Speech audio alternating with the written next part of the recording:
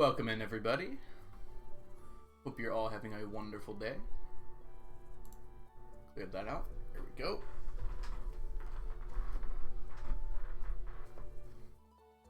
Okay, so let's just go ahead and get started.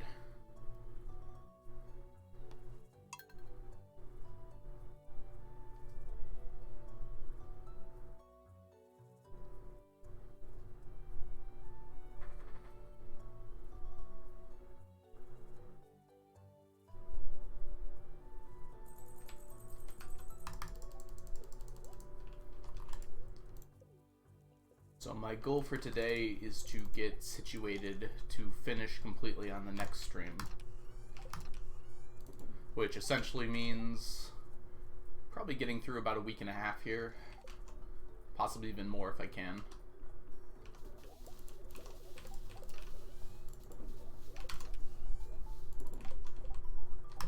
Crafty, welcome in. Hello. Good to have you here. Okay, I think we're good. No fishing today.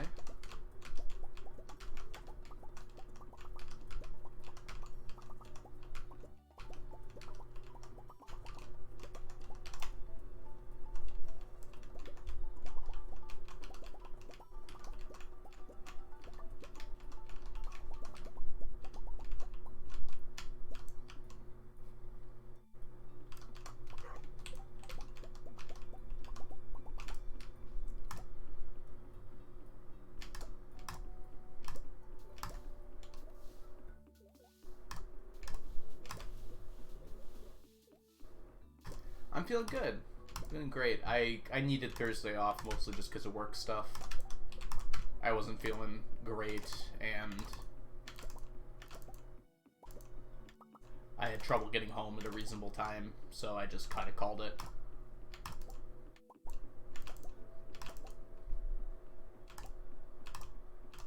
I could have started a little late, but it just wasn't worth it.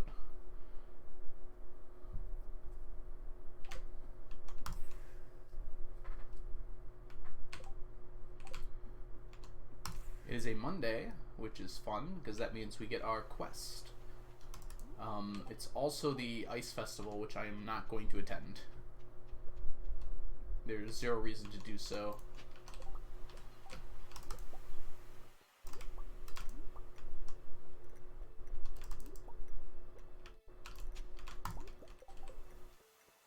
And it's just not really worth it. I get one rare crow, but I can get that rare crow from the traveling cart much more often. So a week from today, the night market starts, which I need to go to for the traveling cart possibility, but other than that, it's not super important anymore. Before fish ponds, it was the only way to get the night market fish. Wait, did those come out in the same update? It feels like in my head that they did, but I specifically remember going to the night market over and over again to try and get as much of the fish as I could. But if I already had fish ponds, I wouldn't have needed to do that.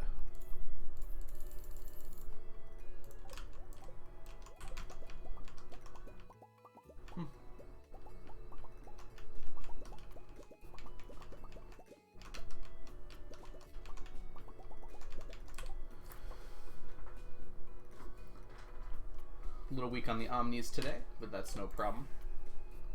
It always evens out in the end.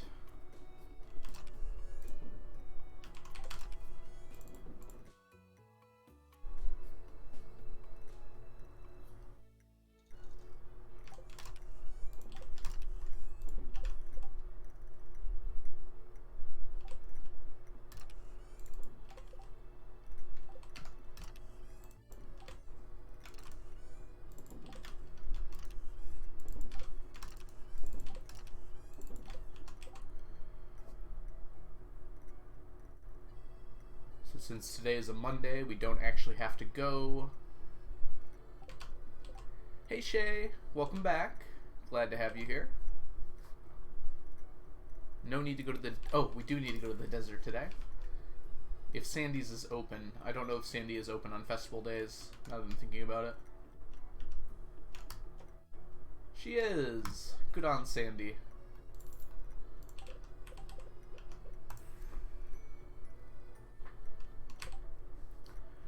Argon, Wiki said the night market fish were added into 1.3 in fish ponds. Yes, so there was a gap of time.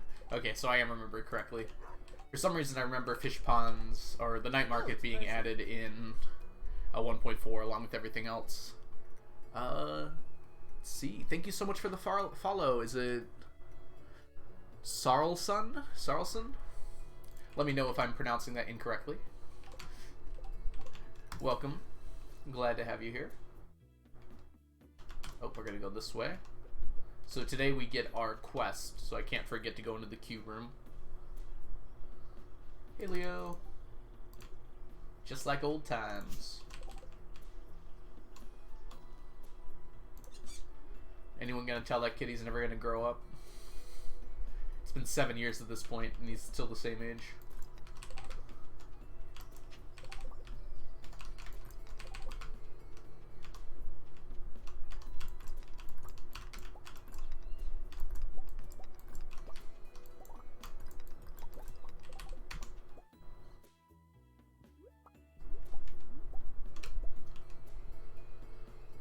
Okay, pretty good day so far. Very straightforward, and I've been getting lucky in terms of the things I need. Let's see what this Q quest is. We're really hoping for Skull Cavern invasion.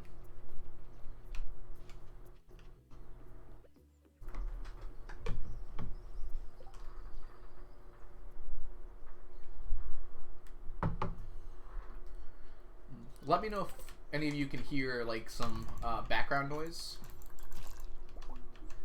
It's showing up on my mic, but I know sometimes that doesn't necessarily mean that it's hearable. Is that the word? That's a word, at least.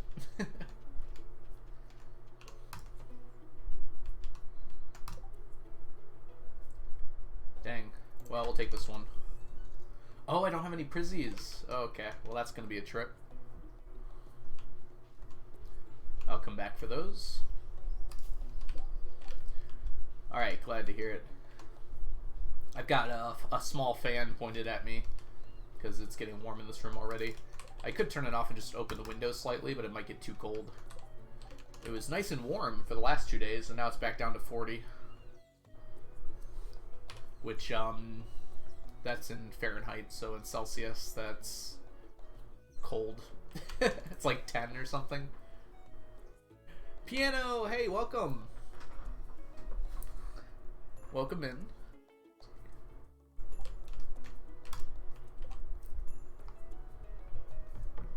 Oh, Piano, what floor, or are you not sharing? What floor did you end up getting to for for Shawnee's challenge?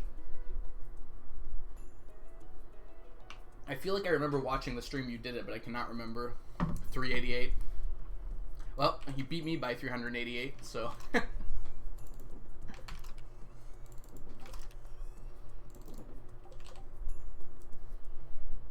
And then Blade got 392. No, my day one just kept giving me so much trouble. I didn't route in enough time to kill monsters, so like twice in a row I finished the day and I just was short like 400 XP, which is very close, but it's like it was very demoralizing, and I decided to just not finish it. I was doing big slimes, but I just couldn't kill them fast enough, or something along those lines. I don't know. Like, the third time it happened, I was just like, okay, I'm not really feeling up to this anymore, unfortunately. Next time there's something like that, I'm going to plan out a lot more in advance. I think that was my big problem there. I started so late. Yeah, and I did get a few, like, big ones. Like, I killed, like, 6 or 7 big slimes on, like, one floor. It's just, for some reason, I came up short.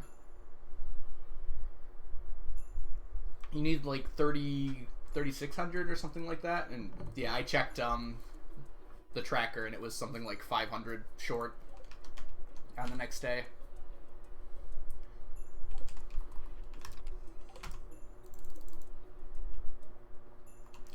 I believe I'm at like 210 or so. I might be a little bit further than that.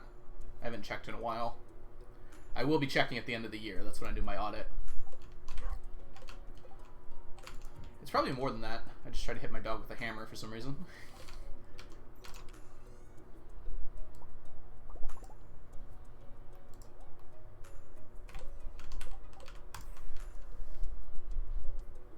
I get about 50 a year. Maybe closer to 40 now, because I scaled back my money making a little bit.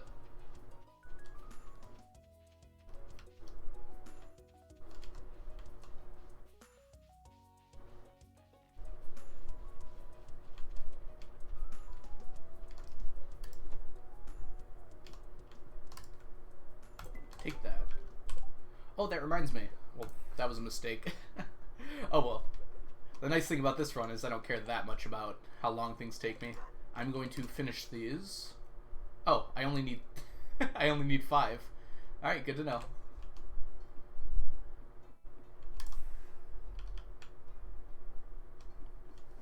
I didn't realize I was that close.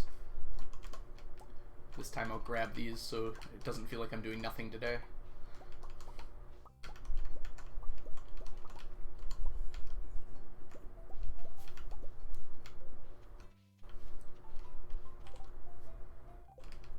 Oh, Crafty, you got a new piercing, huh? I've been considering it more and more, Piano. Most of the time, like, my routes are so clean that the horse flute would just, like, add time. But, like, this specifically, just, like, walking from there to there, I don't do that very often, is the thing. I usually come from the dig site, which the horse flute wouldn't help too much with. Yeah, I might start thinking about using it more. I have it in my Junimo chest, so I can get more, I guess. Okay, so that's all done. And you can buy some of those already.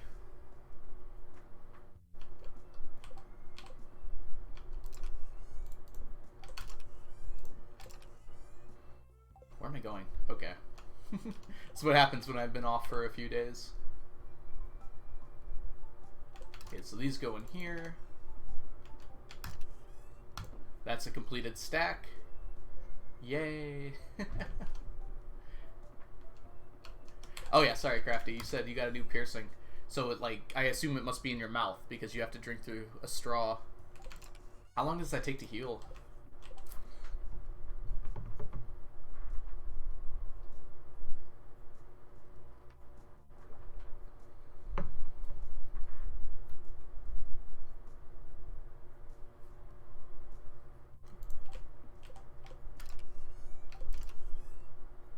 We're gonna go with Monster Musk.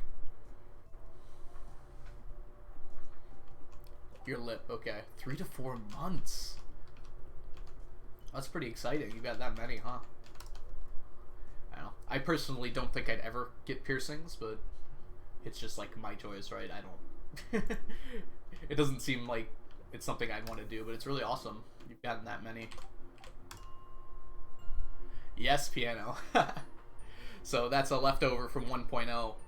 The really cool thing about them, which almost no one knows about this because it's been 6 years since 1.0 came out, you can put them in crystallariums and you get more gold quality quartz. So I only had a few saved, but that's enough because I could just make a whole stack of them. 4 tiered piercings and 2 tattoos. Need more of those. Tattoo is something I've definitely been more open to. I've been thinking about it. I don't know. It's just like ideas I had for tattoos 5 years ago. Completely now I have no interest in whatsoever. So that's the kind of thing that worries me about tattoos.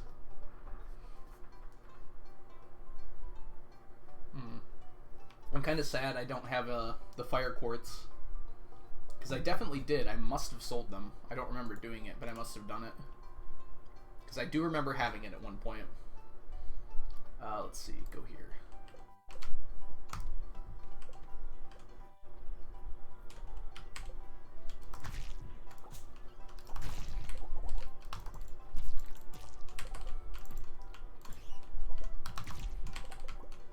Yeah, I don't know how fully piercings work, but that would be my assumption as well. Like, if you really don't want the piercing anymore, you can just let it heal.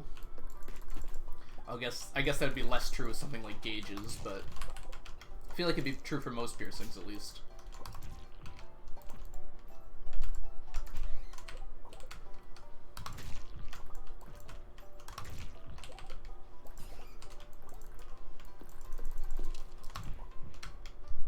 sure there's some sort of so what I'm looking here for procedure for doing it. Yeah, it'll leave a mark, but most things do, right?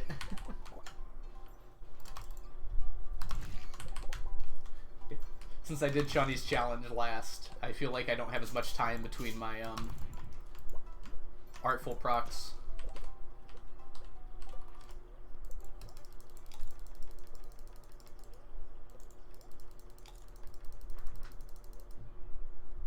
Oh yeah, the Winter Festival's probably going to be tomorrow. I mean on Tuesday, Crafty. I'm going to have to reset a bunch, so...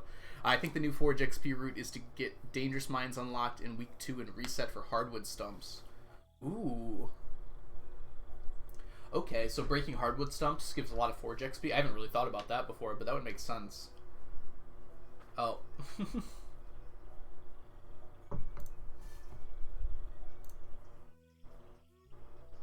Got a bot.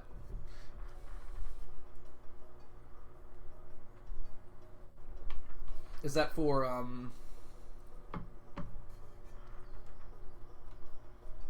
what run is that for, Piano? Is that for Perfection? Or is that for something different? I'm trying to think what else you need to get Forge XP for.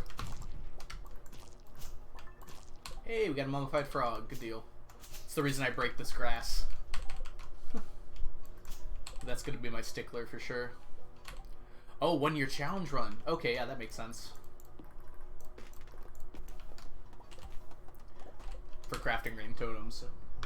Okay, so you're talking about like week 2, spring.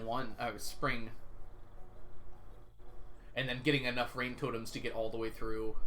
Are you intending to get a pig too? I guess you would have to, right? I don't know any other way you could get truffles unless you like manip the traveling cart somewhere.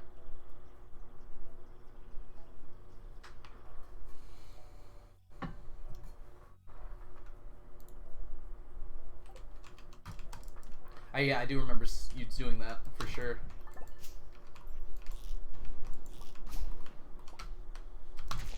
I saw you asking about it on the Discord and things along those lines. Whoops. And I assume you already know that Spring 12th is possible, you just have to do it well enough.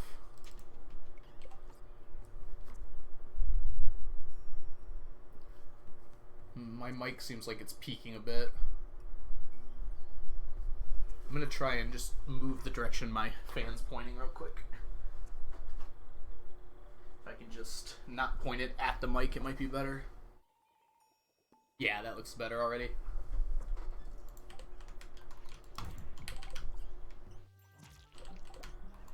You're gonna go straight off the challenge? Or are you starting a new file and then doing a similar thing?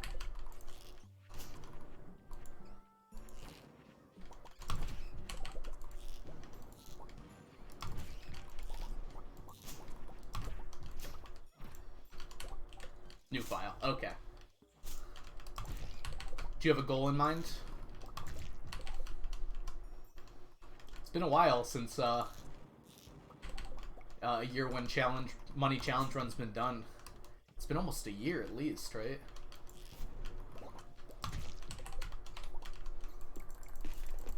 $80+ mil. So you're not gonna go for beating Cord? Or are you just kind of hopeful it might happen?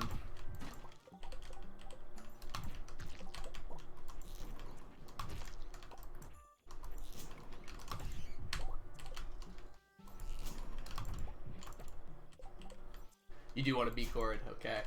He got 90, I think, if I remember correctly. It was like 91. Cheeky ideas. Are you going to do garden pots on the island? Because that seemed like the only way to get more money out of that setup.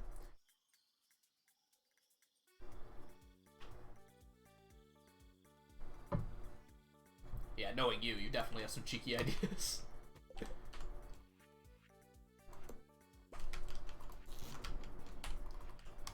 Whoops.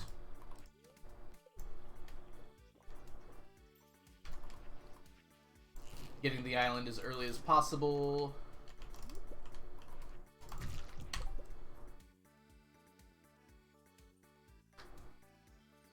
Oh yeah, Crafty, about the garden pots. I left that there as a token for you. I can't even remember what it was now. You thought you couldn't put garden pots on Ginger Island? It's like, I'm 90% sure that's not correct, but yeah. It's okay. There's a lot of misinformation about this game. Even on places like the wiki, where you would not expect to find misinformation.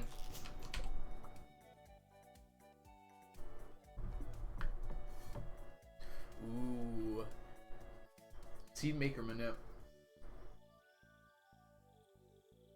I mean, with the challenge run, you can just reset and see what hour you need to put them in, right?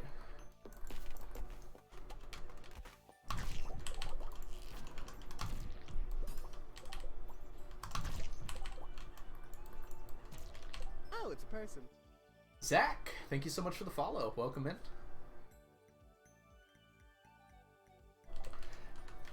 I don't think there was any point that like you couldn't put garden pots on the island. Garden pots have still changed a lot. Like fertilizer used to disappear from them when you harvested them, which almost made them useless. Because no one would want to do that, to deal with that. But now that that doesn't happen anymore, they're actually pretty good if you want to really get a setup for it going. Especially late game with, is it Deluxe or Hyper retaining soil? That basically you just put that in there, and then you could just water it once and never have to, never have to water it again. Which is really nice. I'm considering setting a few up, but it would be off the normal time it harvests, so I'm not so sure it'd be worth it. Also, I don't need that much more money. I keep saying that, but I do need a lot more money.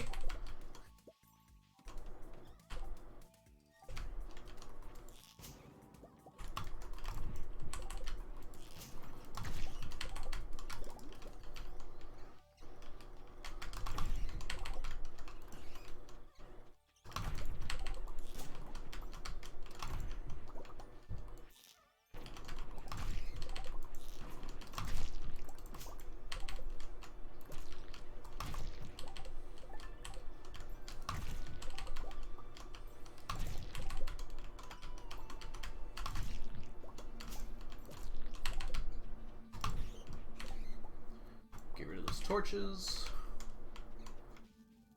And since I'm getting bat spawns, I kind of want to stay here for a little bit, so I might as well kill the rest of these enemies.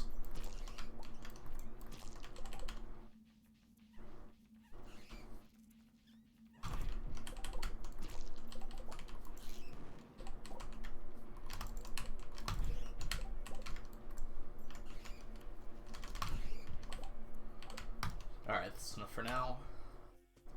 We already tripled our Monster Musk that we used, so that was a good use of Monster Musk, I think.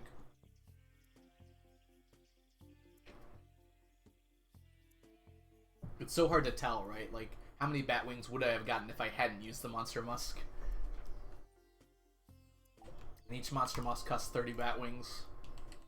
It'd be fun to do some testing like that, but it would be so inconsistent. Because sometimes I would get really lucky, and sometimes I wouldn't. Okay, we're gonna eat really quick here. God, imagine... imagine this floor during the challenge. I don't think the iron spawns change. So this is 41. This is the floor I was resetting for iron. Look at this. It's one floor. That would be enough. Oops. Come on. There we go.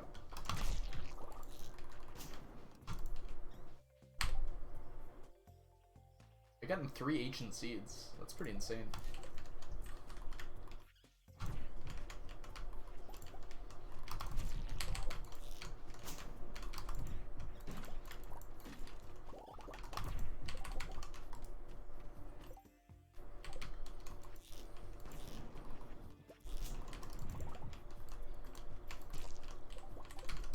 I think one of the things that really hurt me in Shawnee's challenge was I don't try to avoid damage, like, at all.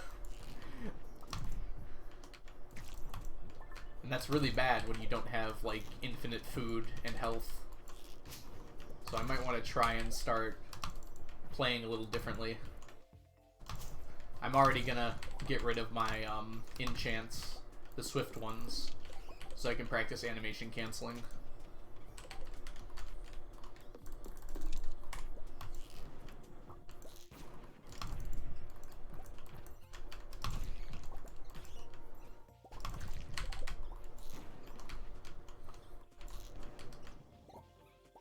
Ah!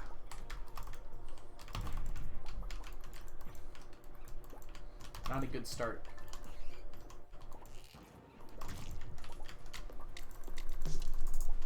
Zach, thank you so much for the subscription.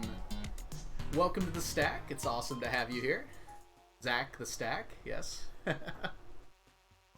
Loving this challenge, dude. Got thousands of hours in Stardew and I've had many playthroughs, but always wanted to add a little extra challenge to it. May turn my current farm into a collect 50 of everything and see how it goes. All around awesome idea and will definitely be sticking around for streams. I came from Gug's interview with you. Keep it up, dude. Awesome, so awesome to have you here. Yeah, 50 seems certainly more achievable, right? I bet you could... Like, there's some pretty tough ones, but I bet you could do that in a very reasonable amount of time.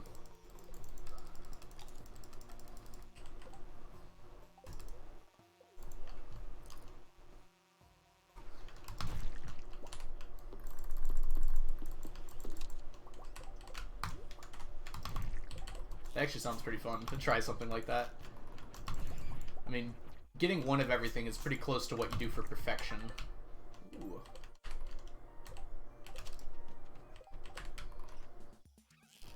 With some, there's definitely some differences, but, like, for the hard stuff. Ah, there we go.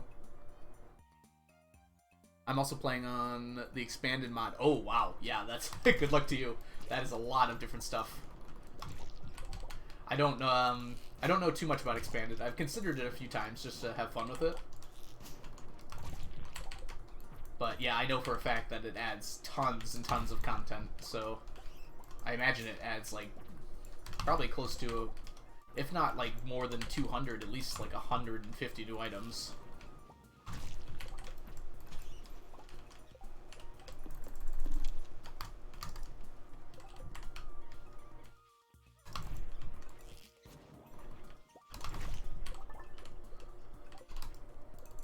I should have bought my life elixirs today.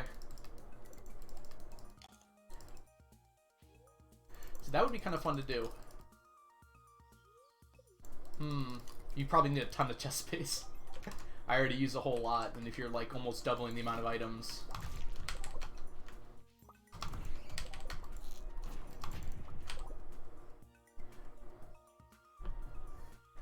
Yeah, I found a different way to avoid getting bored with Stardew. But yeah, there's some really good mods for this game. Yeah, I do piano. Luckily, there are some ways around it. I think...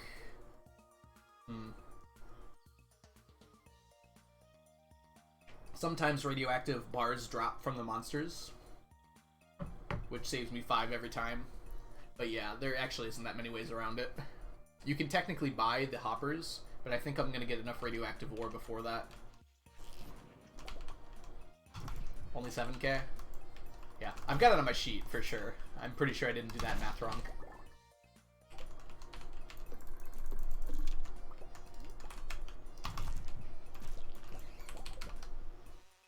Come here. There we go.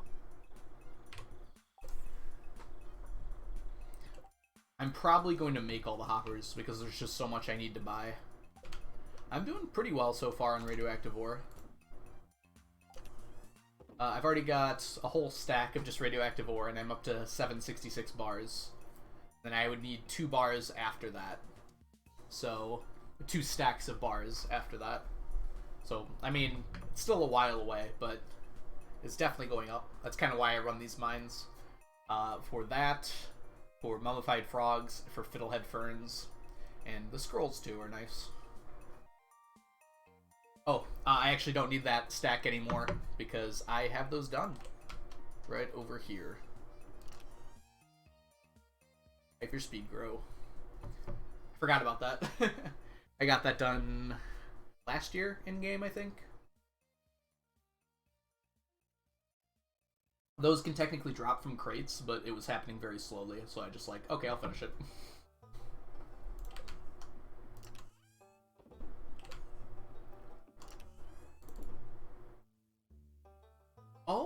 did I think it was over 90? Interesting. Okay, yeah, for sure you could... Ooh, that'll be fun to see. I can't wait to watch.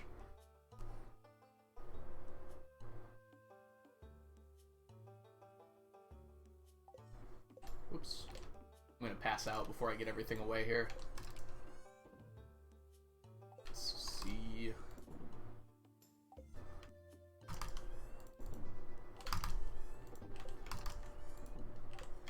Ah. Almost got it all.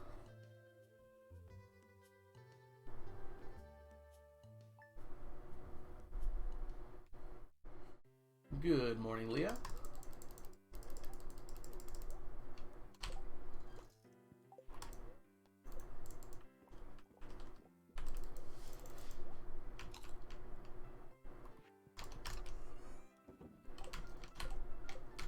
So the vast majority of this coffee in here, in fact, I think all of it has come from gifts from Leah and this coffee maker here, which is insane. A ton of coffee from just that. Don't need the cauliflower.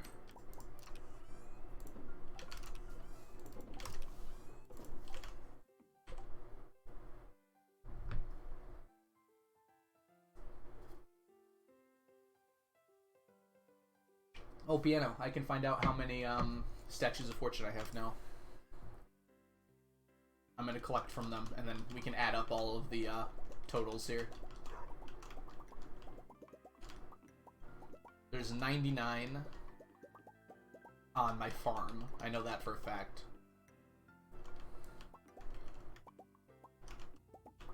Which was not intentional, but it's kind of funny that it worked out that way.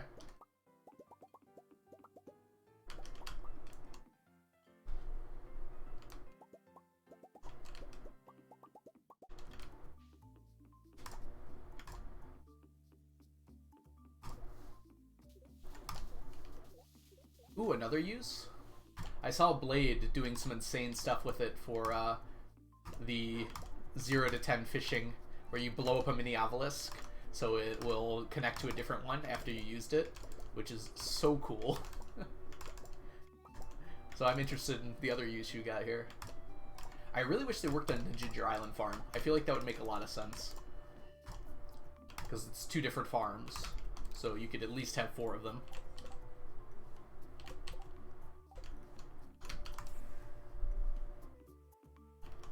Okay, on to... Oh, here.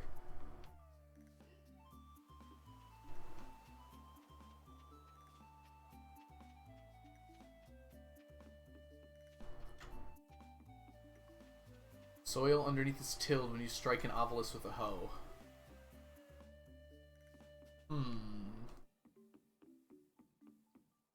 Surely you couldn't, like, plant something underneath there.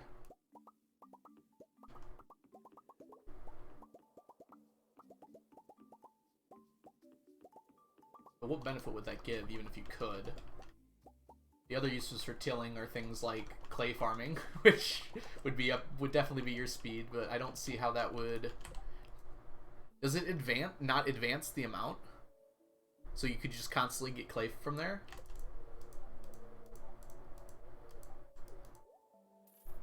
I mean, you're still using the hoe, so it feels like it... Oh, let's take that off there, so I don't have one too many. So yeah, it's definitely related to clay farming, based on your emote there.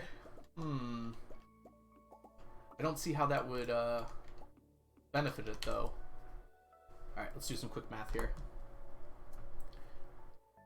So, that's easy. 180 plus 56. So we have 236 statues of Endless Fortune right now.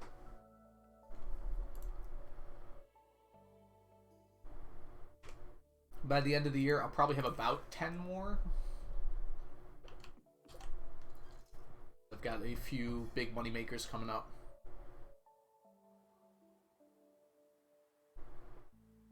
It cuts the walking. Oh.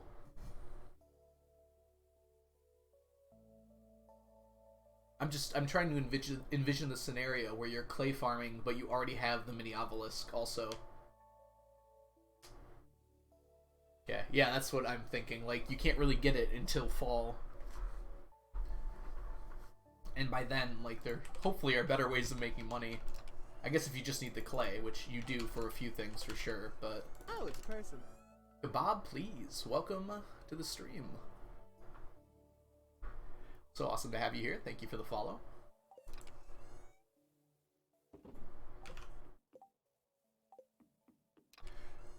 But it's always good to find those little interactions, because you never knew when they'll come in use. Mads, welcome in. So awesome to have you here.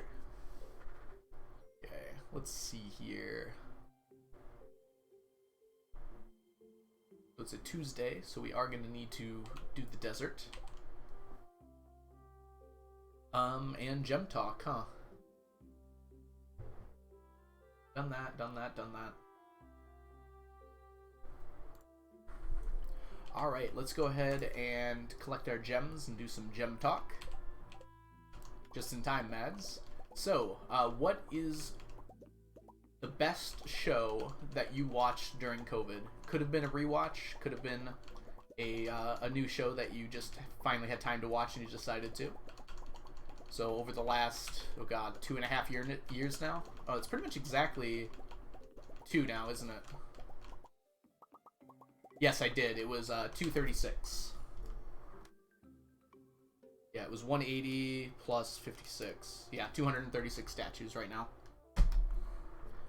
I'm actually struggling to think what shows I watched over COVID. It was a very strange amount of time. Hello! Oh, I remember now. Verwurzel. I can't remember what your name was in German that everyone called you. Is it Ginger? No. I'm conflating things for sure. It is Ginger! Nailed it! Jel has more. She has over 250. Ooh, well, I'm catching up. I expect to have 250 about midway through next year. No problem. I was like, why did it's like Ginger like popped into my head and I'm like, no, that must just be from Stardew. Bless RNG. Oh yeah, shows. I'm trying to remember, and I don't remember anything that stands out to me as a show that I watched like for the first time over COVID, outside of like a lot of different anime. I really liked Vivi, which was an anime. My memory is terrible, so we're gonna pick that one up to luck on there. But maybe you're just memorable, Ginger. Progress is going pretty well. I took a few days off because I was trying out Shawnee's challenge, but I'm glad to be back to this. This is so much more relaxing. During Shawnee's challenge, I felt so stressed. It wasn't like a good kind of stress, in my opinion. Lots of bless RNG coming from Kebab. Thank you. We will have some RNG rolls coming up here.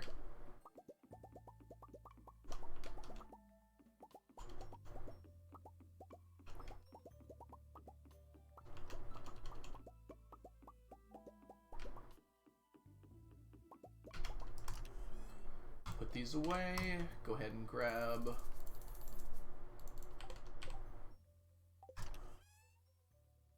This is actually perfect, because I have exactly 3 Thursdays before the end of the year.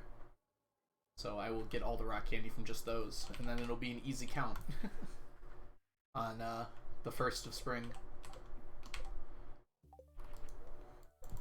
Alright, so for a Tuesday, you don't actually need to go anywhere. Yeah, the crystallariums certainly are expensive, but I needed a stack of them, so I figured I might as well utilize them. Dragon's Teeth has been going up, Zach, for the first time in a while. I'm planning on getting most of them from... what's the word I'm looking for? Most of them from Stingray Fish Ponds.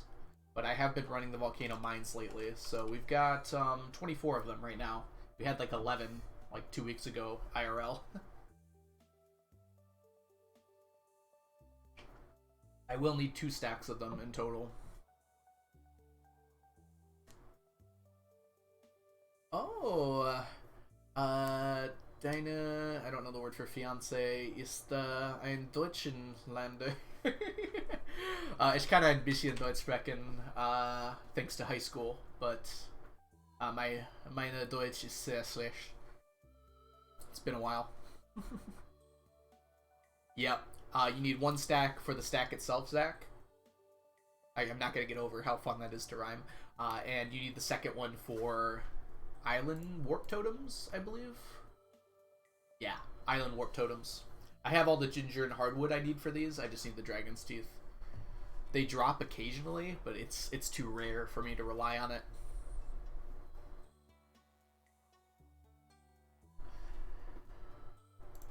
Alright, on to...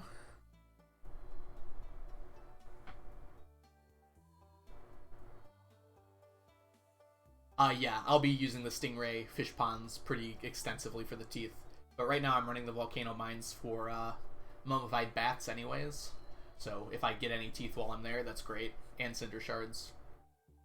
Yeah, they give batteries, they give cinder shards, and they give dragon's teeth. I don't need the batteries anymore, but I do need the other 2 a lot. So I'm going to be using those for a while. Alright, let's go ahead and head to... I think we're good to just go to the island now. Wait, they give magma caps too?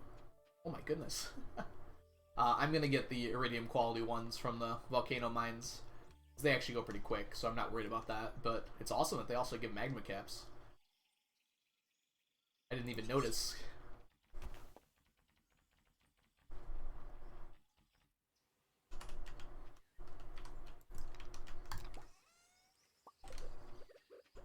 Ah. Can't reach it.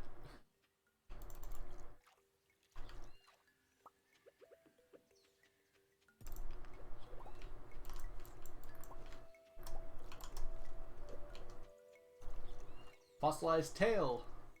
No. If I say it enough, it'll probably happen. Horse flute or riot. See, this section's not good for the horse flute though, because like I'm just walking around here. I'll grab it. I'll try it out here and see how it works.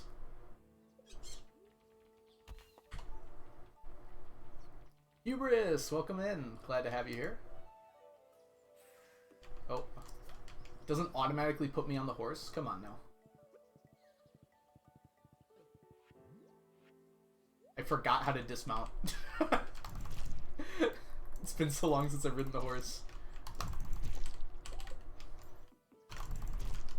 Yeah, like the issue is I do all this stuff along the way. I actually do not need these here at all. I thought they made you faster, but that only works on the farm. Spoonie! Hello, Mr. Rhythm. Happy to finally catch one of your strings. Awesome to have you here, Spoonie. Horsey does need a hat. You're probably right.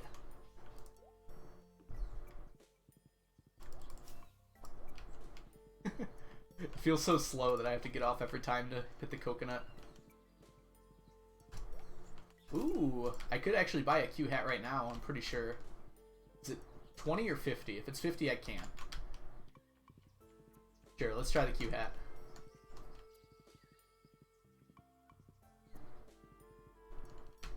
Ah.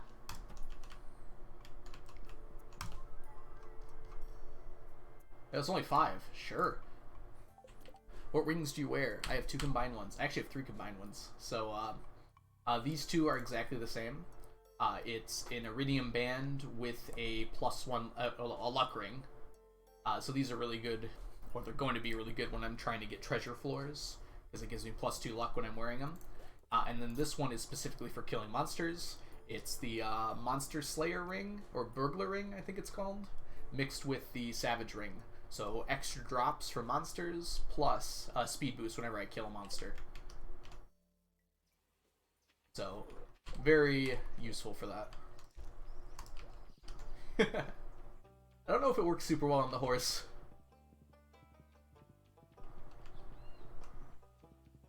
He kind of just looks... It works when you're like going down, but to the side it looks very strange. I wonder how the tiger slime one looks. You can take them off by using a different hat, right? Yeah, I guess we can find out pretty easily, huh?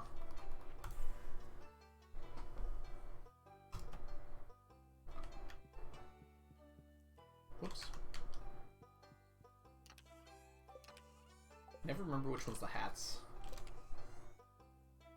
I need to have the slime ring and the explosive ring. Other than that, I always hesitate with burglar's ring. Yeah, burglar's ring is really good for me, specifically, because I need a lot of the items that drop. So it's pretty useful to have. But in general, I don't know. I can't live without the savage ring anymore. It's just so nice. Like, that's the extra speed boost when I'm going through the mines is, like, super useful to me.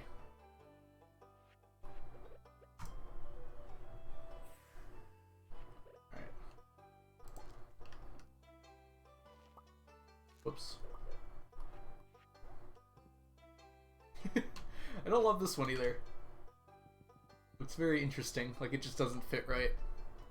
The Savage Ring gives you a speed boost whenever you kill a monster. It's a really powerful speed boost. I think it's +2 speed, which is really fast. The 999 challenge, I'm just collecting them.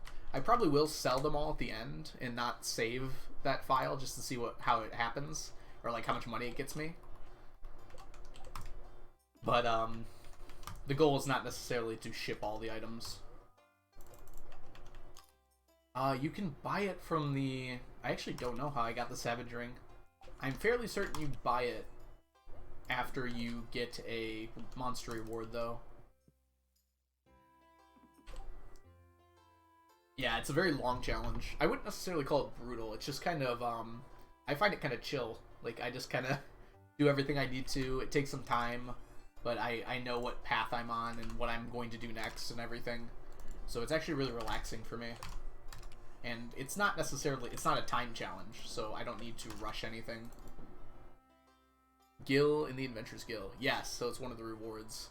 I don't remember what you have to kill for it, though. No, I did all that so long ago that it's hard for me to remember.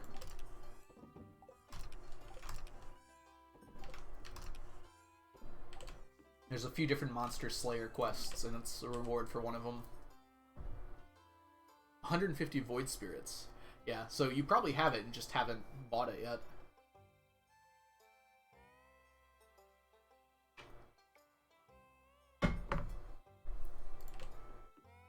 Yeah, like the Napalm one, the Explosion one's really good too. I haven't really played with it that much because I just can't fathom taking off my exploding one. I mean, my speed boost one. Alright, we're gonna head to... It's already late. I might just do some bombing. Yeah, bombing seems nice. I only count items that stack, Zach. So, things like rings and hats and everything, since they don't stack together. I'm considering getting one of everything, just to have them all. But I'm not going to get it 999 of any item that doesn't stack. Oh, it's a person. Mal Blue Eyes, thank you so much for the follow. Awesome to have you here. I do have a living hat. I thought I had more than one, but I double checked. I've only got one of them. What? I want to buy from you.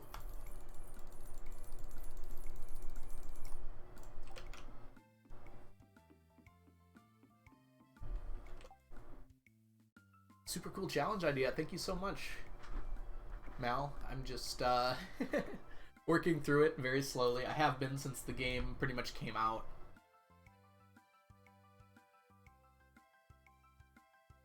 And once Gug decided to do a interview with me, it was awesome because I'm like, oh, now I can stream this and people will actually be here to chat with. I did stream it a little bit before that, but I wouldn't get any viewers. Not that I really tried to advertise it or anything. Cat.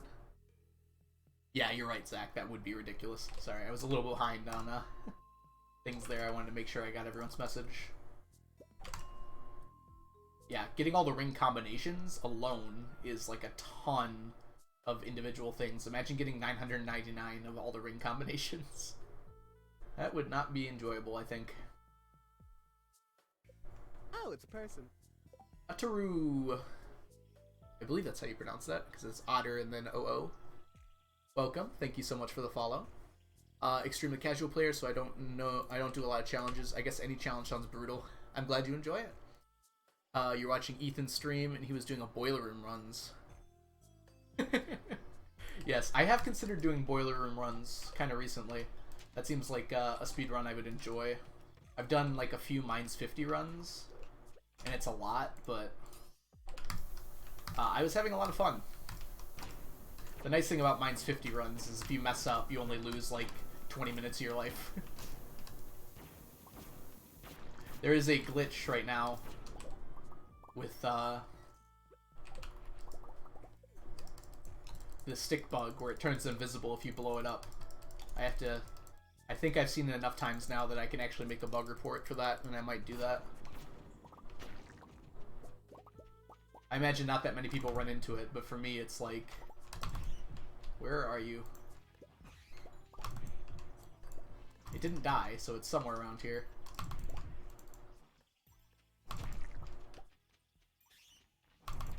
There you are.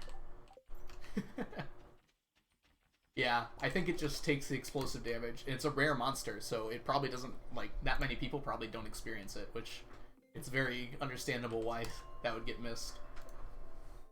Less people even blow up the mines like I do, so.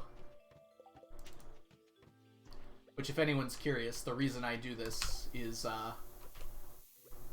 see here. I need a few items that can only be gotten from the mines dirt patches like this. This is year 24. Yeah. Year 24.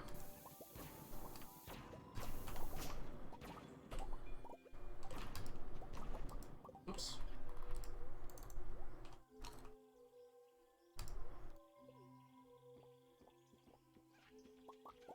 Yeah, I increased my playtime a lot since 1.5 came out. Before 1.5, I think it was year 15 or 16. So I've done almost 10 years in 1.5 alone.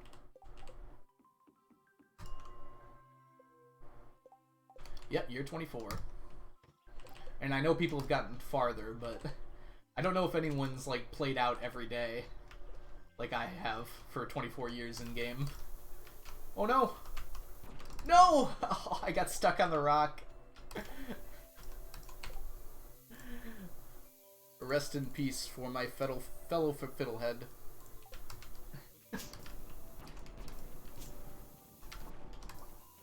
I didn't see it in time.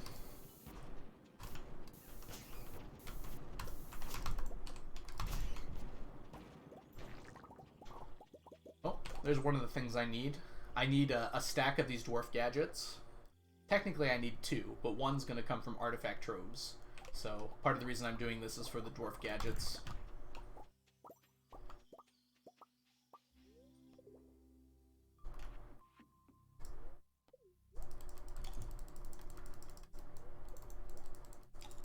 Yep. So just to temper your expectations a little bit, it's 24 years over the last 6 years in real life. So I've been doing, this file's been in existence since like, I think the game came out in March. I think I started this file in like summer of 2016. So I think I got the game about 2 or 3 months after release. Oh yes, Mal, I got tons of stacks completed. So if you want to check, if you scroll down, there's a checklist, which is a lot easier to read, or I have the spreadsheet here that you can follow the link to, and you can see exactly how much I need of every item. The checklist is a lot easier to read if you're just interested in the items I'm missing, and that's underneath the challenge panel down below my stream.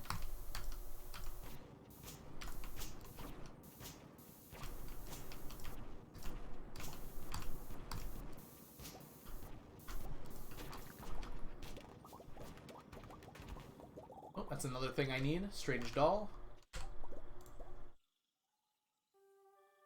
Oh, it's a person. Guess we'll get rid of that. Spoony, thank you so much for the follow. Ooh, we got both strange dolls.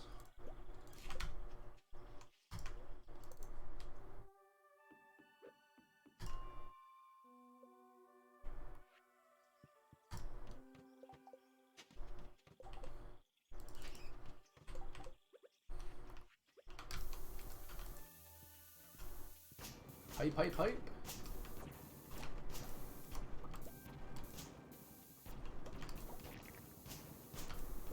I have found it's a lot better to just ignore those ghosts. I bring some ginger just in case, but if you run fast enough, I don't think it can actually hit you. As long as you don't stand still right in front of it.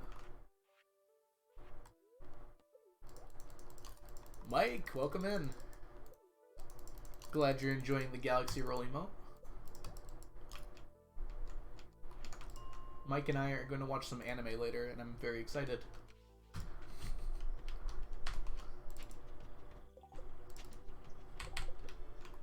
Oh, come here. We're going to watch Kaguya-sama and, well, Love is War, I guess, is the English name, and Spy Family, or I guess it's Spy X Family. I'm kind of confused because, like, Hunter, you don't say the X, but I think for Spy X Family, you do say the X. But those are the two we're going to watch for sure. We're going to try and watch them together this season, because it's been a while since we've been watching anime. And those are both really good shows.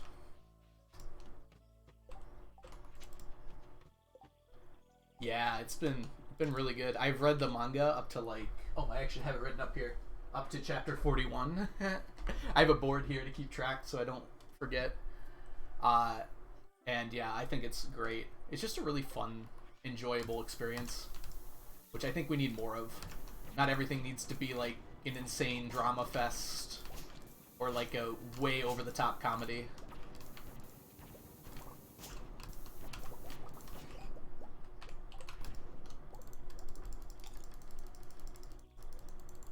Having said that, Love is War has been incredible, and that is definitely a way over the top comedy. Haikyuu, yes. Haikyuu is it's definitely in my top 5 shows. There is not much else that can make me feel as hype as Haikyuu does.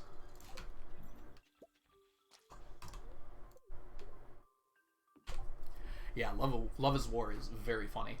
And I think the animation does a really good job of, like, having so many visual comedy aspects and, like, the narrator being absolutely hilarious that I think it, like, brings it above the manga.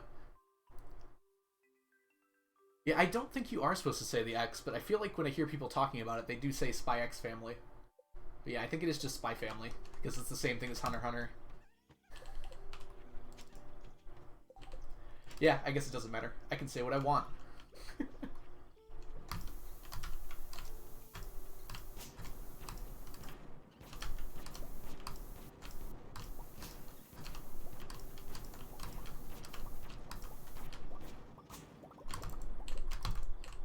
Come on, gotta hit that button.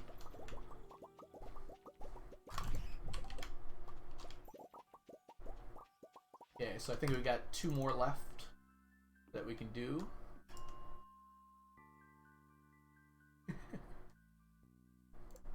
Mike, is there anyone you haven't tried to push that show on? Not that I disagree, it's a good show for sure.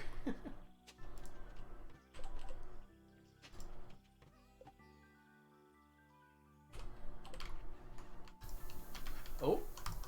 No! Got it. You started rereading it? Yeah.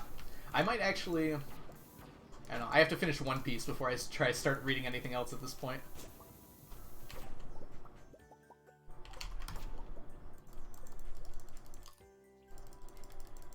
It's a manhwa, and there's a show that Crunchyroll commissioned for it. It turned out really well, I would say. Finish One Piece is an oxymoron. I mean, that's true. I guess that's definitely true.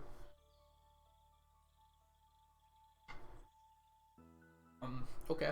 I guess I forgot how to drink. Excuse me. Nerd King Jack, thank you so much for the follow. Awesome to have you here.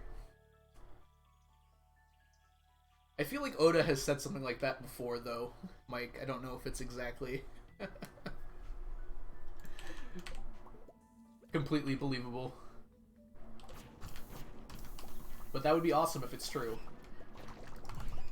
Not that I want it to end necessarily, but I feel like shows get a lot better when they have an end point. Oh, I can do one more.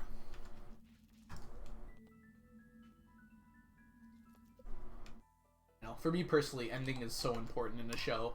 I don't rate shows until I've completely finished them, and the ending can change my overall rating by like 1 to 2 points out of 10. It feels like I finished, what was it, Ranking of Kings recently, and I loved the beginning a ton. It was like a 8 to 9 out of 10 show for me, but by the time I got to the ending, I think I gave it a 7 out of 10, just because I just didn't like how it all wrapped up. There's more coming, so I will probably watch another season if it comes out, but it didn't grip me like the beginning did, that's for sure.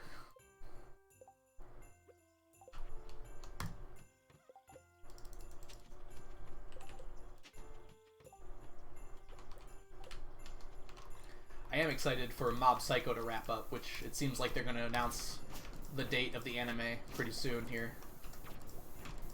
Mob Psycho is another top 5 show for me. At least it probably will be when it's all finished up, as long as the quality continues.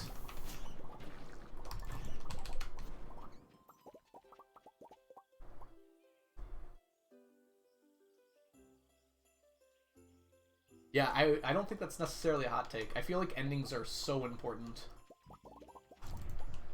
It's why no one remembers Game of Thrones anymore, despite it being a cultural phenomenon, what, like, 4 or 5 years ago.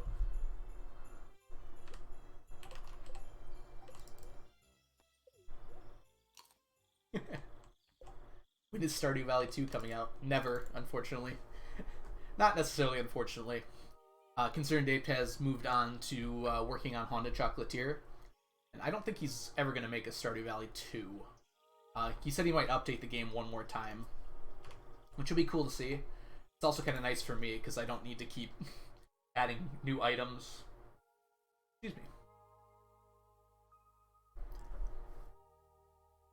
Yeah, Haunted Chocolatier seems like it's going to be more of like a RPG type game than Stardew is. So less simulation, more RPG. But we'll see. That might not necessarily be the case. That's my best guess from what I've seen so far.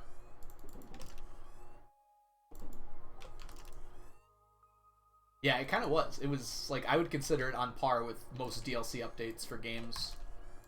Like, it added tons. Wow, did you see my inventory just empty from that? We're up to 200 dwarf gadgets, which really means we have about 100.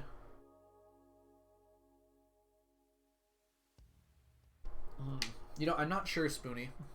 I have not been paying attention to that. I might have to exclude clothing if he updates it for clothing to stack. The one thing I am expecting to happen, which I might have to prepare for, is I'm thinking fishing tackles might end up being stackable. A lot of people have asked for that, and it seems likely that he would add that in the coming update. So I'm mentally prepared for that to happen. If everything else becomes stackable, though, that's going to be a whole nother thing. So I'm kind of hoping that won't happen.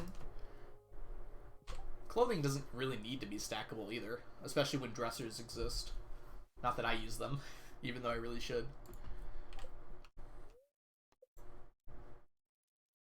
Working on Perfection run at the moment, but I think my next I'll play Expanded. Yeah, I've been pretty interested in Expanded. I don't usually like mods, but for a game like this that I have actually done everything possible times 10, I can imagine that a mod would be pretty fun for me. Return Scepter becomes stackable.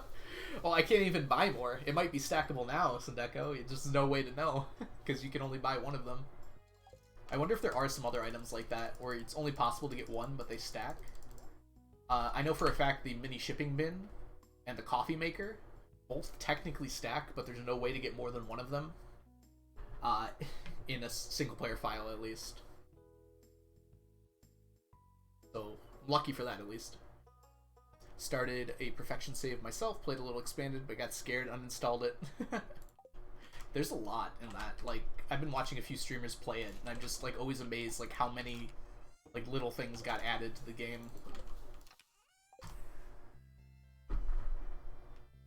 I guess I don't really need these, huh? I guess I could sell them. It's like worth my time to pick them up, technically.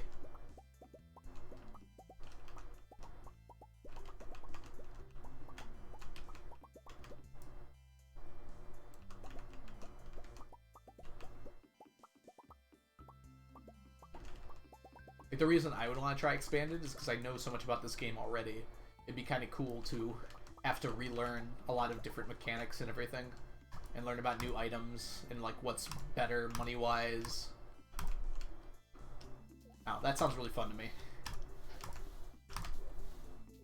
Part of why I really like this challenge, it forces me to interact with a lot of parts of the game that a lot of people probably just don't interact with because they're not like big money makers or like useful for very much. But like if I want to get 1,000 banana saplings or 999 banana saplings, I need all these golden coconuts. So that's why I have these fish ponds sitting here full for the last 2 years in game. We got 2. That's a good amount of golden coconuts. Literally lost in the woods.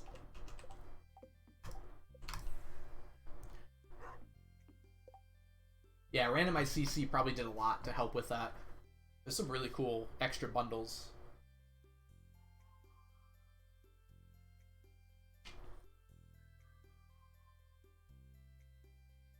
Oh, I forgot about that. Are you asking me or Spoonie? Because I'm on year 24. If you're asking Spoonie, only Spoonie can answer that question.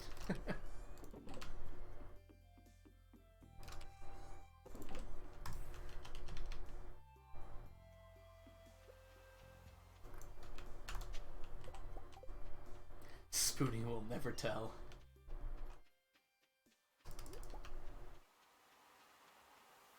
Okay, so you just started. Like, I don't know if I could play this game casually anymore. That's kind of what I would like out of Expanded, because it adds so much. I feel like I might be able to do that again. Like, if I started a new file now, I would have no hope of doing it in a casual way. I would immediately, like, rush Ginger Island or something along those lines. Especially having watched, like, the Dew Crew do all their things. So I, like, know what's optimal to do on the first few months and everything like that. I don't think I'd clay farm, just because I'm not very good at it, but...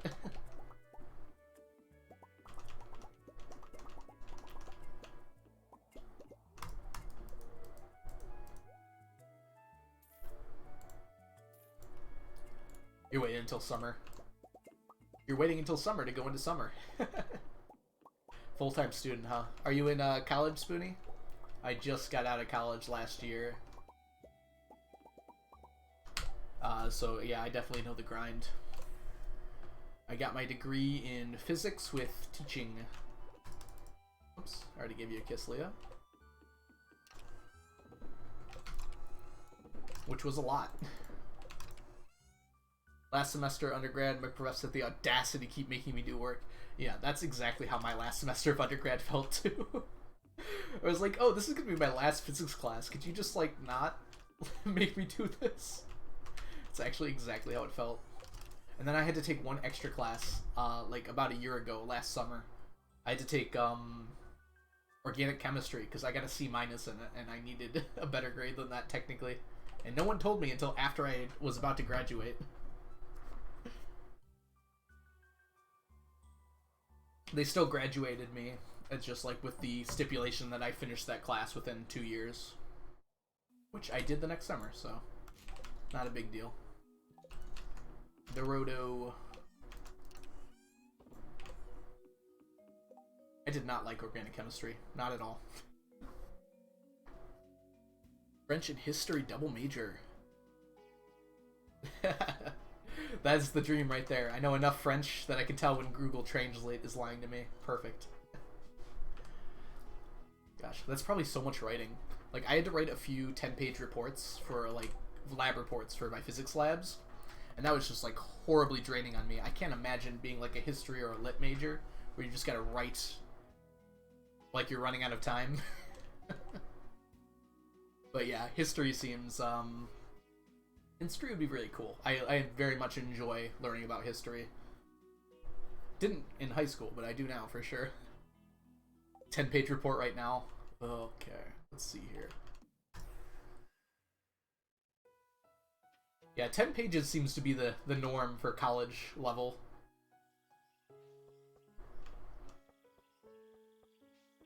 Yeah, luckily, the nice thing about the lab reports was you'd fill up pages with, like, graphs and diagrams and everything. So it looked a lot longer than it actually was. But yeah, just typing. I remember I was, like, late on one of them, and I literally had 4 hours to bust out a 10-page paper, and I just sat down for 4 hours straight and just wrote and wrote and wrote, and I got it done. That's, like, the quintessential college experience, I feel like.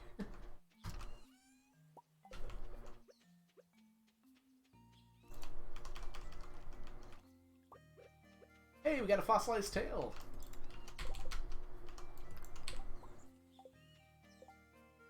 All I know is we get very angry if you raise our bread prices.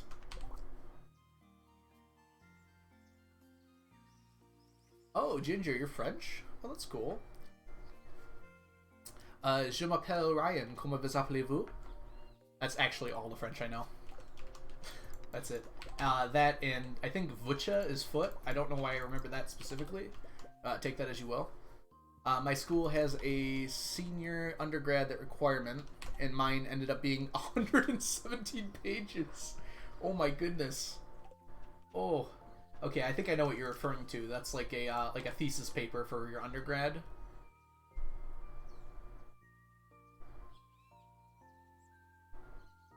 Well, horror. I have no idea what that means. I assume that's French.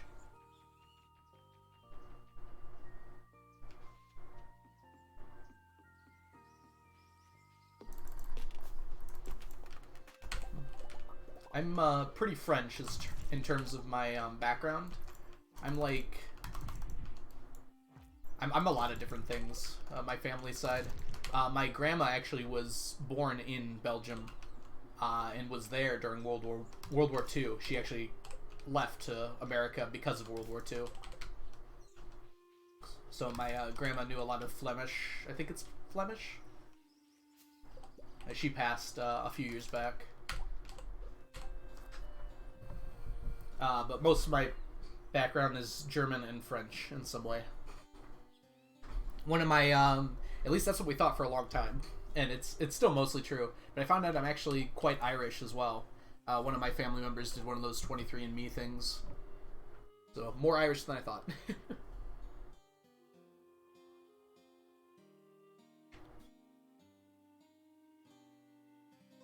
Portuguese sounds like punk rock. That's amazing.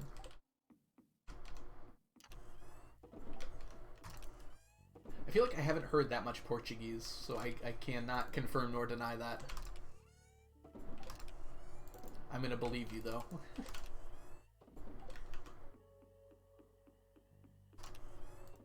Yeah, I've never seen, like, Portuguese offered as, like, a language you could learn in the US. I'm sure it's been, like, available if you look, but, like, most of the time I see, like, French, German, Spanish, Japanese. I don't think I've ever seen Portuguese. Chinese. Orange and thank you is... Oh, that's Portuguese.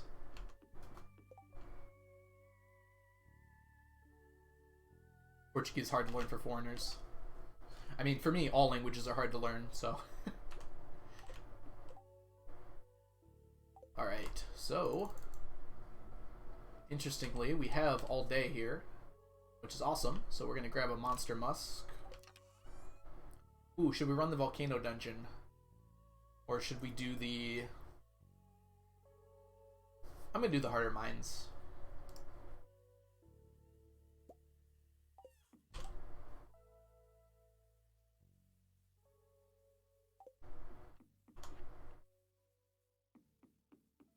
Pretending to be German, kind of, but I'm born in French, but my dad is Brazilian. Okay, wow. Yeah, that's a lot of things. So do you know some Portuguese then, Ginger? Wait. No, Brazil does not speak Portuguese, does it? Or does it? Oh no. I feel like I should know this. They either speak Portuguese or Spanish, but I think they speak Portuguese, right? I'm like remembering my history lesson on how they split South America. I speak both since my childhood. Okay, very cool. And some English as well. So how many languages do you know, Ginger? You like German too, so do you know that one too? Brazil speaks Portuguese, okay.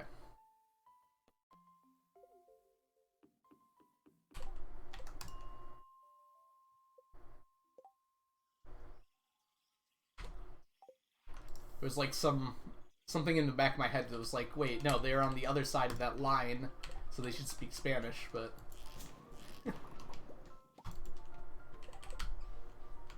But yeah, I think I definitely heard Portuguese before.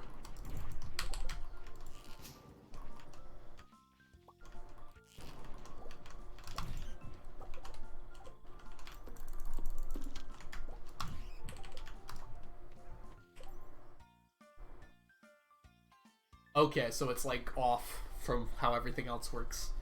I assume Portugal also speaks... Oh wait, what am I saying? No, Peru. Okay, now I'm starting to understand where my head was messed up. Obviously, Portugal speaks Portuguese. Let's pretend I didn't have that mental fumble.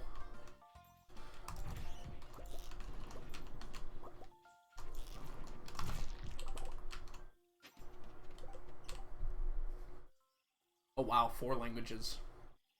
Yeah, there was a teacher at my school who I know spoke like at least 2 or 3 languages, but someone was like, "Don't you speak like 6 languages?" And he was like, "No, only 5."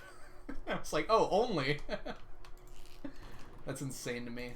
Yeah, I have trouble learning one language, let alone more than one. I have enough trouble with English, to be honest with you.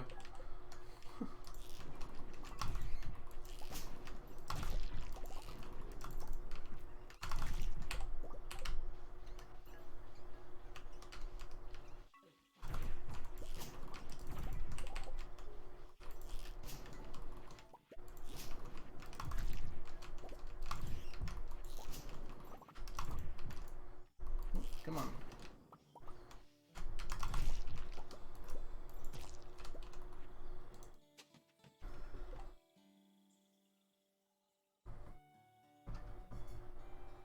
You gotta go grab lunch, Spoonie? Alright, no problem. Have a great lunch. Bless Mr. Rhythm in chat. Thank you.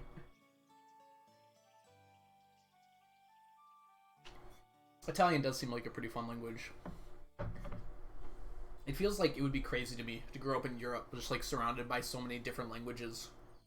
Like here in the US, if it's not like English, it's probably Spanish when you hear someone talk. But I imagine in Europe that can happen like 10 different languages. It's like you could be in Berlin or something and just hear someone speaking a language you don't understand. Like that could be so many different languages.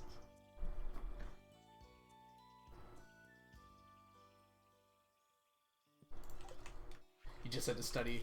I mean, even in school, I imagine that a lot of people, when they grow up, they forget like those languages they learned in school. I mean, I mostly forgot German. At least vocab-wise, I know pretty much no German.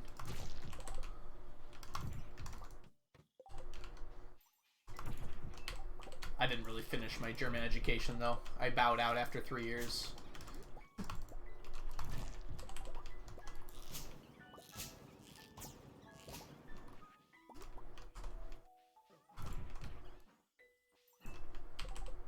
Which is sad, because I could have taken the trip to Germany.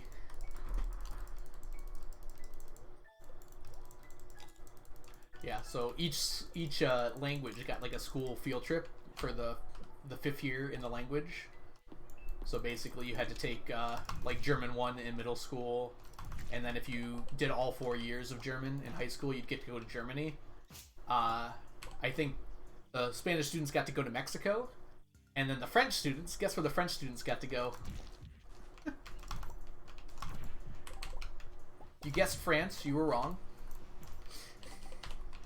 They got to go to Quebec, which is like a 8-hour drive from my house. Because I live in southeastern Michigan. I think it's a little bit more than 8. But it's like very funny to me that the other languages got to go to like exotic places. Not to say Quebec is not a great place to visit. I've been myself because we have family that lives out there. But I just found it funny, like everyone else gets to like almost leave the continent.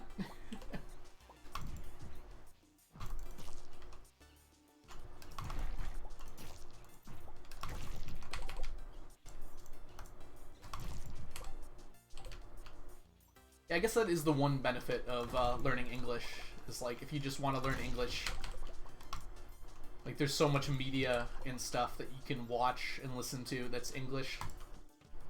And I'm sure that's true with other languages too, but it's not so like all over the place.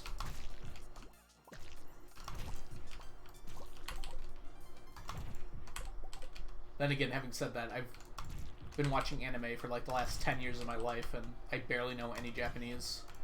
So watching media probably isn't the best way to learn a language.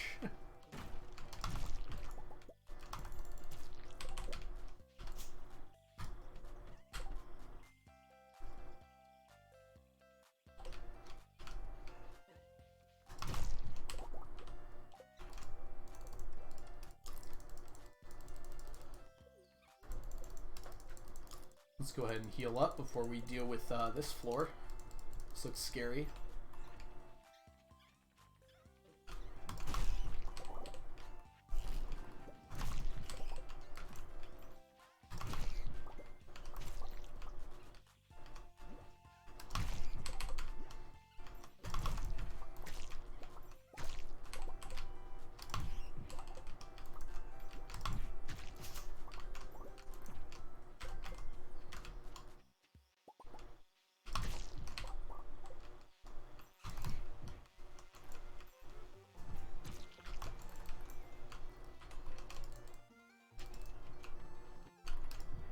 Ah, meant to drink the coffee, not hit the hammer. It'll be better before the time I go down again anyways, so.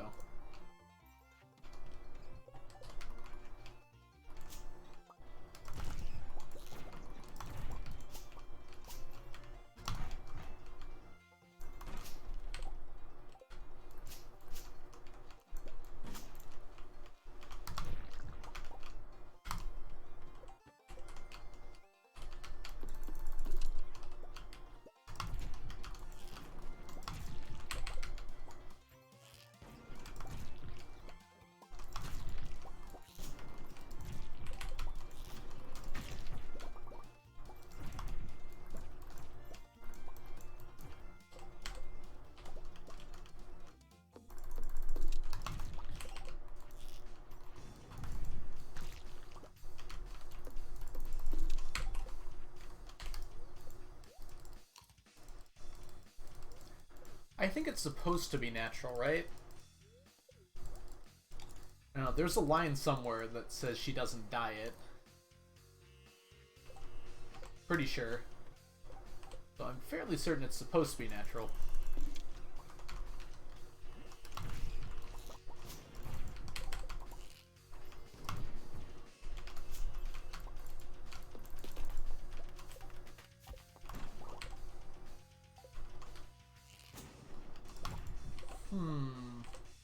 Oh, so they say opposite things?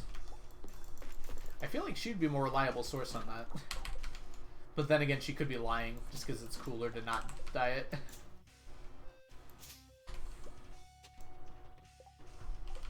Interesting. I knew there was a line about it, but I forgot what it was.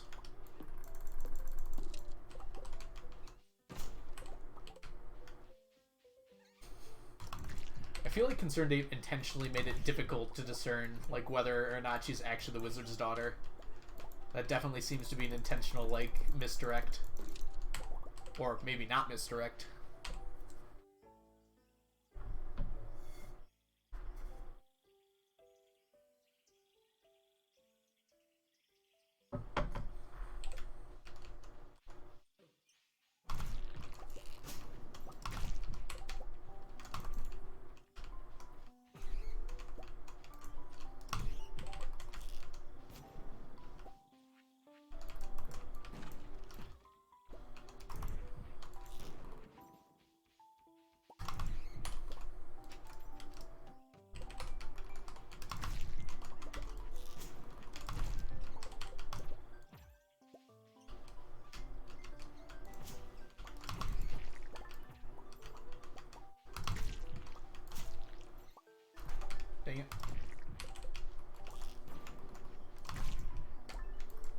Whoops.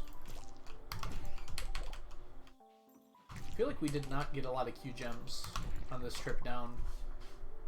We didn't get a whole lot of anything. We're gonna break all these. Nope.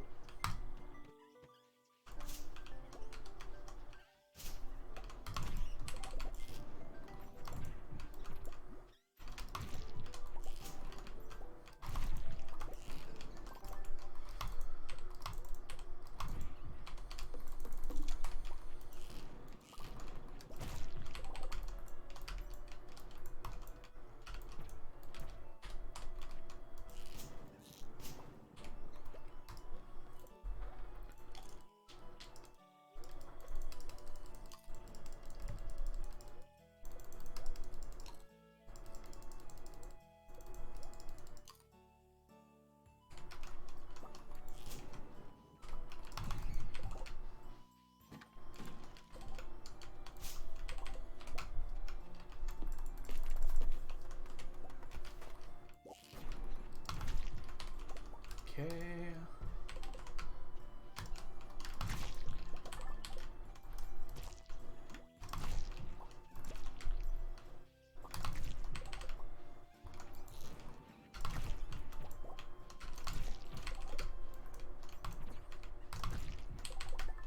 There we go.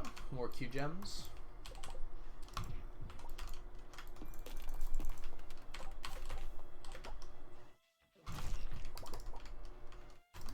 Ooh, I was just about to say, I feel like I haven't gotten any fiddleheads.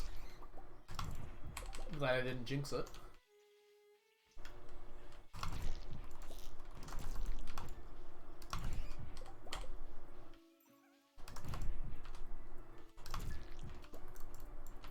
Oops. Not a great haul today, unfortunately. I think my luck is probably lower.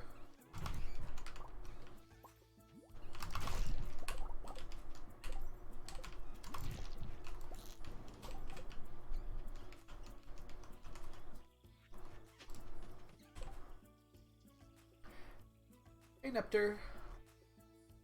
So I've been playing Stardew since it came out, basically. I think a few months after. Oh, wow, this floor's pretty lucky. I got the game probably like 2 to 3 months after it came out.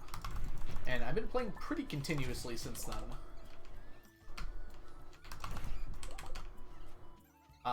So right now I have almost 1,800 hours in the game. So I've been playing a little bit on and off. Like, so some days, some years I only played a few times a year. But then, like, last year, especially since COVID, I've been playing almost non-stop. Since I've had the time, really. So, like, this file's in year 24 right now, but, I've been playing it since the beginning of the game, pretty much. This was the first file I created, but it was a casual playthrough for, like, the first 3 years or so. And then after that, I decided to do the challenge. And I just kept the same file, because why would I want to reset all my progress? Oops.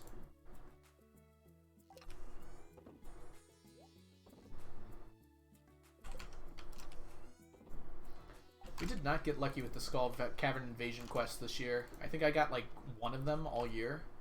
Pretty bad. It's a very important quest for us here, because we need a lot of the stuff I can get from it. Like Q gems and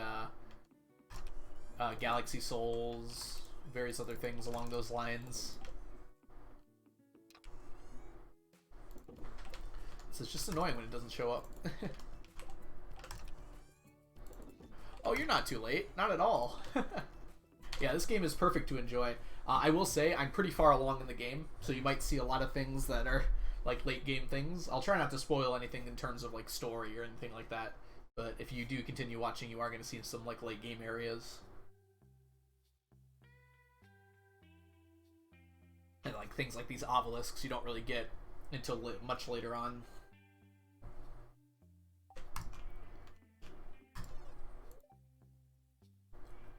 Ooh, I'm going to take care of that before we go to bed here. That's always something I forget about.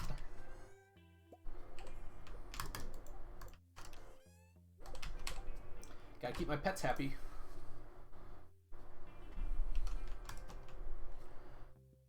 Alright, that's Wednesday. Let's do a quick stretch. And on to Thursday. Yeah, this is a great game. Still is, even if you're just playing for the first time now. Like, I still highly recommend it to everyone. I play the game a lot differently than most people are going to, but that's kind of the nice thing about this game. You can find your own way to enjoy it.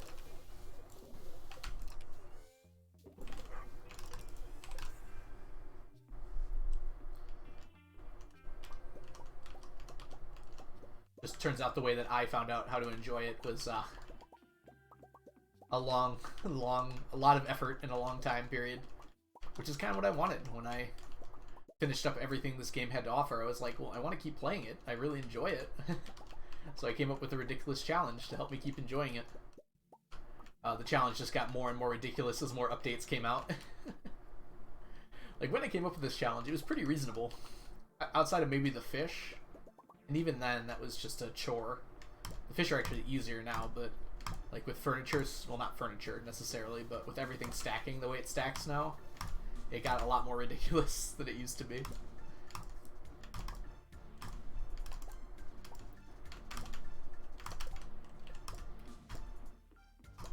Oh, it's a person. After, thank you so much for the follow. Welcome in.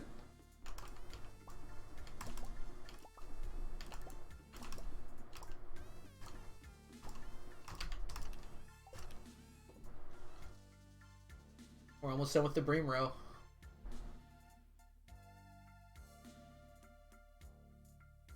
I already have the... Yeah. So I've already got the aged row, so once that's got that stack, all I'll need is the fish. Which I'm 400 away from, so I'm not going to finish this year. But I think these might actually finish this year. It'll be pretty close, but I think it will. Running a little low on time, though.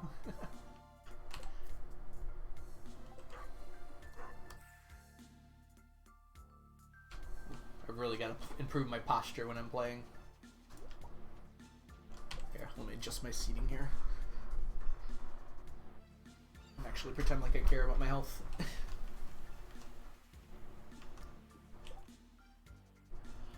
So those are not the same. So they have a very similar color, but everyone in that... Every aged row in there was... Oh, do you mean the row itself?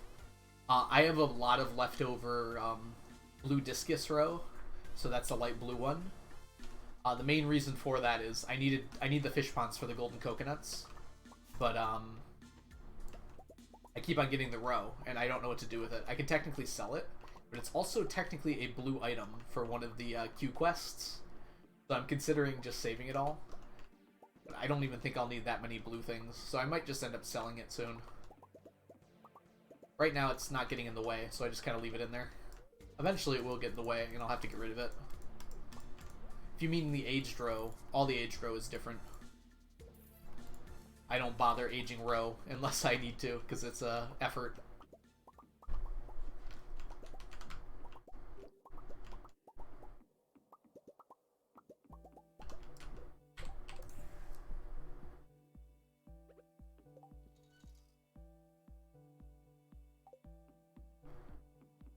I think we're gonna...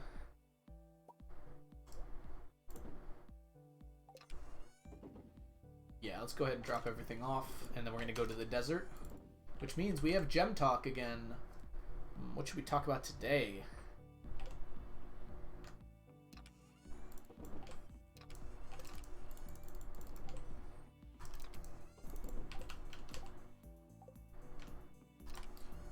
I really need to sit down and write down like 8 topics for this, so I just had to know them ahead of time. We're gonna go with...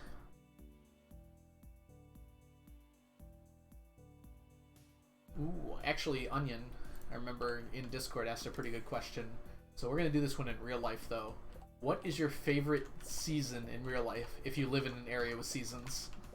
So between winter, spring, summer, and fall, what is your favorite season? I think my favorite season is probably fall. I don't know. I think it's spring. Spring makes me the happiest.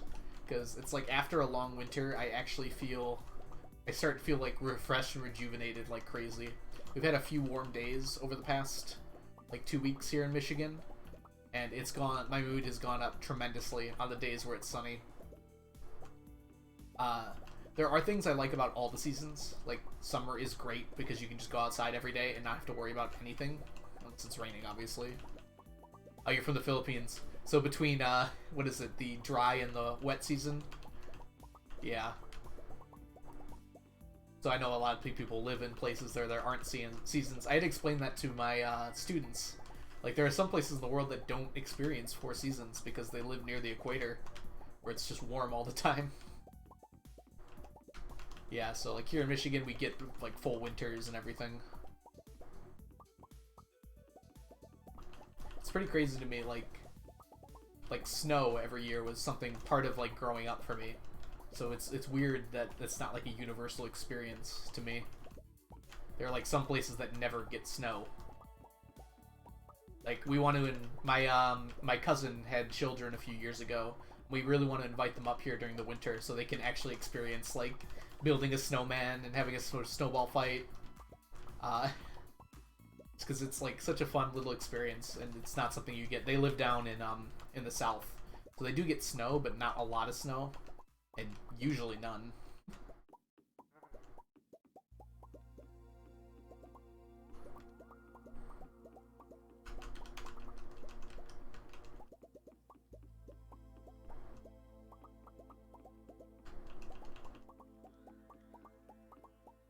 Southern Portugal.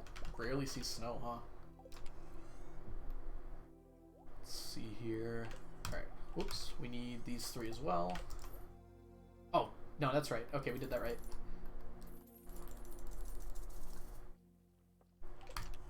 Oops. Sorry, I'm gonna buy real quick. Yeah, I know Europe doesn't get a lot of snow, which is... I guess that's, like, they're higher latitude than most of the U.S., but because of the North Atlantic Current and bringing the warm water up there, like, the coastal regions don't get very cold. So I think southern Portugal is actually, like, technically north of where I live. As crazy as that is. It always feels weird to, like, look at a globe and notice that sort of thing. Yeah, snow's really... it's something. It gets annoying very quickly, but, like, the first time it snows is always so magical. It's like it's been a year almost since you've seen it. It's like, oh my gosh, it's snowing! And then, like, 2 months later, you're like, oh my god, is it still snowing? It's amazing how seasons, like, change your personality so much.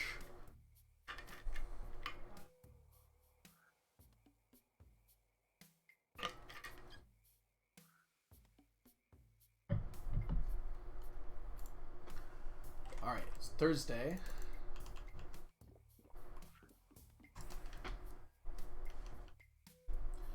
This might be ready, actually. It is ready. Okay. Whoops, I should go this way.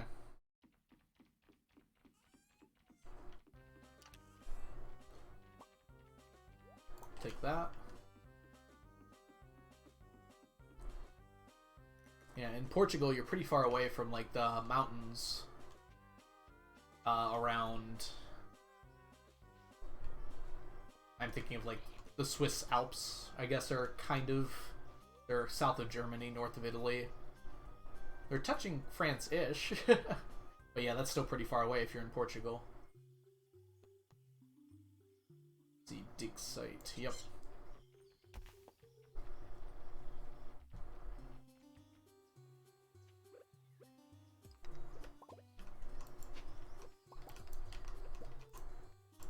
One thing I've always wondered about in Europe is, like, you have, especially, like, within the EU, you have, like, trains where you can travel almost anywhere in Europe. Which always struck me as, like, super cool. Like, you can experience so many different cultures, like, nearby. Whereas the US, I mean, there are definitely, like, different cultures between, like, regions of the US, but I feel like it's like entirely different when you're visiting an entirely different country. Hedgehog, welcome in. Good afternoon to you as well. Yep, just afternoon for me here on the eastern seaboard. But I imagine in Europe it's already late into the evening. And if you live in the Philippines, gosh, is that like... is it like 2 a.m. there? Judging by my mental math, it should be around, like, very late, at the very least. Probably not 2 a.m.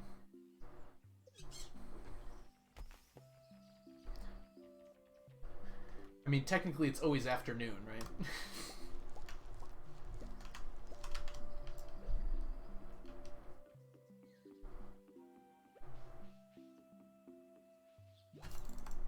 Hey, Sasquatch. I'm going to be updating the list pretty soon.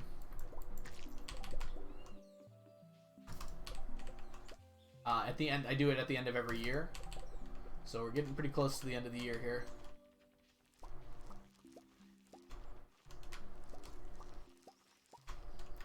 And I've decided I'm going to post that to the YouTube channel. That's basically what the YouTube channel is going to become, is going to be yearly updates. And then some other interesting things that might crop up.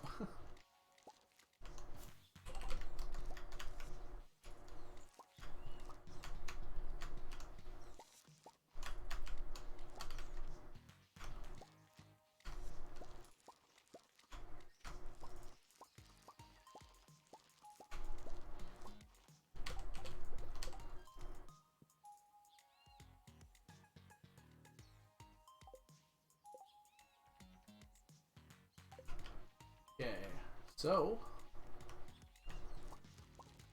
Oops. Oh, I planted something. Oh, I planted mixed seeds. I got so confused. Okay. I was like, why are they different?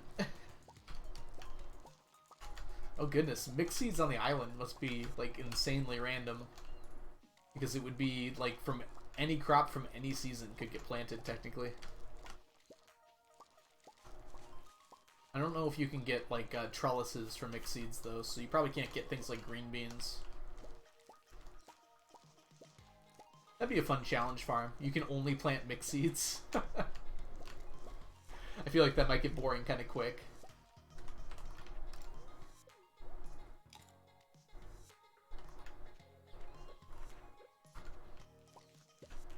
It would certainly make, like, polyculture a lot easier. Because you'd have, like, an even mix of all the crops.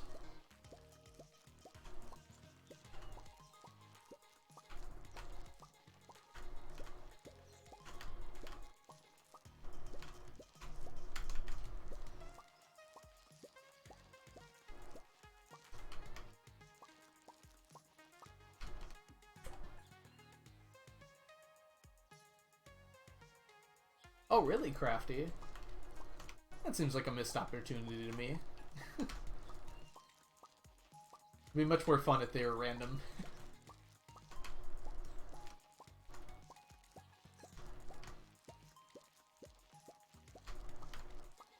I did see blueberry and melon, I think, so that definitely feels right.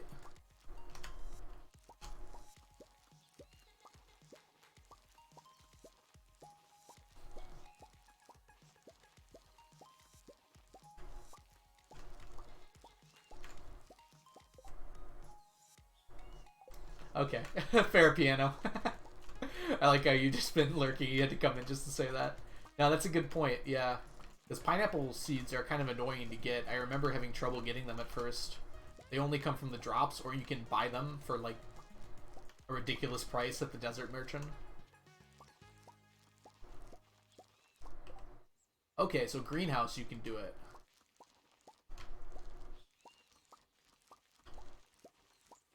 Ah, you're working on clay patterns.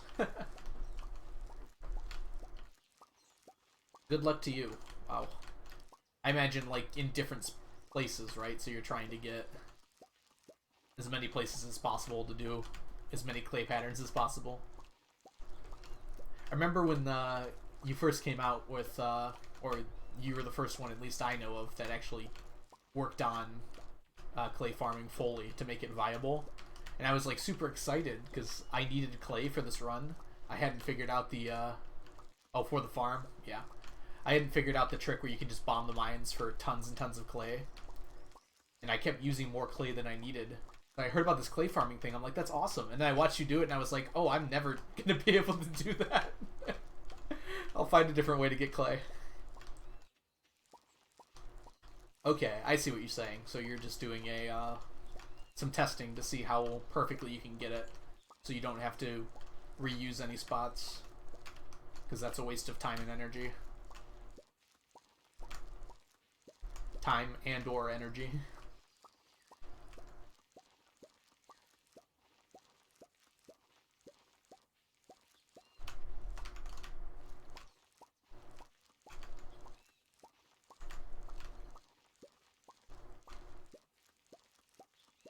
At some point, most of my money is going to start coming from those statues of endless fortune. I'm just going to get so many iridium bars from it. But until then, we still need our starfruit wine.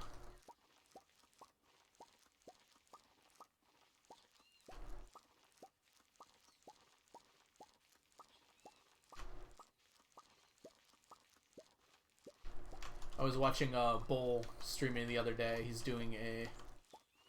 Posted in Discord. Oh. Yeah, I was watching Bull stream the other day, and he was doing like a very interesting planting pattern. I'm wondering if I can make it out. Needs more testing. 800 plus clay? What? Oh my goodness. So you have to clear out the farm first, obviously. But I guess with 800 plus clay from just one pattern, you could probably get like... I mean, the money is... you could just do the math for the money. But yeah, I guess that is better than like doing... Oh! Are you intending to do, like, clay farm and then plant on those spots?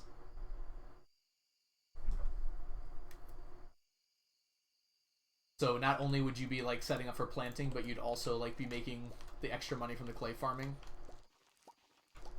Okay, that's really smart. I mean, obviously, but...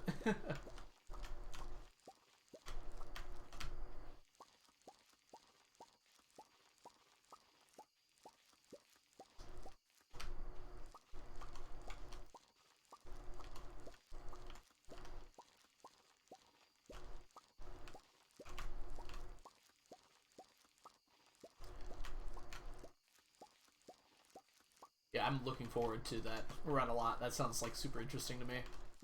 I remember when like, I don't know if... Yeah, Habu did finish his. I watched Habu's and Cord's run like daily, or like whenever they would stream. And I'd go back and watch the VODs and everything. So I'm super excited for another one.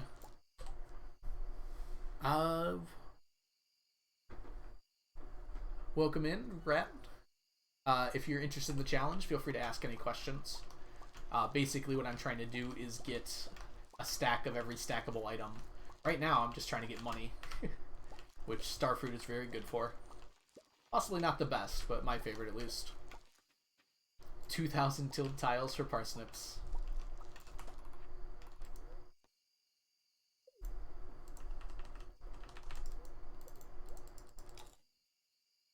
Oh yeah, no problem.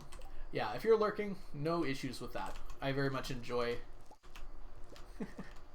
anyone who likes to sit here and listen to me talk and play the game.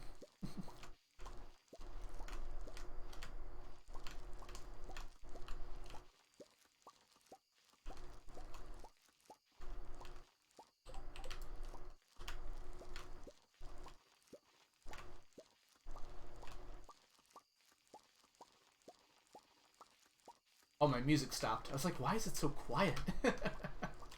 Something feels wrong. I forgot to press the loop button. We will loop and shuffle and play.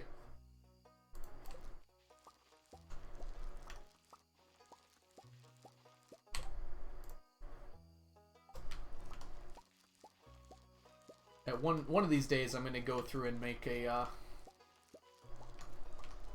a longer playlist that has some other songs in it. All just relaxing music, but I know there's a list out there of like all the royalty-free music I can use. I'm kind of scared to use anything else because I know the theme music for Stardew got, like the menu theme music got flagged on YouTube for some reason. I fixed that just by removing it from the Spotify list, but it's kind of annoying that that particular song gets flagged. None of the other ones do, though.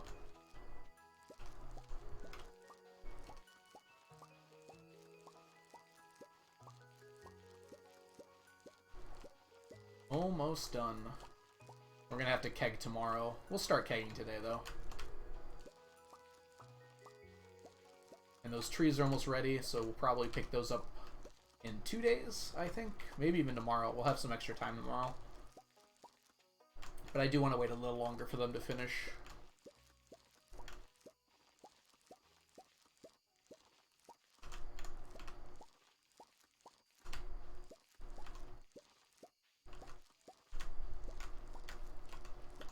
We're pretty close to being done with hardwood, and I'm actually kind of curious like how close we're gonna get this year. So I did get a lot, and we were at 80%.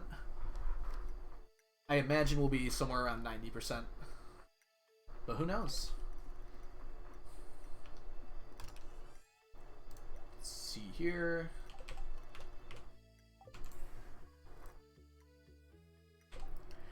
Yeah, curious. Yes, Hedgehog, you're right. He doesn't mind at all. It's that particular one that gets flagged, and I think it's like someone doing it maliciously, like without Concerned Dave's consent to do it. But since that's the only one that gets flagged, I just leave it out, and it's not a big deal. It's not worth his time to figure out what's going on with that. Now, if it was all the music that started getting flagged, I would definitely mention something to him, but it's just the one song.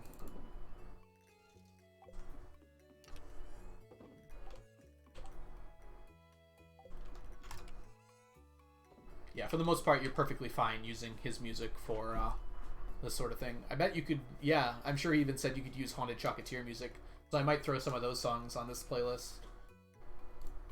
I haven't thought about it yet.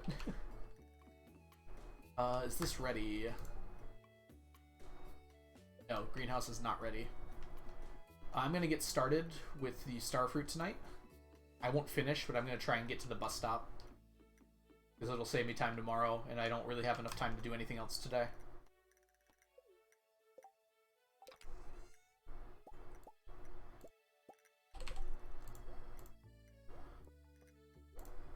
Okay.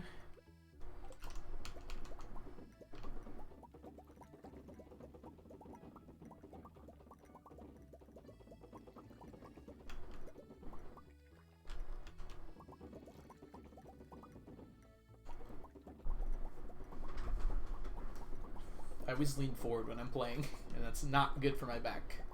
I'm going to try and lean back a little bit here.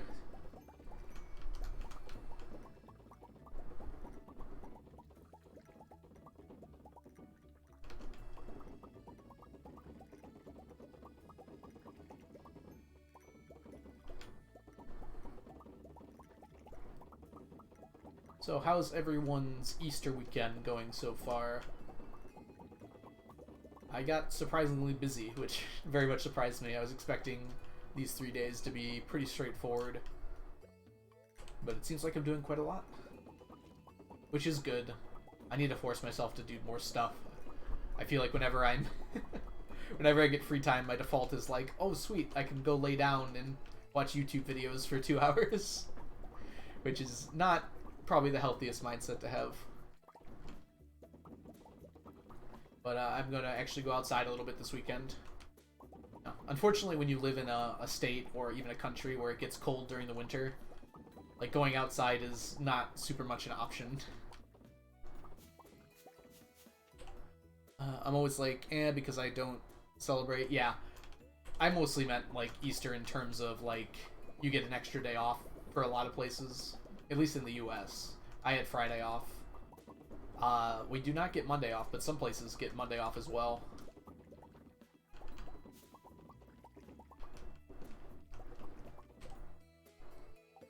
Yeah, our family celebrates Easter, but not like religiously. I mean, I guess that has two meanings, but like not as like a religious holiday. My parents still hide eggs for me, which is really fun, even though I'm almost 30. It's just a good time. We have a big family dinner and get together.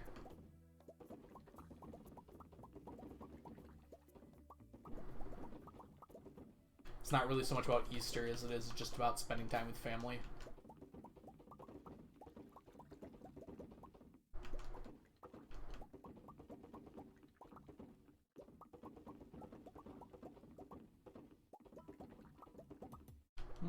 Here we go.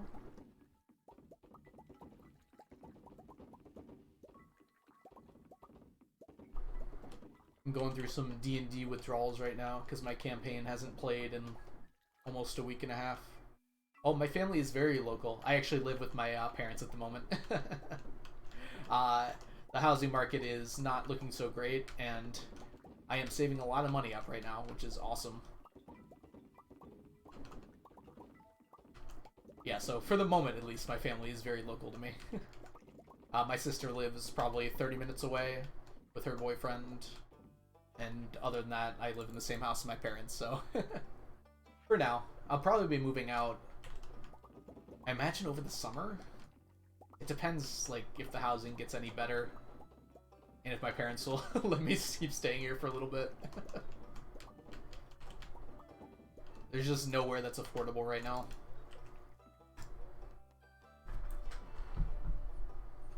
In my family, do the thing where we have to crack eggs against each other, and the one that remains with the egg uncracked wins. That's interesting. It's really fun.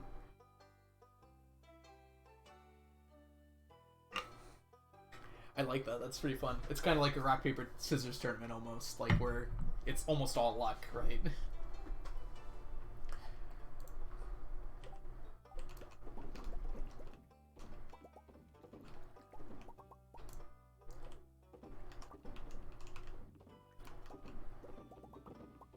You look pretty far from your parents. Oh, you switched your color. I was like, who is that in the yellow?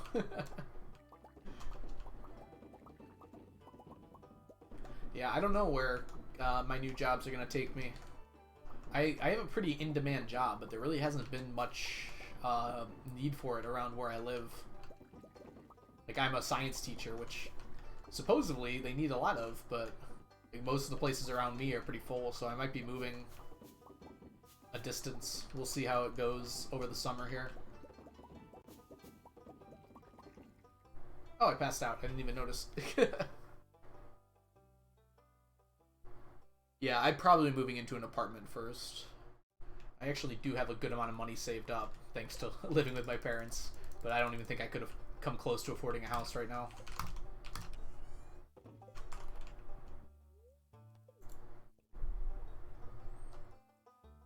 Especially having a single income at the moment.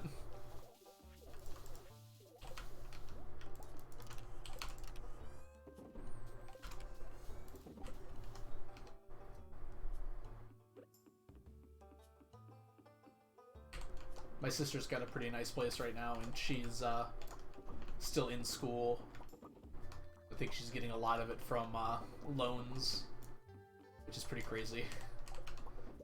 She's going to be a doctor, though, so she doesn't have to worry too much about it. She'll have the opportunity to pay it off later. Doctors are paid very well in the U.S. So certifications aren't good between states, but you can get another one pretty easily. So most of the time, if you move to a different state, there's a process for re-getting your certification.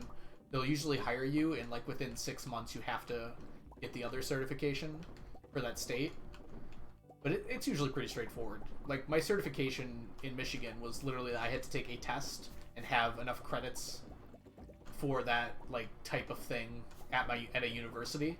And the credits will transfer. So I think I just have to take a test in most states. Which, the test was, like, super easy for me, at least. I'm pretty good at test taking. I know a lot of people are not, but for me, it was not that difficult. I did not study, and I passed first try. Whereas a lot of the people in my cohort are not as good at test taking, so they had to retake it a few times.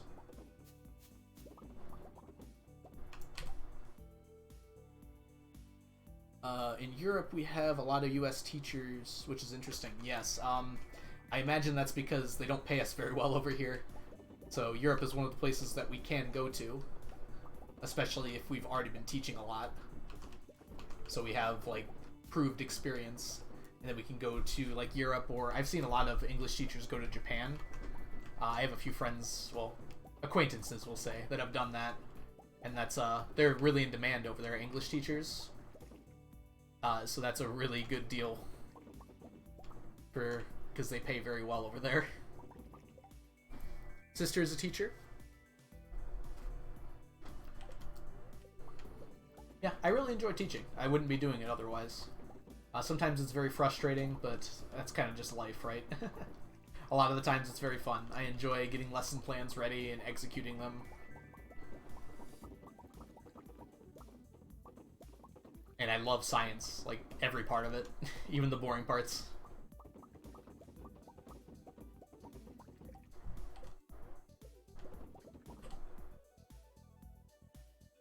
Okay, don't ask. I'm gonna be honest, Onion, when I read your message, I was like, oh, is that a bot? I first thought, like, upon the way you worded that, was like, oh, another bot, I've gotta ban them. Welcome in, Onion. Yeah, but with your name, that's pretty clear. Quick, tell me something only Onion would know.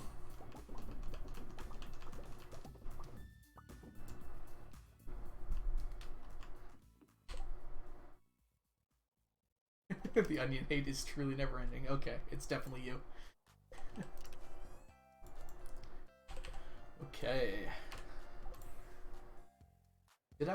Let me check if I've got my 189 in here. I do. Okay, so I can sell all this.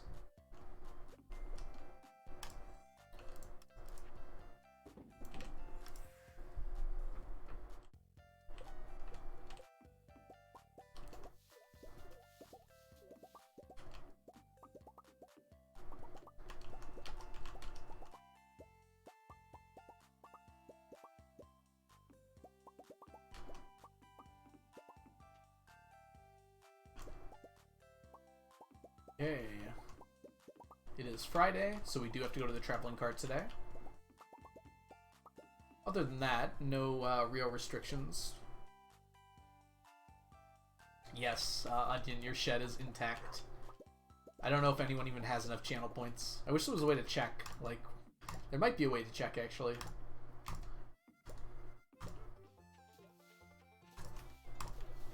Oops, let's put this away. I guess Dang it, I messed up. I didn't think the bream was going to be ready today. I gotta go grab the fishing rod. Bless RNG just means, like, wish for good luck. So, nothing fancy. So, RNG in video games stands for random number generation. So, when you say bless RNG, you're basically saying, like, good luck. From the traveling cart, there's a few things. For number one, I can get almost anything I need from the traveling cart. So it's always good to have, like, one extra thing, so it takes less time. But there are a few items I can only get from the traveling cart. There's a certain rare crow, the one that looks like a snowman. That can come from one of the festivals, but you can also get it from the traveling cart. And you can't buy it infinitely at the festival, so it's a good idea to try and get it from the traveling cart as much as you can. The other things are typically the unbranded. So when I say unbranded, I mean, like, it's not related to anything in particular. Pickles, jelly, and juice. So all the item just says, like, pickles, jelly, or juice. It doesn't say, like, fiddlehead fern pickles or anything like that. You can only get those from the traveling cart, as far as I'm aware. So with the wine, I can get unbranded wine from Statues of Endless Fortune, which I have been. But for everything else, I need to get it from the traveling cart. So I technically have to check every time if I want to finish it in a reasonable amount of time.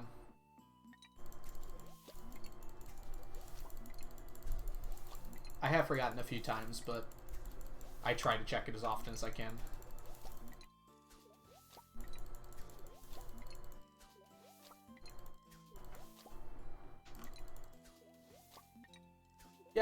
Certainly not the only thing that's rough, though, in this run. It's okay. I like to go down there anyways, because I need hollies, as you can see right here. Nope. Right here. Right here. So I go to the secret woods for those most of the time. They're very slow. Hey, we got 2 golden coconuts today. Oh, 3? Ooh, wow.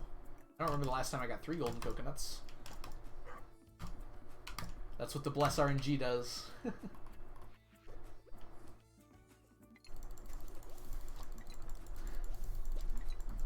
I keep leaning forward.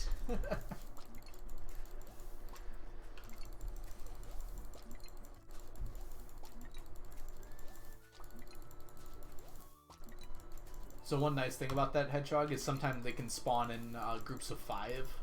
And when that happens, it's like a miracle.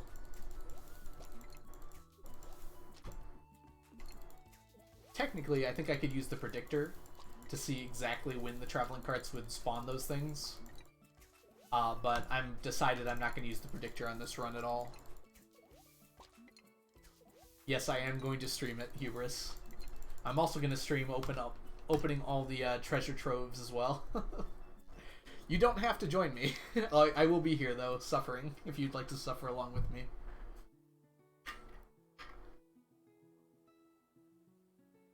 It's not going to be this stream. In fact, it might not be until Thursday. We'll see how it goes. But yeah, I definitely won't get to the 25th on this stream.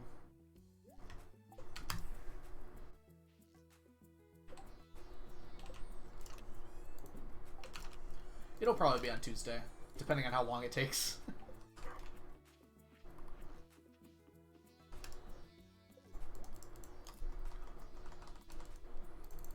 Yeah, I'll try and maybe think of like a fun little game we can play while I'm resetting for the tea set. That way it won't be so boring for me either.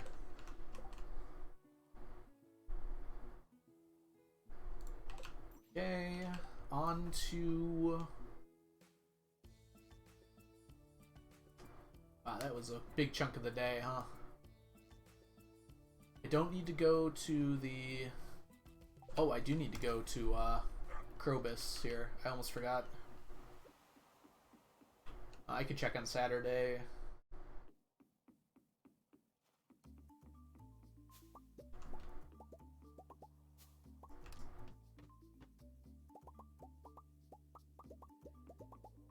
Ooh, I got a fun game we could play. I have this whiteboard behind me that I never use. We might be able to do something fun with that, since I'm just going to be waiting for the beginning of each day.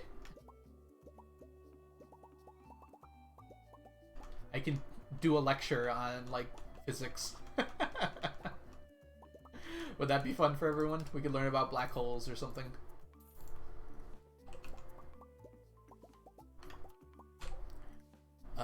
You gonna stream? Oh, sorry. Stories of one. Favorite holidays and birthday gifts. Sorry, Hedgehog. Maybe I read that wrong, but I don't understand. Stories of one's favorite holidays and birthday gifts. Oh, okay. You said, like, tell stories while we're waiting. Oh, because it's Christmas. I didn't even think about that. Yeah, I could tell some stories. I'd have to, like, prepare some things. I have some fun stories I definitely haven't not told on stream yet. Whoops. I was trying to pet Brady. Instead, you send me to the ocean.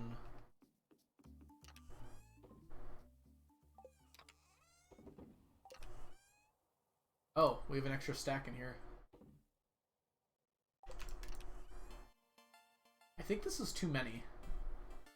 Hold on, I'm going to check really quickly how many stacks I need. This is also useful for me. Was it too recent?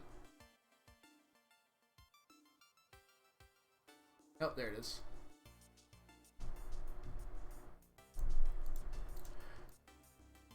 Because I can sell these, so I want to see if I can't sell or some iridium bars.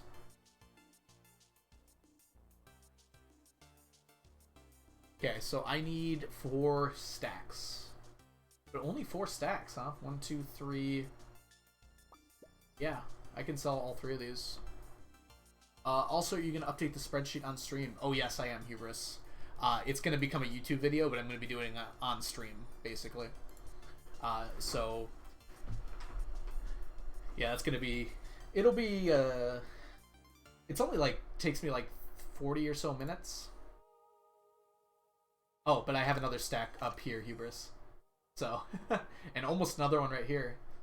I can actually sell this too. It's all extra.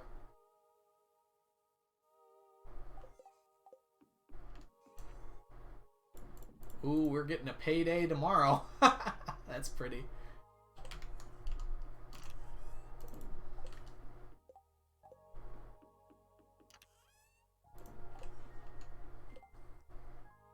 Yeah, me too, Hubris. I'm usually careful to check those sorts of things, especially in this farm where I need to be very careful not to sell extra stacks. Although, I'm not too worried about with Viridian bars because I get them so fast now, it wouldn't be that big of a deal. Thank you, Onion, for your quick food take. Alright. Good night, Nepter. Have a great rest. Thanks for stopping by. It's awesome to have you here. Alright, let's see here. We need to... Oh, we need to go down to the traveling cart. Good thing I remembered. You changed your color. Alright. Eaten raw eggs before. I mean, I've had, like, uncooked yolk before because it's, basically, that's what you do when you have a sunny side up egg, right? I dip my toast in it. It's pretty good. It has a strong flavor, so, I mean, if you don't like it, you don't like it, but I quite like it. Like with Eggs Benedict, it's so good when it like runs all over everything. No broth, gravel path. Yeah, I don't need any of this except for technically that. Yeah, everything else is good. But 20 hollies will appear now. Okay, we got 4. With double luck, that should be about 5. Pending double luck.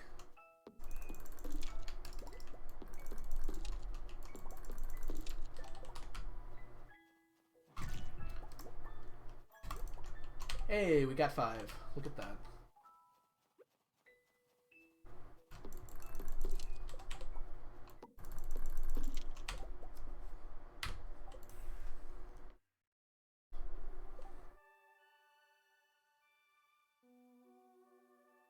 So did you have just the yolk, or did you include like the oily part?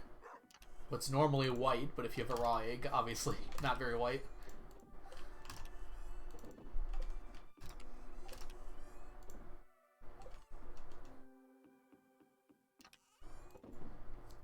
I feel like the texture would just be so off-putting for me. Wait, what? Streamers given the gift of prophecy midstream more at 5. What are you referring to, Onion?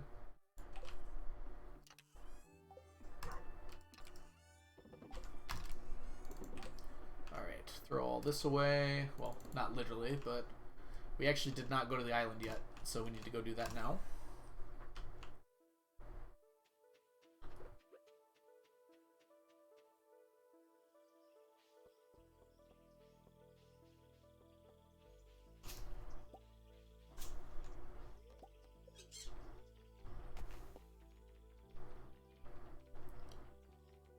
Pinching the yolk so I could cook it in the microwave so I just tasted what was left on the fork.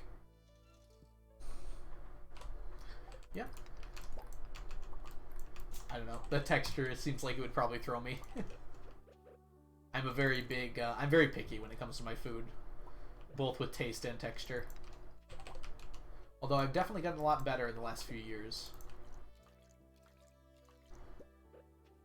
Another fossilized tail. We're doing really well on that. Oh, that's what you meant by the prophecy. I mean, that was the most likely number for me to get, because there's a 1 in 3 chance of it doubling.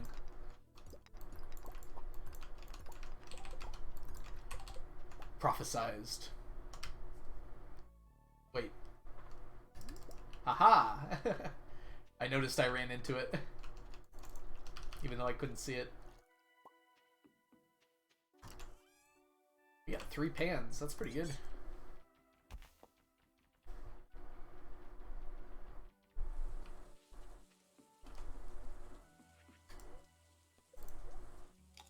Alright, I think we're going to spend the rest of the day chopping. Whoops.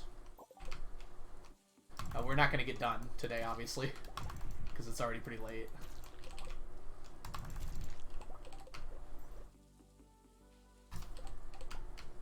That speed boost is so nice.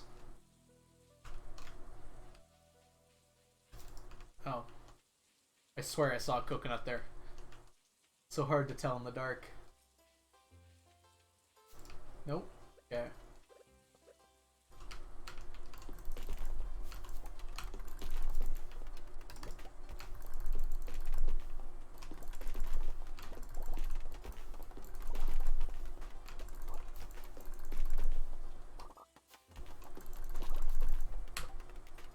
I'm gonna throw this on, because it'll make it easier to collect things.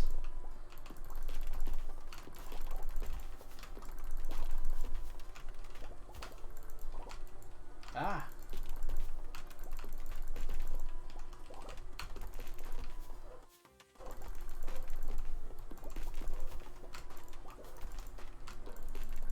Coral! Hiding in the trees.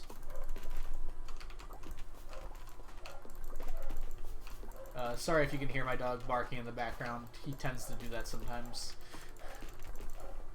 He's a very excitable dog. Pretty much anything will get him going.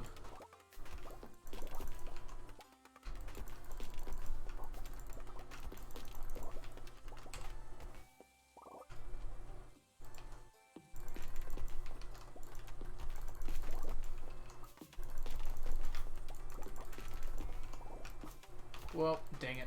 I was afraid of doing that. I guess doing it once isn't so bad.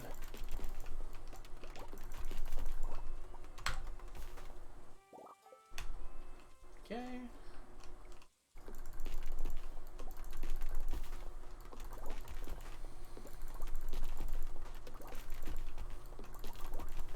Ooh, man. Even with the one button on the animation canceling, that is like really rough on my finger.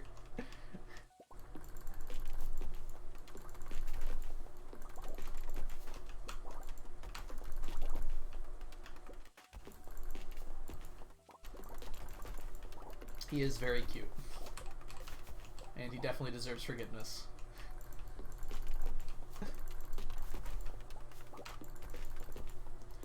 Yeah. There's like one words, like single words that you can say that'll just set him off barking for like 10 minutes. We call them like Brady words. One of them is mama, and then any of our names or daddy, any of those things, he'll just like look at you eyes wide and then just start barking like crazy because he gets all excited. Even if like I say my own name, even though I'm right in front of him.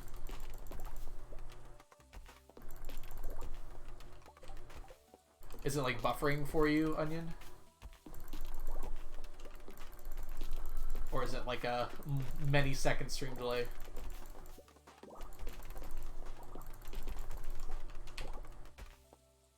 Because on my end, it looks to be about 5 or 6 seconds of stream delay. But I guess it varies.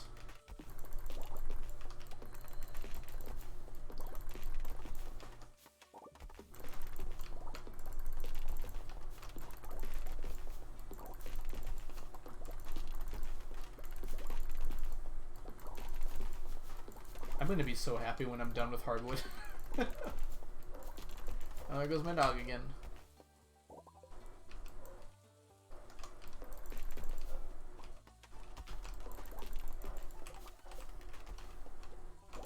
I've actually quite liked Twitch on mobile. Hey, look what we got. We got a snake vertebrae and a fossilized tail in the same day.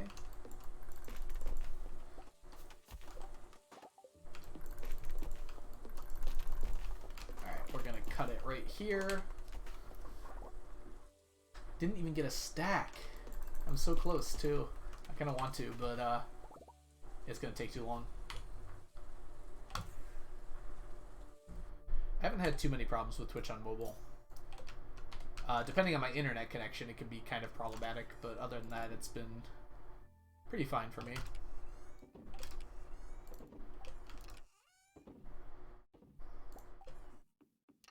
Add the hardwood to the pile. So I think we need about 3 chests full of hardwood at this point. So we've got this one and this one. So we need this one and then I think a little bit more than that. So we're doing pretty good.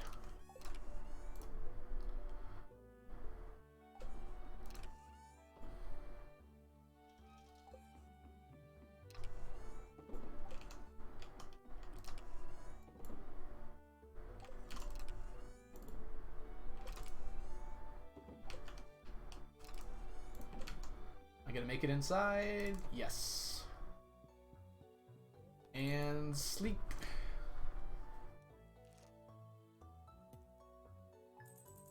And we made some money today. That's almost 10 million. Oh my goodness.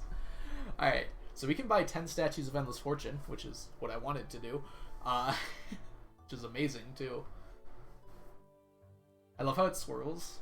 And I'm very excited for Piano's run, because I remember from Cord's run, when he finished up and sold everything, it was, like, unreadable, because it, like, swirls so much.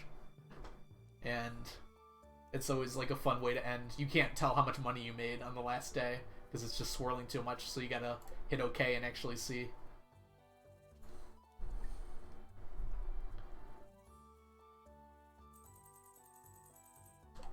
Hey, 10 million. Alright, we're going to take a short break here. I've been streaming for almost 2.5 hours at this point. I need a short break to walk around, stretch out. I suggest you all do something similar. Get all the kinks out, stand up, walk around. Exactly, Piano. Alright, so I will be right back in... We'll give it 5 minutes. 5 minutes from now. I'm going to get myself some tea, some water, and walk around. So see you all soon.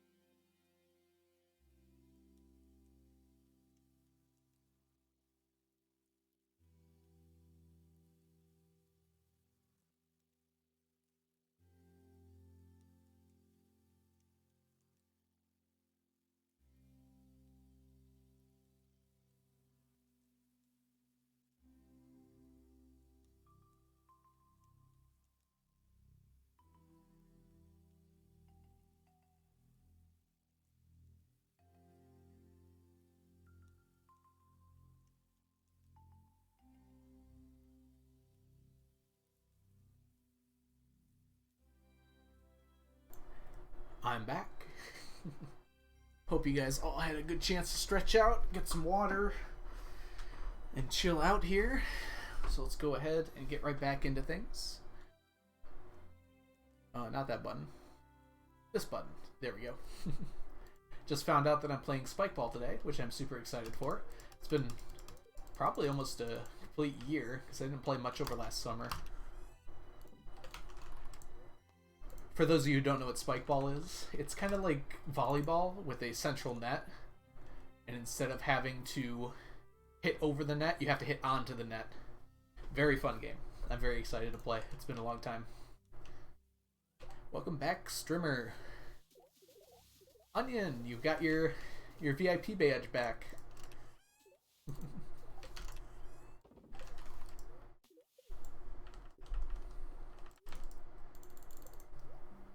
As requested, I will not ask what happened.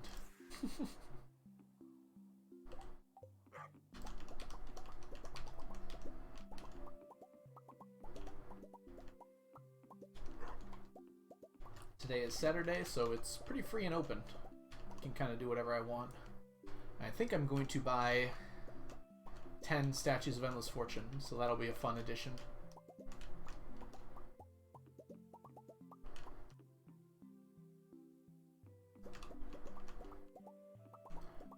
Which means I'm probably going to get pretty close to 250 by the end of the year here, which is cool. I didn't actually expect to get back up to 250.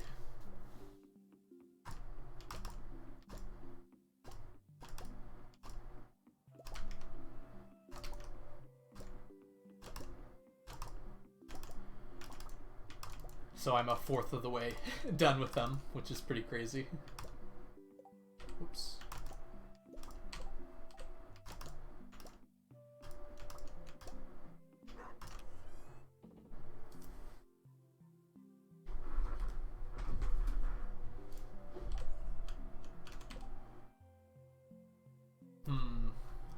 Interesting. So I'm going to try and waste some time here, because I want to go to Sandy's, well, really the casino, before I go to the beach.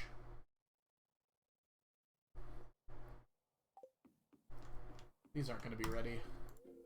But Sandy's does not open until 9. So I'm going to do something I haven't done in a while, which kind of needs to be done. So I'm going to clean out my animals here.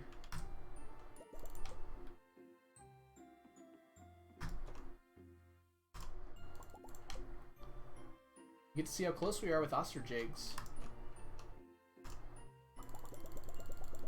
Oh no. Guess we don't need the duck stuff.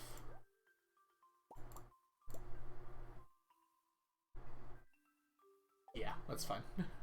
Just leave them in there. Speedrun idea. 999%. Get exactly 999G as fast as possible.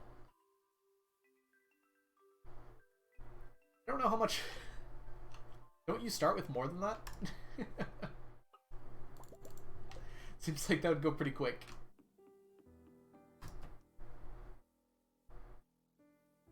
Just need to figure out like exactly what would give you that amount of money. You could probably do it like in the first day of the game, which is kind of cool. Get that. Almost at 900.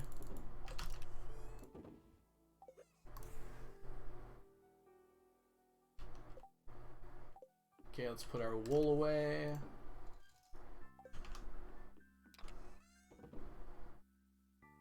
Oh, whoops. Oh well.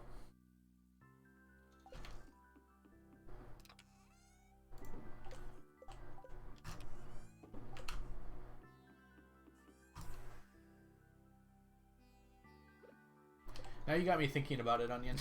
Like it's a realistic category or something.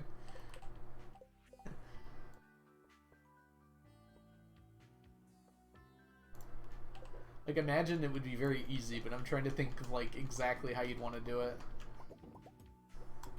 I think you could probably do it on day one. I mean, heck, Piano's clay farming right now. There's definitely an amount of clay that could do that pretty reasonably. You have to, like, sell one other thing to get it on the 9.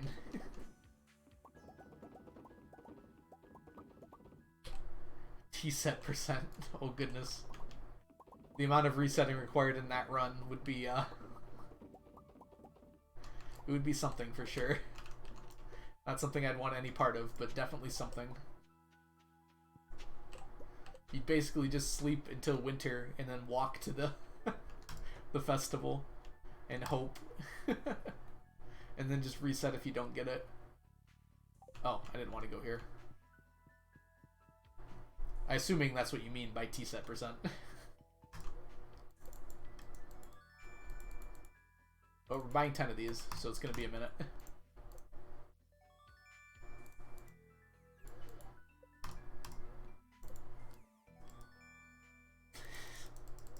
To be fair, Onion, you could probably rename a few categories Hope %. But yeah, that one especially is very RNG heavy. It's just like sleep until winter, and then just like, it's a 1 in 23 chance or something. And there's like no way to optimize it either.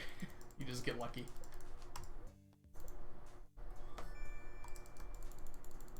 Which is not a good thing for speedruns. You want something that you can keep on constantly getting better at. Okay, here we go.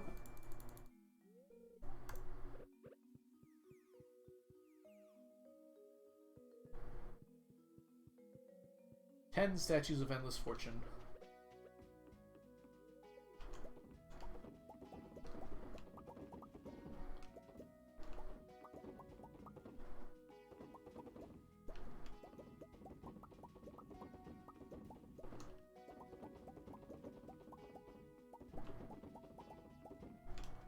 So despite the gems being ready, I don't actually do it until tomorrow.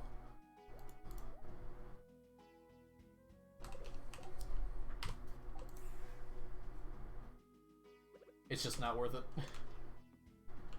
Yeah, let's just go here. We can put stuff away after. I will be checking the side of the beach because Forge resets tomorrow. So anything over here will not be here tomorrow. But I don't need coral, so whatever. Gem Talk will be tomorrow, Onion. You missed the first few. I have to think of another one. In fact, that's your job right now. Come up with a an icebreaker to talk about for Gem Talk. Something that's easy to answer.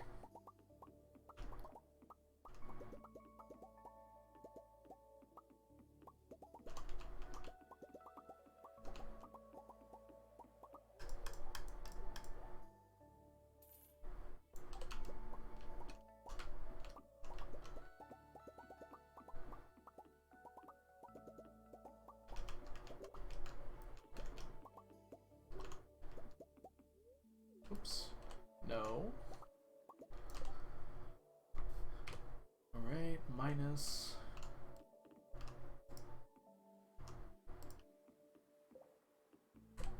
Okay. The sewer is looking positively full at this point. Too specific. Yeah, it's actually kind of difficult to think of things for it. When I came up with the idea, I was like, oh, I can just quickly think of something each time before it, but it doesn't quite work like that, unfortunately.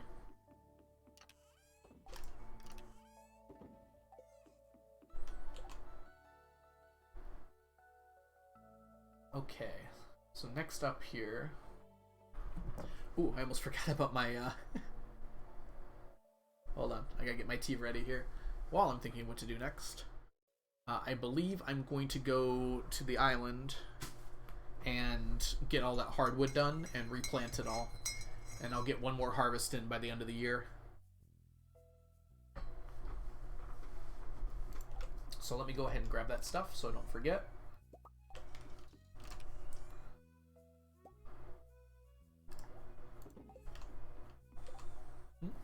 Oh, it's just got to be like an icebreaker question, Hedgehog.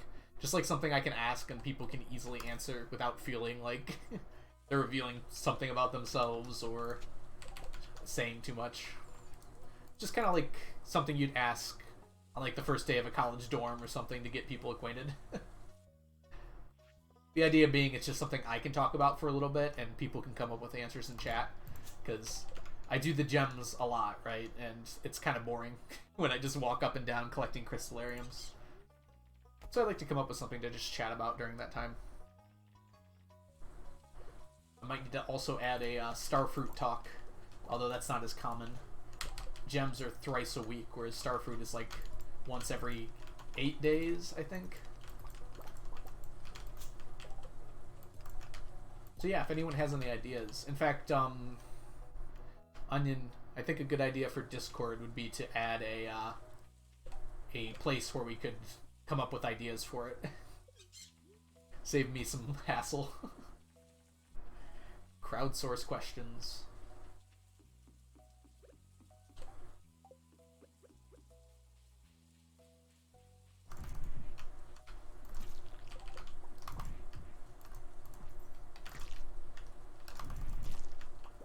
Dang it, I got hit.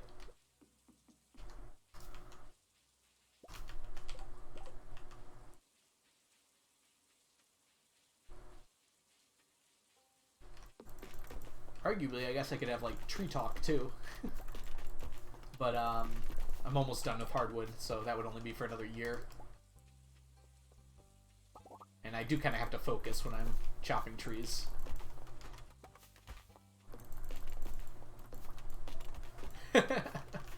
Such a demanding streamer. Said something might be a good idea. Literally forced me to do it.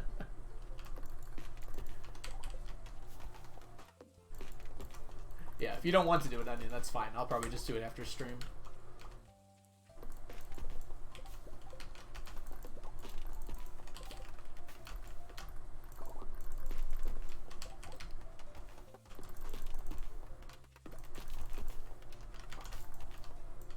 Ah, okay, we're gonna go this way.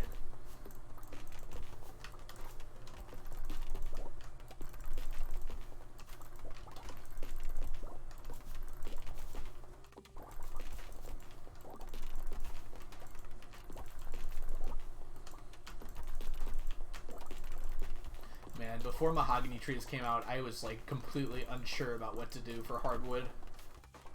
It's like I needed so much. And then after 1.5 came out, I needed a ton more, but now I have mahogany trees, so it became a lot easier. Did tree fertilizer? I think tree fertilizer came out in 1.4. But even without tree fertilizer, this would have been possible. It just would have taken longer. Dang it. I broke one of the trees. Yep, please let me know if you have any questions about the 999 challenge. I do love answering them. But I did answer a few, although it is still... let's see, does this command work? It does! Okay. I answered a few on there. It's still under construction. But if there are any frequently asked questions that you might have had, you can see a few of my answers there. When I write, I tend to write entirely too much. So I'm very long-winded in my writing, so I apologize if those answers are like very in-depth. That's just kind of how I end up writing. Kind of when I talk, too, honestly. I try to talk in a way that, I guess this is my teacher self, I try to talk in a way that as many people as possible can understand me. I know you're amazing, Onion. Thank you for getting that done. Yeah, I try to talk in a way that as many people can understand me as possible. So I like try to clear up as many things as I can while I'm talking or writing so that people won't get confused. And that just ends up making my talking very long-winded, like I'm doing now.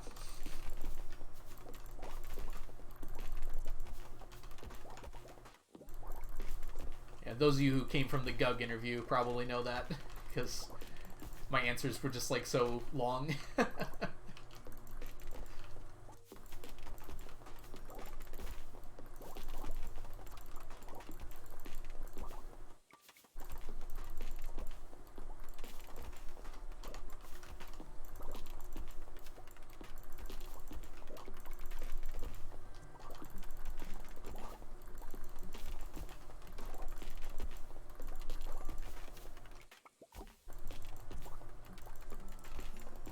Oh, I forgot about Twitch mods. I mean, I feel like I haven't really needed them as of yet, but I might add a few. I'll reach out to some people over the next few days here, probably. It hasn't felt like super necessary. Like every time there's someone in chat that's causing trouble, I can usually fix it pretty quick. Especially when I'm doing the challenge, because I can just pause. If I'm doing a speed run, that might be more difficult.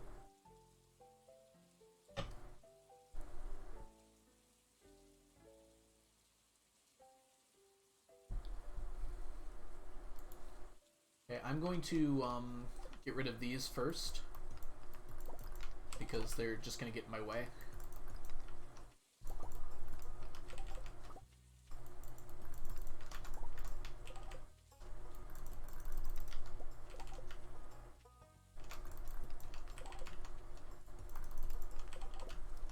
Yeah, so I have thought about Twitch mods a little bit, Onion. It's just like, it hasn't felt needed at all at this point. But who knows? I guess I am worried if I do end up getting raided by like a bigger channel, I might want to have some people there that can help out with that. So I will continue to think about it.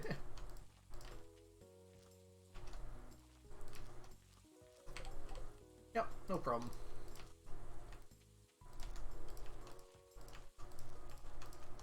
You know what they say about curiosity? Only good things, I hope.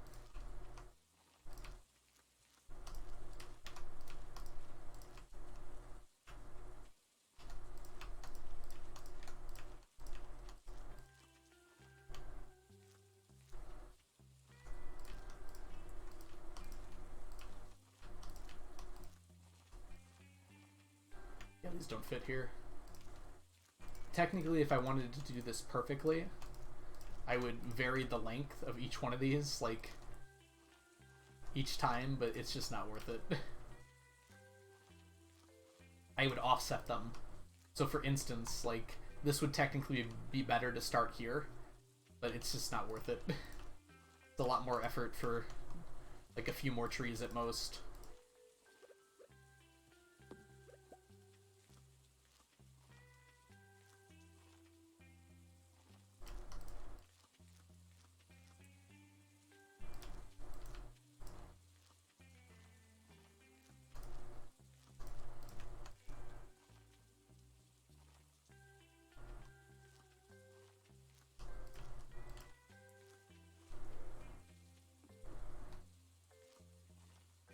Ah! I managed to not mess up there for quite a while. Well, that's how you jinx it.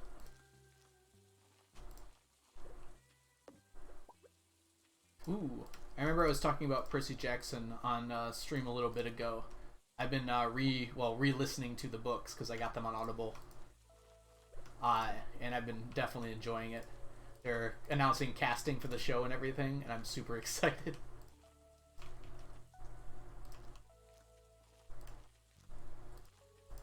The guy they picked for Percy was like perfect, so I'm very excited for the rest of the casting.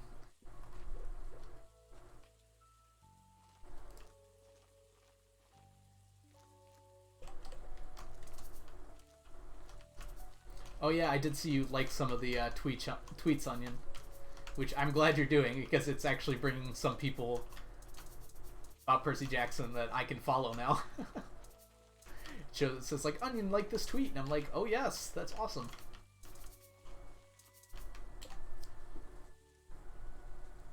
You'll have to look it up. I don't know his name, but he played oh god, I don't remember the name of the movie. He played like a young version of, was it Ryan Reynolds? He looks perfect for the role though. He looks exactly the right age, which I'm so glad they didn't age him up like they usually do in like shows and movies. And he's gonna age up with the production. Hopefully they produce it fast enough that that can happen. And he looks exactly like I imagined Percy to look too.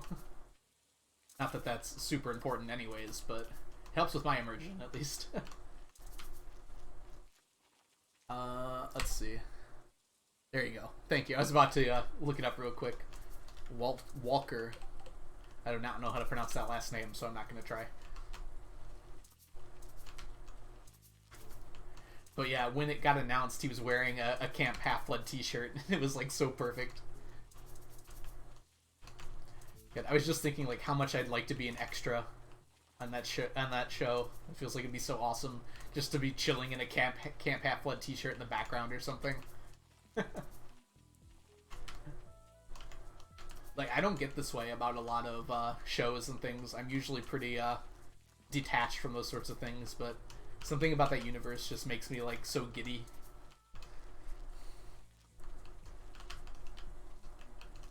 Oh god. We don't talk about the movie here. Like I said before, the movie was like very mediocre. It was, compared to some things that got movies and they were just so absolutely terrible, can't stand them. At least that movie was watchable. Like, it wasn't great. It said screw you to the source material in a lot of different ways, but at least it was watchable. Mm-hmm. Yes, Onion. Oh my goodness. I know. I was listening to the book and I was like imagining how they would do it. And the book is written in such a way that it really just feels like a show or a movie already. Like, there are so many moments that are just like very spectacle, and I'm super excited for seeing them in a show. We don't talk about moving, no, no. But it was the casting day, and there wasn't a... Okay, I'll stop now.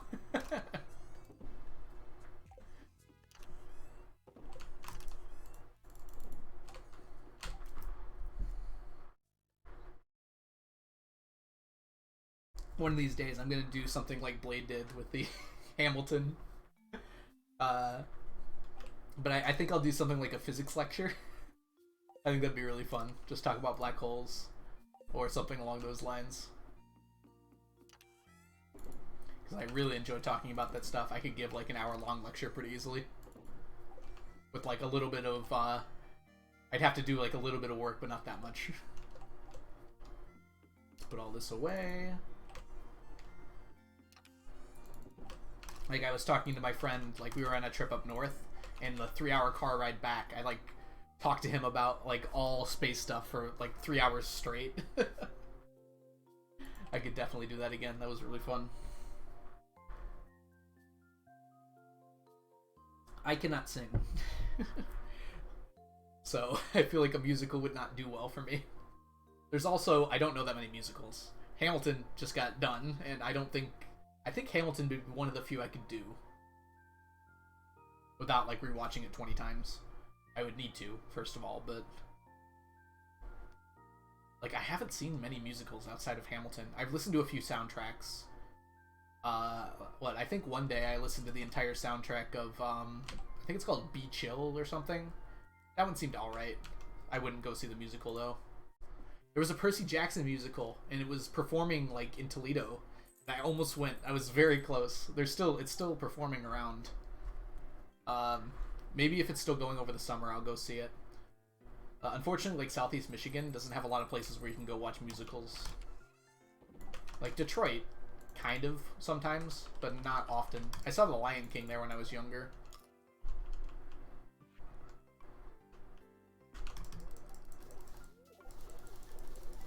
Oh, it's Carp Day. Seize the day. Carp diem.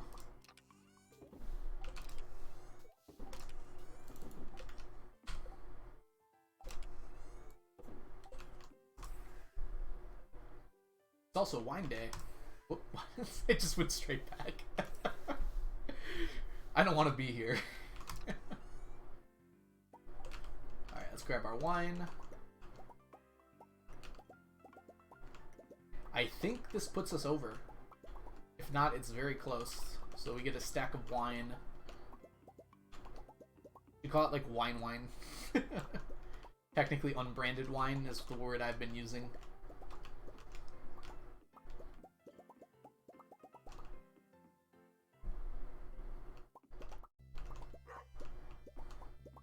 Yeah, I can't think of any musicals I could sing. Like, the only other musical I think I've seen... Well, I haven't even seen Hamilton outside of online.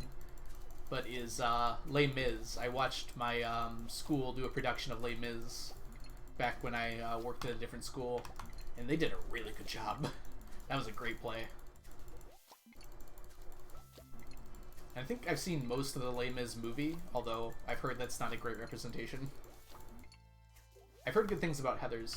I've been watching a lot of Sarah Zed. I don't know how many of you have heard of Sarah Zed before, but she talks about musicals a whole lot. So most of what I know about musicals is from watching her YouTube videos. Her, Lindsay Ellis, and a few others that talk about musicals a lot.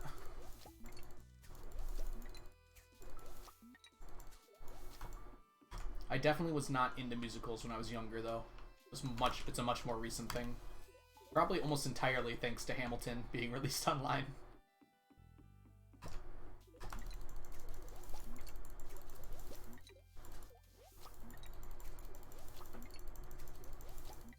So yeah, I know a lot about Dear Evan Hansen, even though I've never seen it, just because of like possibly 3 different video essays I've watched about the movie.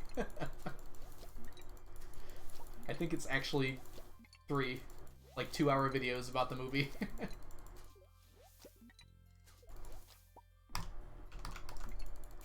What was it? I think it was Jenny Nicholson, Sarah Zed, and someone else. I swear I watched another one by someone.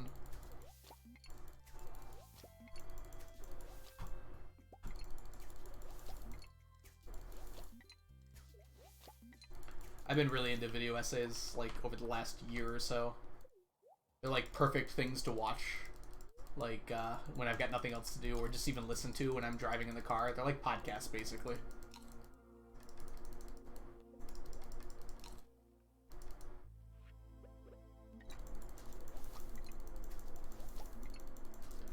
Ooh, today's gonna be a busy day.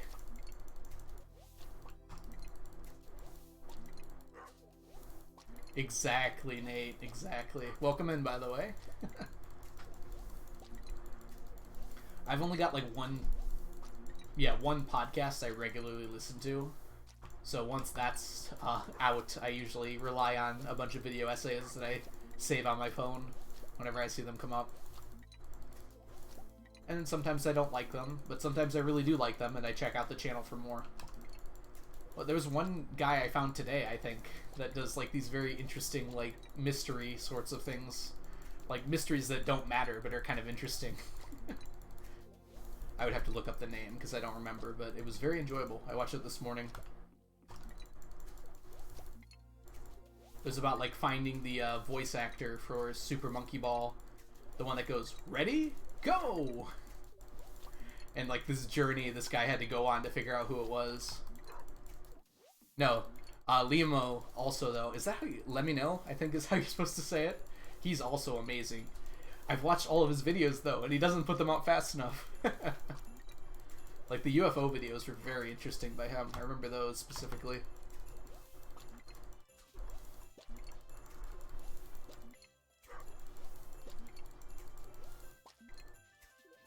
Yeah, one nice thing about the world being as crazy as it is there's never you never run out of interesting things to talk about.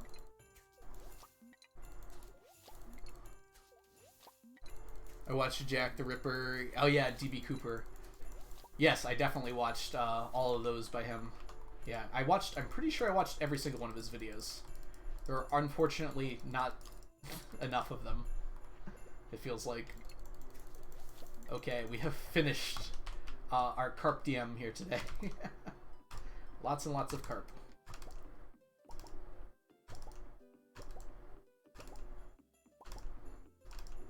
It's interesting. I love his videos, but yeah, this might be a bit of a hot take real quick here. I personally can't stand true crime podcasts. Like, I've listened to a bunch of them. I've tried to. And I find them, like, tremendously boring.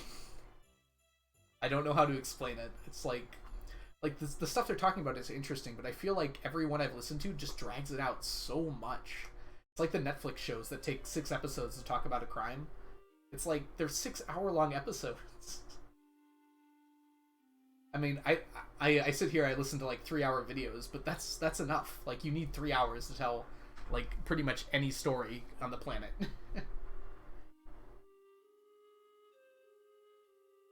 And I guess that's a weird thing to say for someone who likes books, but I know books offer more than just like a singular story, though.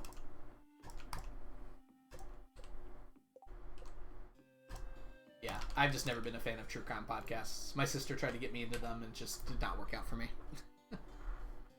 She listens to them all the time, and that's cool. If you enjoy them, don't get me wrong, like, go for it, enjoy it. But it's too boring for me. You can't do podcasts or audiobooks. Oh, wow. Yeah, audiobooks were something I discovered more recently, and I realized I was just like, I just don't have time to not do audiobooks. Like, if I want to read, I need an audiobook, because my commute is like my only free time. I will say some of the Netflix series on true crime are pretty good, but I feel like they've just gotten to a point where they just drag everything out, like an obscene amount. Like, some details they bring up are just completely irrelevant, and you just completely forget about them by the time you get to the end of the show. And it's like, why would you even talk about it then? It wasn't important. Like, sometimes red herrings are important, so I won't say they're never important. But, oh, I should get that. It's Sunday. But, like, sometimes it was, like, so irrelevant and didn't actually change anything. Like, why are you even bringing it up? Hey, Elliot.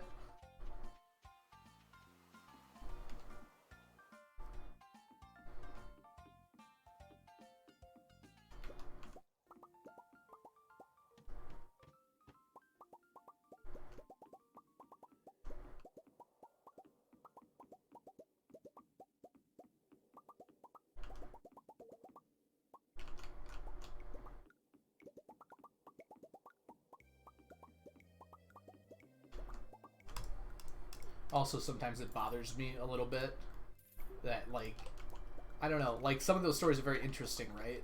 But it's like when you bring up a story that was, like, fairly recent, and then you go, like, interview the family again, a family that had just, like, gotten over it not that long ago, or maybe not even gotten over it, but don't want to talk about it, right? I don't know, that just strikes me as a... Like, you're specifically going to interview this family because you're trying to get people to enjoy your podcast more, and that feels exploitative to me. Again, like, in some ways it's not. Sometimes the families do want to talk about it, but I feel like a lot of the time they wouldn't want to, right?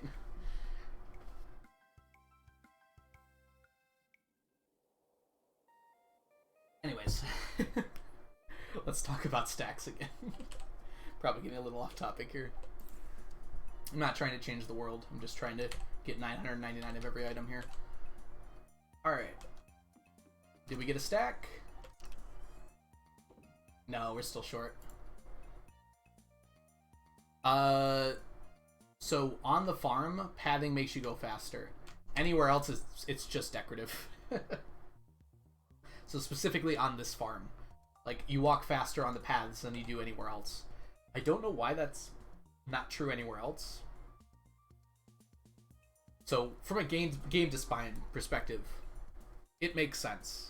You want people to put down pathing on their farm, you know, to make it look nicer. It's like incentive to actually put down paths everywhere you walk, so it kind of like organically makes your farm look better.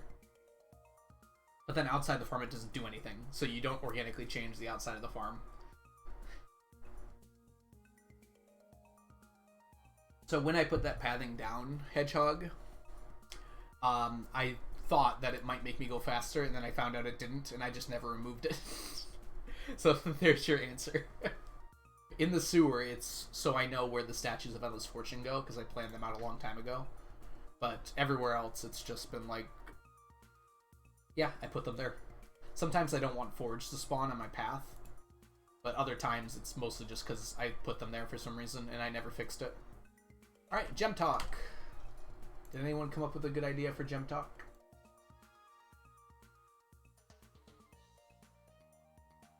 No. Alright.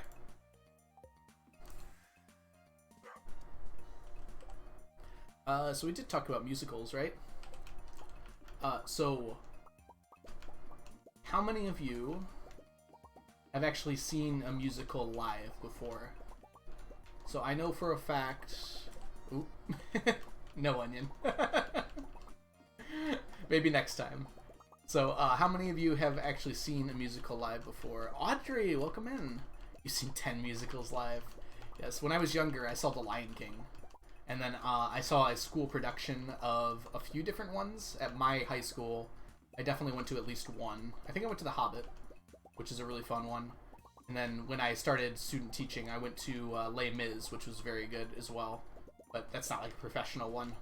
They did an amazing job with Les Mis, though. It became one of my favorite musicals just from watching the student production of it. Lion King on Broadway when I was 12. Yeah, I was about the same age, too. You've never seen a musical live, Onion? Highly recommend. You neither, Crafty, huh?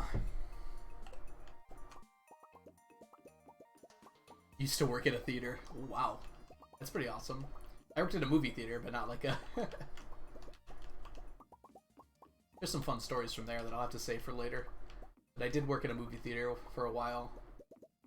And there was a girl who worked with me that actually, as a hobby, performed at a theater. I almost went to one of her shows. I can't remember why I couldn't.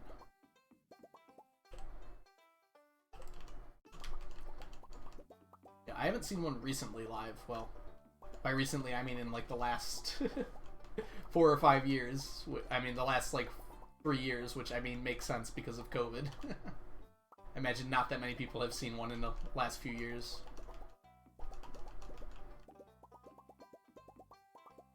I would definitely go to one. I'd be more open to it now, for sure. I didn't used to like musicals very much, but my brain has been changed quite a bit since before COVID.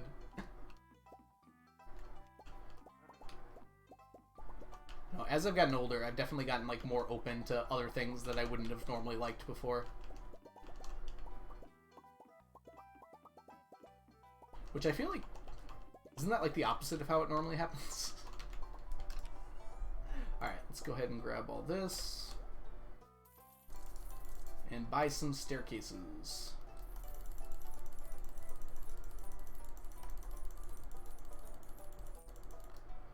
Plays more than what? I don't know. I don't know. I feel like movies are a lot less of a commitment, if that's what you're referring to, Hedgehog. Like, I can go see a movie and not have to, like, think about it at all. It's literally super easy. You buy tickets online, you just go. Where a theater is more like going to a concert, where you have to, like, plan it out, you have to spend a lot of money, you gotta make sure you're there on time, and because if you miss it, you just are out a ton of money. Whereas, like, a movie, if I get there late, it's like, well, sucks, but that was, like, a $5 movie ticket. They're very different in that sort of thing. Like, I've probably seen like well over 100 movies in my life. That's also part of it, Audrey. The nice thing about a movie is, like, I can go re-see it as many times as I want. The play, it's, like, really expensive. Or a musical, I guess, even. Oh, yeah, and in musicals, you can get the soundtrack. I didn't even think about that. Yeah, I was listening to the Hamilton soundtrack on repeat after that musical came out on Disney+. I had a friend who also worked at that movie theater who was obsessed with Hamilton, so we talk about it a lot, even before I'd seen it. Alright, to the island.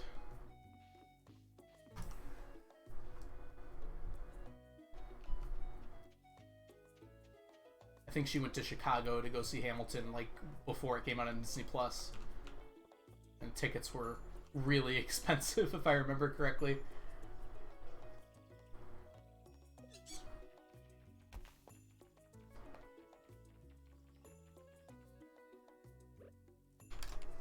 What do you mean you're against its premise, Audrey?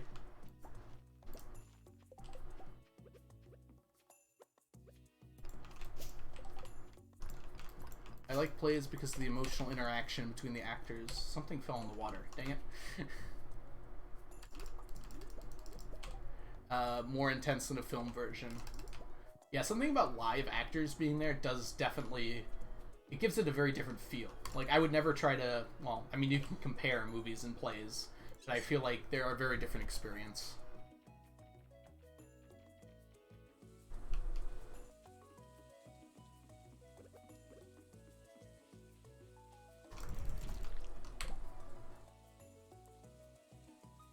Oh, yeah, part of it being not American for sure. Yeah, I mean, it definitely shows a lot of the warts of the Founding Fathers. Warts meaning, like it doesn't shy that far away from, like, the bad stuff that happened, too. Yeah. And, like, I think it was intended, like, originally for Americans, because you're kind of supposed to already know part of the story.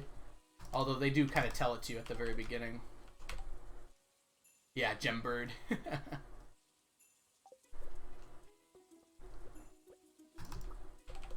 Like, you're kind of already supposed to know about Burr and Hamilton going into it, and kind of their story. I mean, that show, more than, like, a historical thing, it's really a character study of them. Movies about plays. As far as I'm aware, Nate, most of those have not been very good. Didn't a version of Rent just, like, come out recently?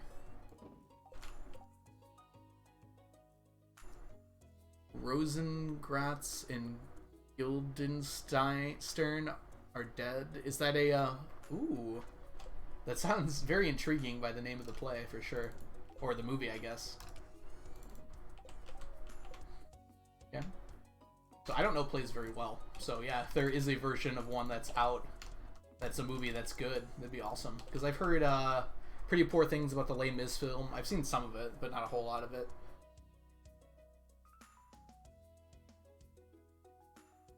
Oh, Hamlet, as told from the perspective of the side characters.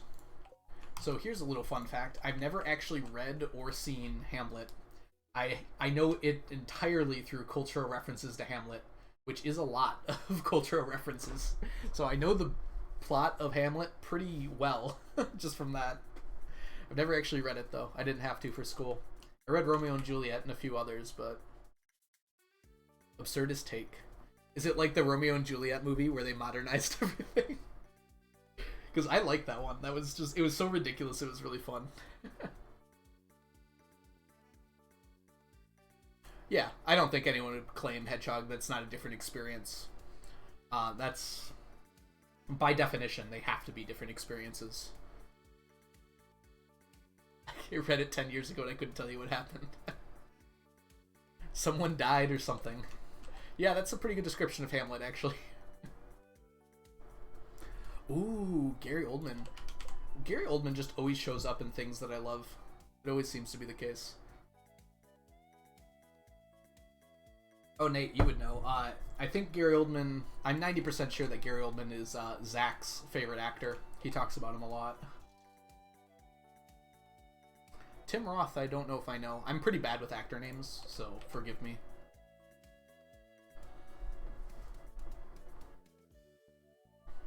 I've only recently kind of understood actors.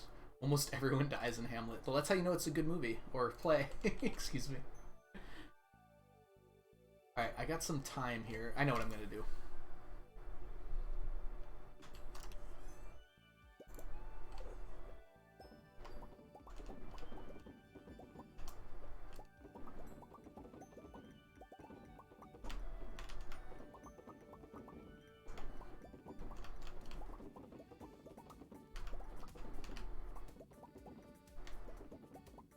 I mean, it is a tragedy, right?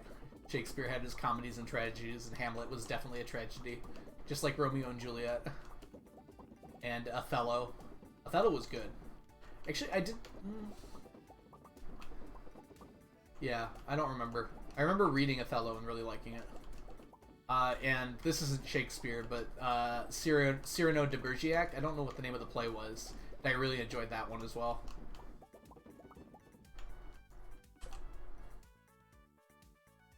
Of Evita. I don't recognize the name of that, so no idea what that one is.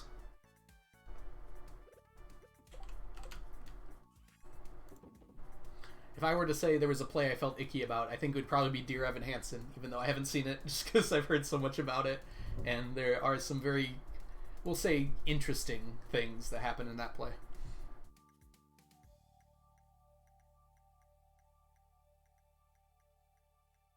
Evita is the name of the play. Okay. Let's go ahead and do this.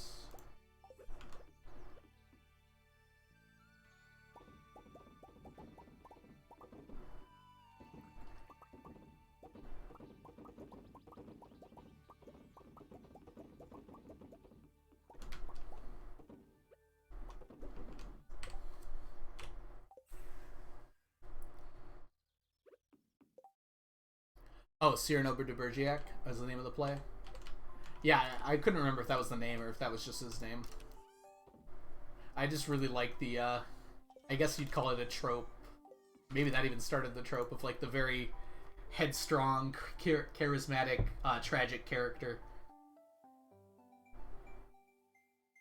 I really enjoyed that play. I read it and didn't see it, but I'm sure if I saw it, I'd also enjoy it. Let me get some water.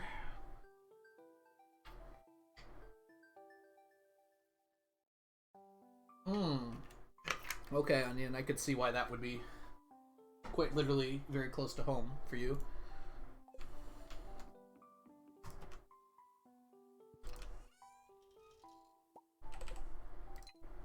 Yeah, I know nothing about that play, but I'll take your word for it.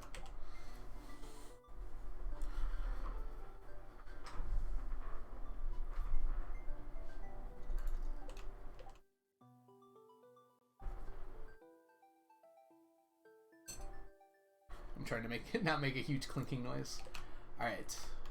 So we're almost at the end of the day here, but I don't want to waste this precious time. So let's go bomb the mines for like 2 times.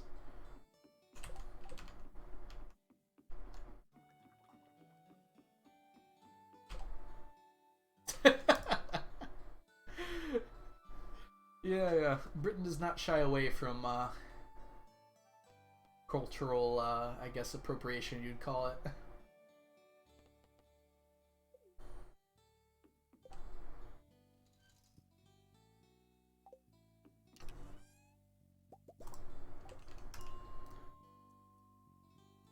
Whoops, let's grab the bombs.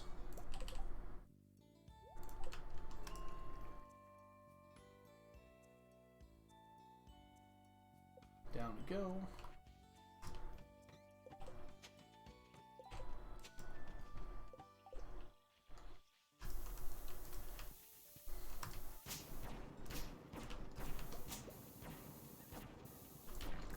Oh, I'm so fast.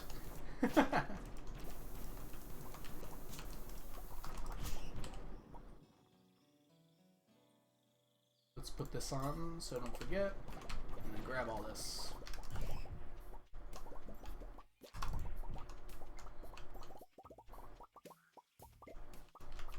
Yeah, there's definitely a right way and a wrong way to do that, Audrey. But yeah, totally fair if that's not your sort of thing. I know, there is something about that, though. It's like, those people were human, right? And it is, you know, kind of difficult to see them in that light due to the fact of some horrible things that have been done. Oh, my goodness. Ooh, I got very lucky there. Les Mis, Phantom of the Opera, and Grease. Yeah, thank you for reminding me, Onion. I was very close there. Didn't even notice how close I was to dying. Yeah. I don't know. Something about that. It is important to remember that those people were, in fact, human. And it's hard to think about in that way because of, well, obviously the things that they've done. I don't know where I was going with this.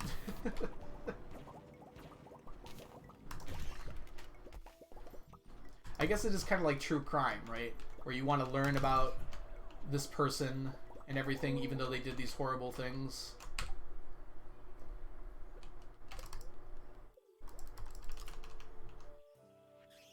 Yeah. And I certainly don't enjoy the ones... I've definitely listened to some podcasts where they almost seem to... I wouldn't say celebrate, but they definitely talk up the person a little bit more than they probably should. Like serial killers and stuff, and I feel very uncomfortable when that happens. Yeah. Everyone's got warts. Just some people probably have too many warts, and they're not worth remembering.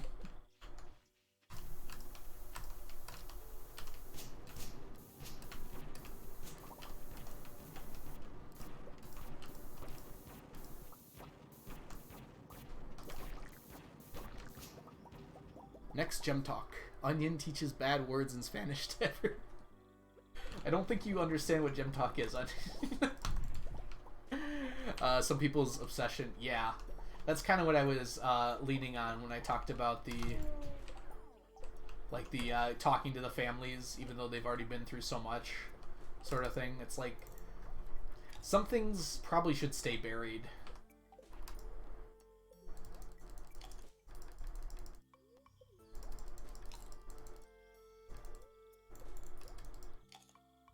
There are good ways and bad ways to talk about them, things like that. The problem is with like podcasts and with the amount of Netflix shows and other shows that are coming out copying them, it's like some of them are not going to do a good job of being nuanced about a subject. And yeah, it's unfortunately not great when that happens. Like, those should be very difficult to make, especially with podcasts. Basically, anyone goes online and talks about a subject. You know, it's like... You have to be kind of careful when you're talking about those sorts of things. And I feel like that's kind of disappearing. At least in my opinion, you have to be careful. I guess not everyone might agree with that. Okay, let's throw all this down.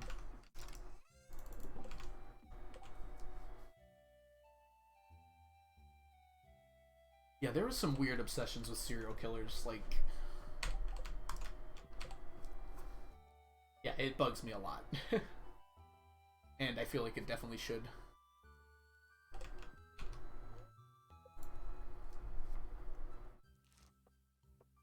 Yeah, that's probably about right, Audrey. It's like there's like a distance between what I'm looking for. They like desensitize themselves to those sorts of things, and it's like this person not only died, but was like also horrible things happened to them.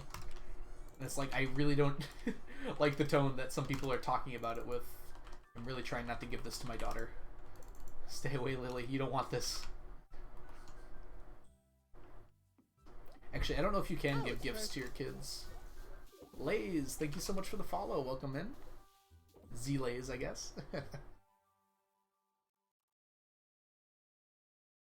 I'm mostly into unsolved murders, false confessions, false accusations.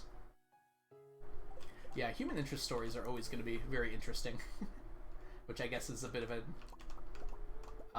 not oxymoron, but... begging the question, I guess. Hazy Lays, welcome in. We are in depth talking about true crime and plays at this point, but feel free to jump in if you got anything to add.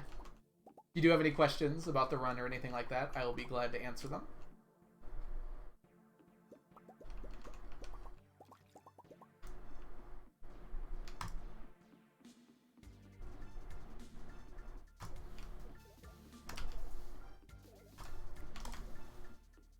So right now, I have a lot of things I like to go for at the same time, but in this bottom corner here, I have a few of the most common ones I'm trying to get. So we're trying to finish up Bream. We're pretty close, actually. This one here is Carp Surprise, Monster Musk, Radioactive Ore, Golden Coconuts. Yeah, a bunch of different things along this line here is most of the stuff I'm going for right now. A lot of things I can get only a few daily. Like golden coconuts. This is my best way of doing that. Did I get any today? I don't even see any. Oh, here's one. Yep. This is my method of getting golden coconuts right now. I get about one per day. Oh, yeah. Ooh, man. So you're in law school right now, Audrey. I remember that you talking about that earlier. Or were you already out of law school and already, like, at a firm?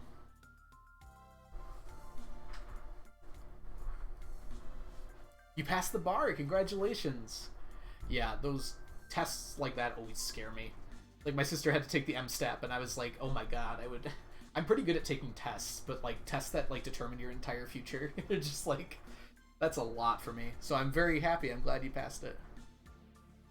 Row does not lead to golden coconuts, but, the, blue discus ponds can drop them. Sundeco. So that's the best way for me. I mean, it's the quickest way for me to get as many as I can. Technically, you can turn coconuts. Every 10 coconuts becomes a golden coconut as well. So eventually, these will be golden coconuts once I have this stack filled. Yeah. There's a few different ways to get them, but that's like the fastest passive way to do it.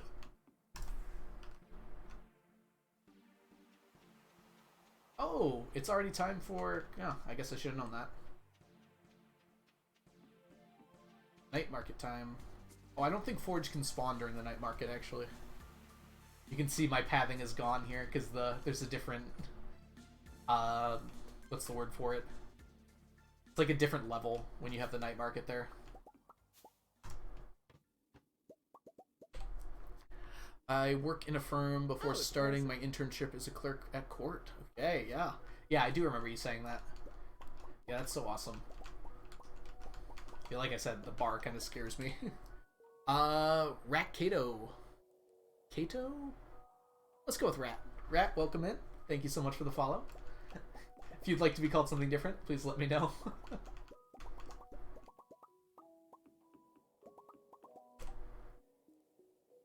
Yes, it does, Lays. Yes, it does. So the fish ponds are the short answer to that question. I just essentially use the fish ponds, and it does go pretty quick. Pretty soon here, well, not pretty soon, in the next few years or so, I'm going to start, like, sleeping away. Well, probably in, like, 10 years. I'm going to start sleeping away days, and that'll make it go a lot faster. If I don't have anything to do during the day, I might as well just sleep, get the fish I need, and then sleep again. Ooh, we got some very good omnis today. 1 in 4 chance. Rad is good. Awesome. Glad to hear it.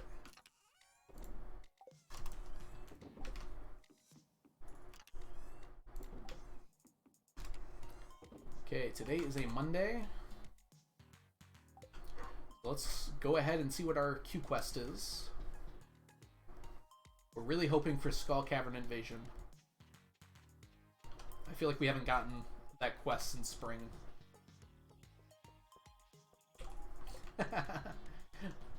They were busy hating on onions.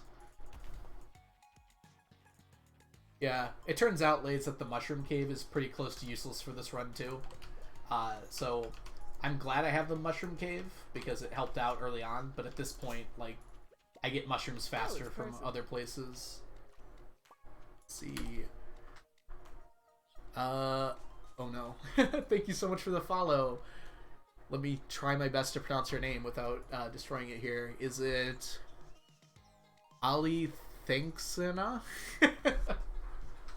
I am so bad at pronouncing names. I very much apologize.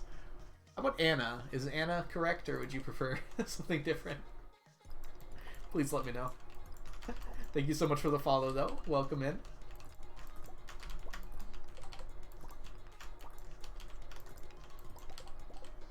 Yeah, I'd say once you get into the late game, they're both pretty equally about the same. Shut it, Nate. I don't know where the syllable breaks are.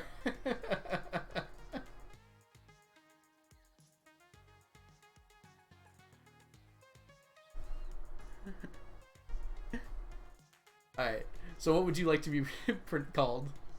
Is it... let's see...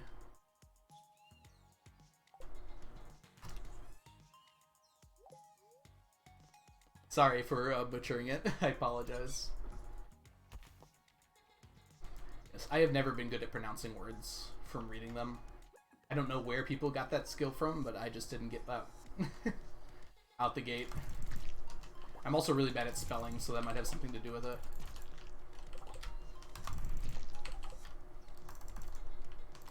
Jeep, welcome in.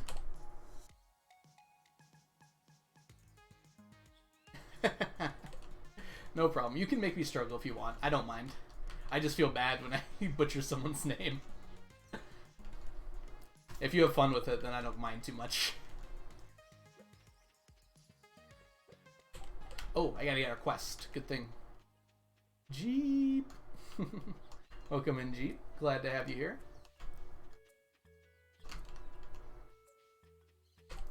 Well, I cheat with students. I cheat with students. I have them pronounce their own names, and then I write down the pronunciations next to their name, and then in 2 weeks I don't need them anymore. That's usually what I do. Slays. Zelays. Yeah, I go around, I have each student pronounce their own name for me. Look at this. This is the same 2 quests I had last time. Shells, welcome in. Everything's going great. Glad to have you here. So GP just woke up, stayed up super late trying to catch Saturn. Oh, the observatory was locked? I'm so sorry, Jeep. I haven't actually seen Saturn through a telescope before, but I've always really wanted to. Yeah, 4 shards is easy, but it's annoying that I didn't put them over here because I didn't think I'd get the quest again. So let's go grab that. I've seen Jupiter a few times through a telescope, and it's been beautiful every time. And then the moon is always gorgeous to look at through a telescope. Oh yeah, that's a good idea, Nate. Have them write it down, because I know some kids would be scared to say it out loud on the first day. It's a good way to handle that.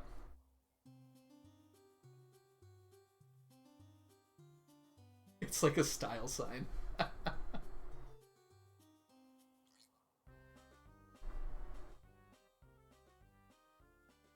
Oh, you've never been able to catch me live? Oh, I'm glad that you made it in. Yeah, I can really only stream a few times a week because I am pretty busy, but I'm very glad you were able to make it to stream today.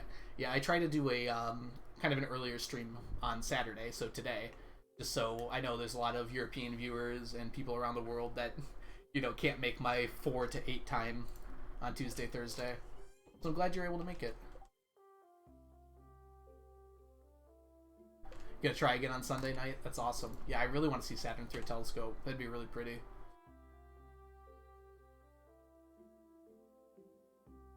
Exactly. I actually learned it from one of my professors at college. He had us.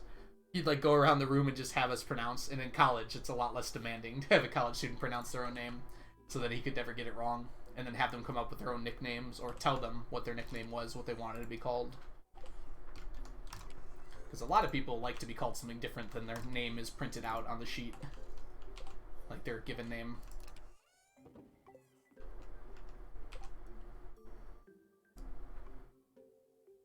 what was it, first semester, I had 3 students in the same class. Their names were Elzaria, Alasia, and Azaya. I'm not kidding. All 3 of them were in the same class. Those were their first names. Elzaria, Alasia, and Azaya. And they all looked the same on the page to me. It took me a long time to figure that one out. Somehow I get Nate out of that name. I wonder how Apollo 1567... Is that a year? Or...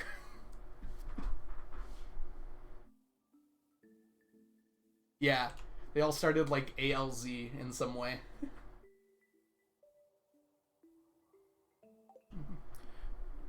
I mean, the names are pretty enough. Just the fact that they were so similar and they were all in the same class. It's like, oh my goodness. How am I going to manage that?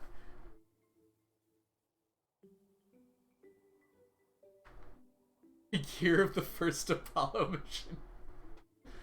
I have several questions. I think you're one number off on that, at the very least.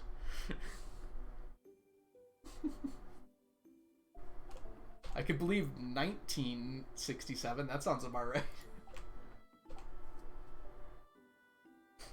Yeah.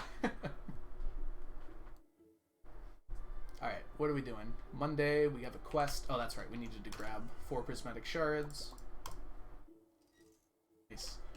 Okay. 400 years before Apollo. Sounds like a title for a movie of some kind. Probably not a very good movie. Yeah.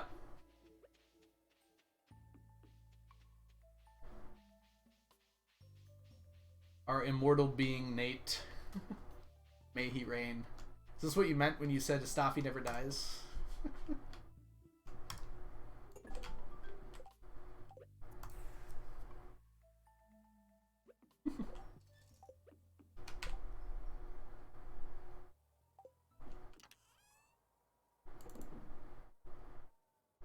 Inspired by a true character.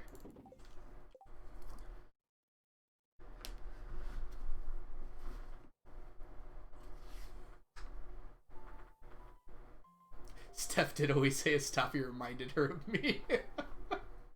Yes, the how would you describe Astafi? I was about to like say yes, the person, but I can't remember. I don't even know how I would describe Astafi in a single sentence. Sun god Apollo. I guess, yeah, Apollo would be immortal. So there you go. Alright, it's Monday. I guess we just go to the island.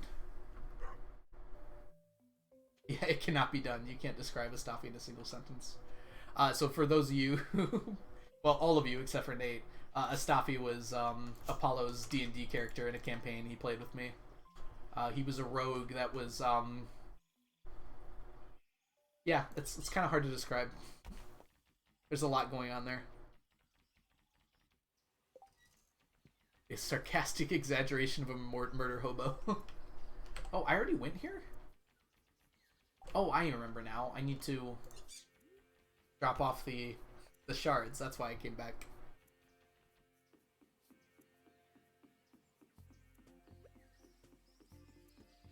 Yeah, Nate, you should play a bard. I think you'd be pretty good at it. When Thorman dies, you can... Did I already... I just came straight back here. Oh my goodness. I had already dropped it off. Alright, Audrey, thanks for stopping by. It was awesome to have you here. Come by anytime to talk about musicals. I'll gladly oblige.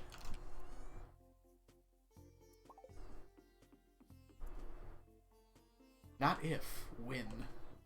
You hate D&D's casting system? For shame. I think I've only played casters. I've never played a character that wasn't a caster, except for that one shot we did where I played the barbarian. I remember that one. I think that was the only time.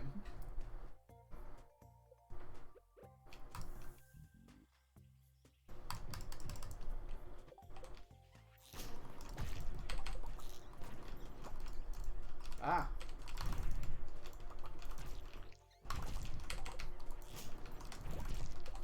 So many monsters.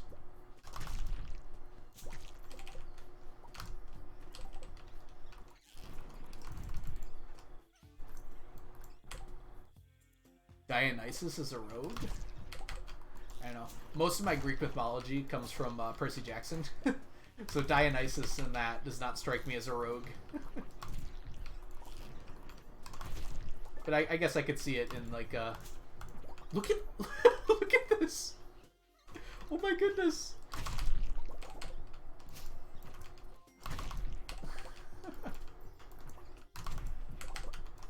I'm gonna have more staircases per capita than anywhere else in the world. Look at all those.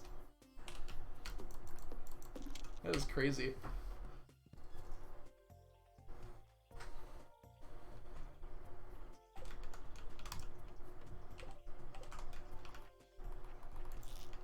Whoops.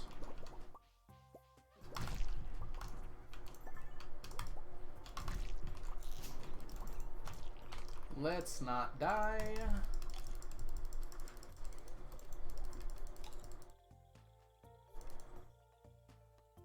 Yeah, Monster Musk does some pretty insane stuff. Which is why it's worth using despite requiring bat wings.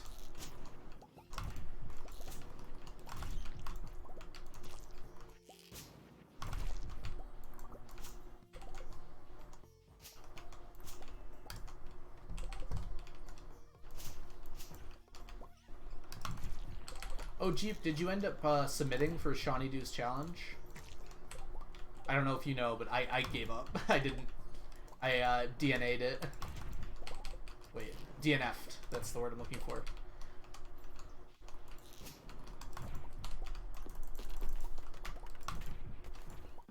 If a challenge like that comes up again, I'm going to have to plan it out a lot more. I did not do a good job of getting ready for it.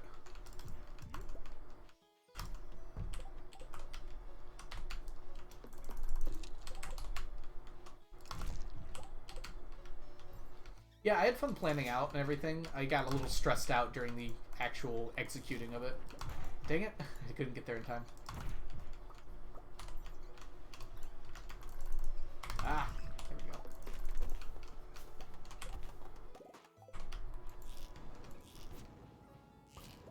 Ah, right. Yeah, that is something I will not miss from college at all. This final season.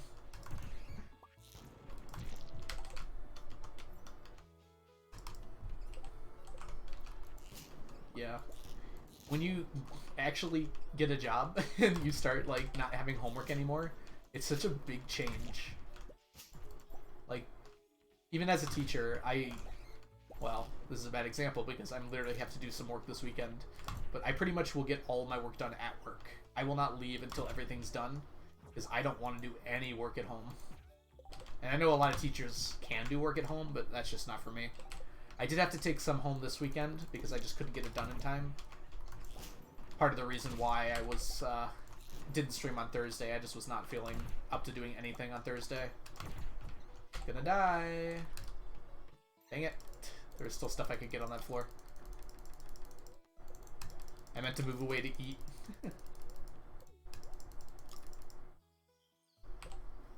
Looking forward to not having to work at home. Yeah, getting moving has been very nice. Being a teacher must be tough. Grading assignments take a lot of time. Yes, I purposely make my assignments in a way that I can grade them quickly. Also, there's a lot of assignments I don't grade. Like, we go over them together in class, and there's, like, a completion grade, but it's, like, as long as you put effort in, that's where the credit comes from. But since we go over them in class, it's fine. I don't have to mark them right or wrong. They have to do that themselves.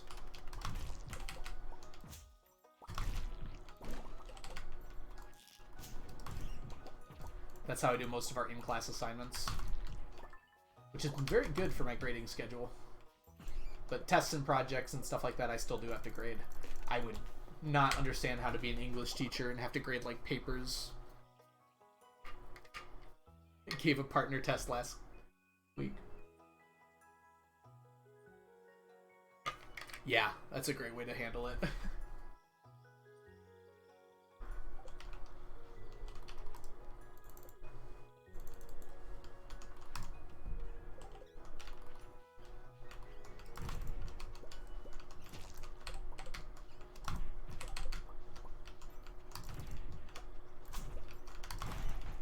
Dang it.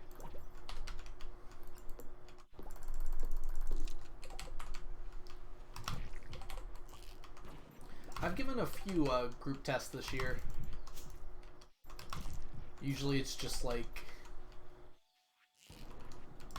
I don't know. Sometimes it just feels necessary.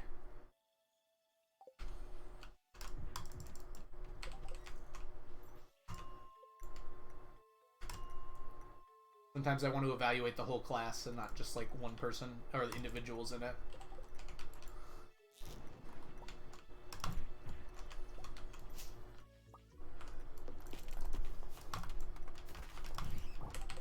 I don't know if this is like a this year thing or just like a thing that's been happening for a while, but they just don't seem to want to do any work on their own anymore. Like any solo work, I get so many complaints. It's like, yes, you can work together. That's fine.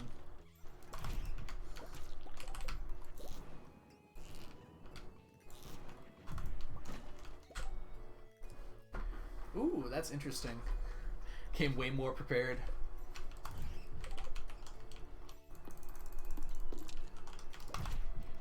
Yeah, there's like a good 30 to 40% of the class that won't do anything unless they can copy it off of someone else. Which is just like, I don't know how, I probably shouldn't give them credit, right? But at the same time, it's like, then I have to fight.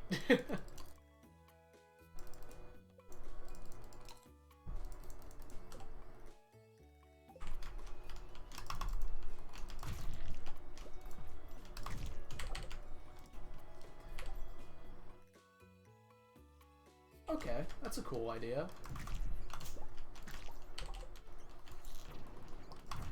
No, we're going to be talking about astronomy soon, so I'm just excited for that. Get to go on astronomy rants for days. There's actually some like pretty big concepts that are on the Earth science standards. Things like the Big Bang and like the formation of the solar system, which is really cool. Let's get rid of these.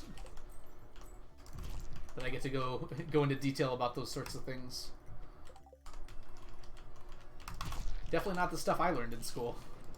I mean, we talked about the Big Bang. I remember that. Yes, astronomy.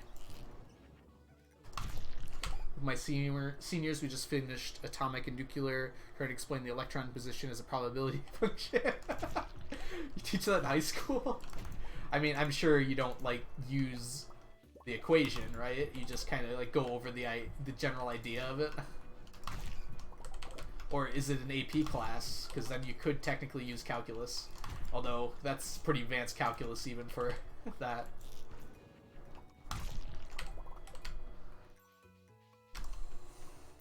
The best assignments that ever happened to me was the one where the teachers let us divide up the work, so half of us made the text and the other half had to present it.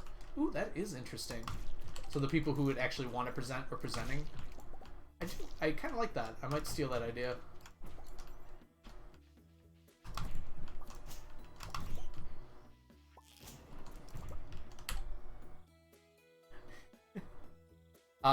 Slays. I hate the grading system here in Sweden. To get an A, you have to complete different knowledge requirements. So you basically have to be perfect, huh? I mean, it kind of makes sense. Jeep, welcome back to the stack. So awesome to have you back here. Welcome in. Continue to enjoy your emotes and your new sub badge.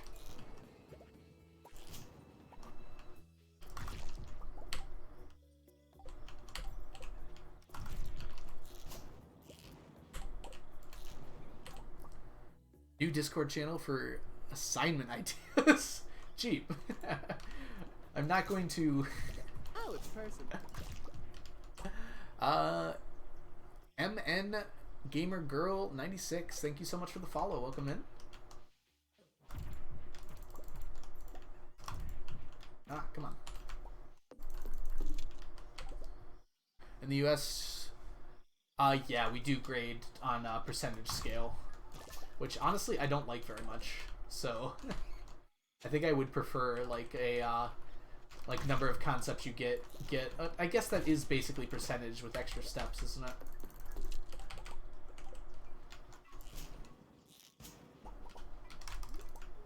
close to the end of the day here, so I'm just trying to wrap all this up. Without dying, please.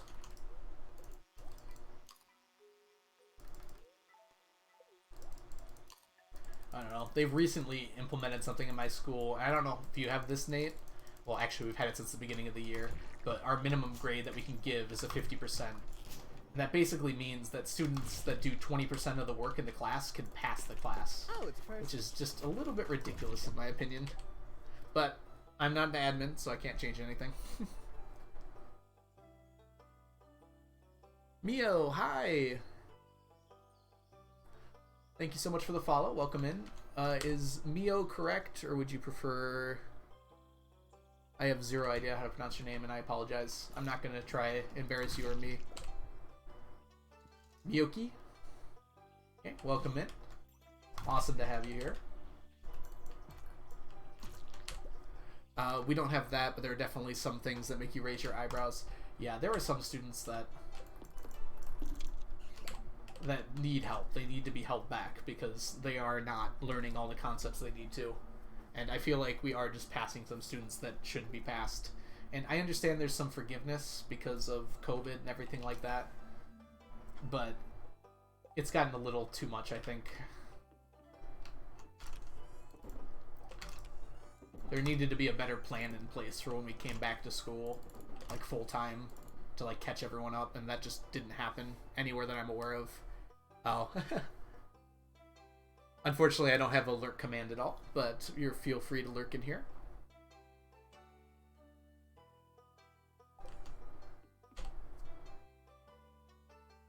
So what we do, in my school at least, is if you don't get a 50% in pass, how it works essentially is whenever if you don't turn in an assignment, or if you get a 0 on an assignment, it just automatically bumps up to a 50%.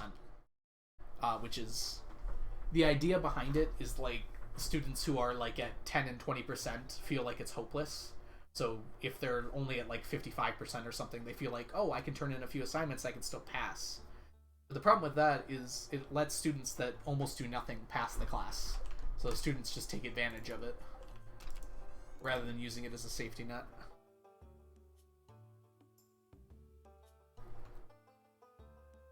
Oh, they weight the percentages to make it even tougher?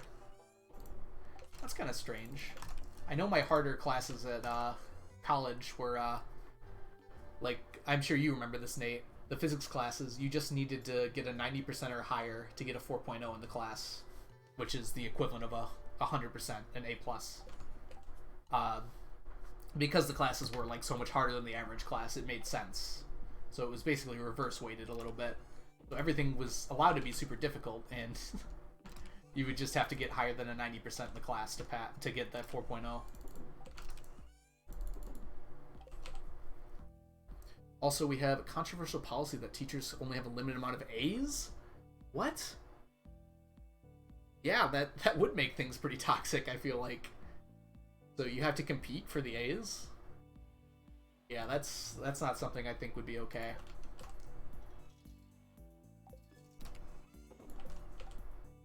I understand using competition to like help boost other people's grades, but I feel like that's not the way to do it.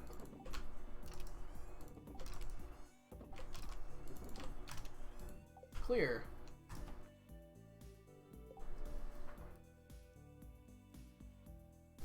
Uh-oh, interceptor. No, no, no. You're not allowed to do that. I got it, don't worry.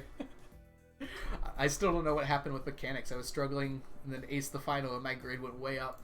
That happened in thermodynamics for me, Nate. And I think it's because the professors like us a bit, if I'm going to be honest with you. Physics is a pretty small discipline at the college we went to, so...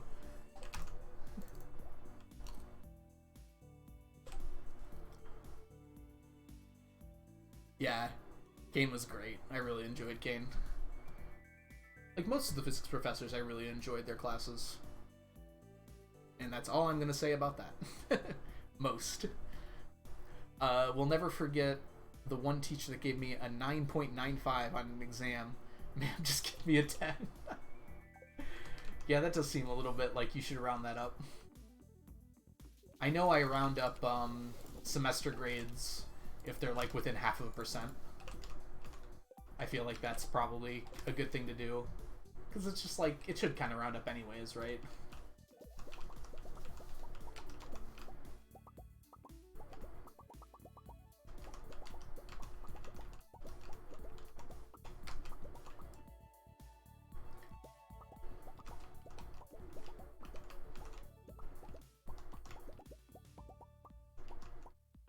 It's always weird when they, like, the administration tries to control my gradebook, and like, it's just like, you need exactly this many things and all of that, and it's just like, I make all this up anyways.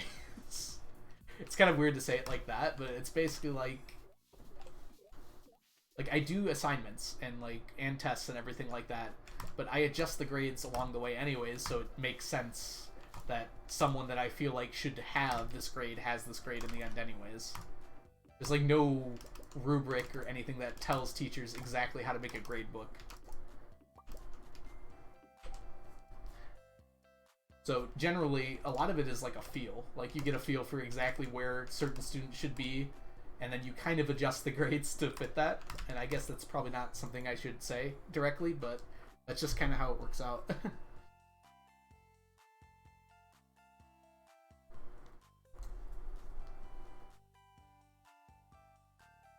Sorry, I have to send a text real quick.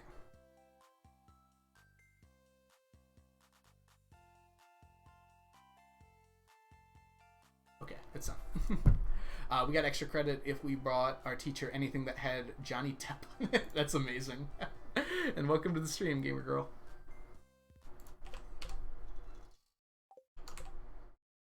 Alright. Wait, did I... Yes, I did. Slaves. Well, here, where I live, we can't do that. Like, for example, communication's a bit bad. Boom, just a tiny bit. The A is gone. Ooh. Oh, I see. Is that Sweden again? So basically, you're just... I didn't go to the night market yesterday. Oh, I completely forgot. That's fine. I don't lose out on that much.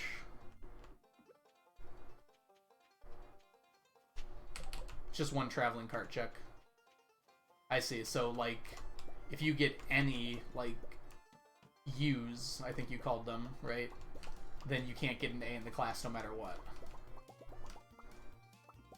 The only thing I do is the traveling cart and the night market jeep. So it's not super important, but it's important enough that I don't want to miss it. Because it's 3 traveling cart checks in a row. Most of the other stuff I've needed from it, I've already gotten.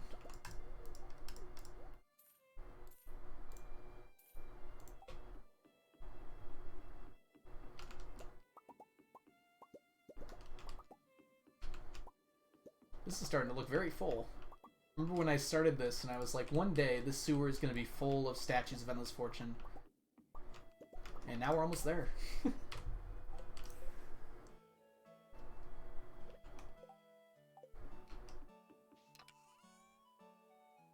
They do not. They do not know what my stream is. And I'm not going to tell them how to find it. A few of them are aware of the general fact that I've streamed before. But my name is distinct enough that I don't think they'll ever find it. At least the students I teach now don't know much of anything about Stardew Valley. I've tried to talk about it before, but I don't think they'd be very interested anyways. But thank you for the follow, Eddie. You? We'll go with Eddie, huh? They're all TikTokers. Yes, that might actually be the case. They definitely all use TikTok a lot. Let me double check here. Oh, the greenhouse is ready, so I'm gonna go take care of that now. Yeah. Like, I haven't shown them anything that I've done, but I've, like, generally talked about the fact, with just a few of them, not like the whole class, that I have done streaming before. But yeah, I don't think I would ever want them here. And if they did show up, I might have to not let them be here. Because that is a very different thing.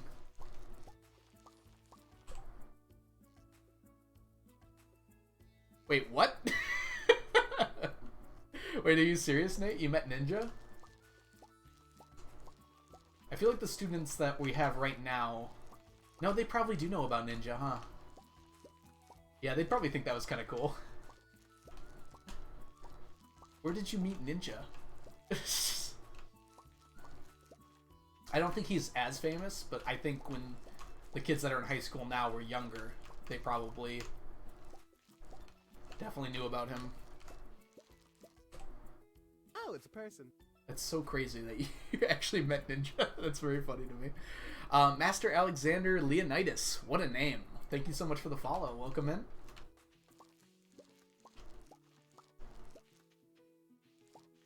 So, Ninja was like right here? I don't know. That's so weird to me. He lives in like Chicago, right? Or something like that. I watched Ninja quite a bit when Fortnite was very popular. And then not at all after that. It really was like a craze for me. I played a bit of Fortnite. I wasn't very good at it though, so I stopped.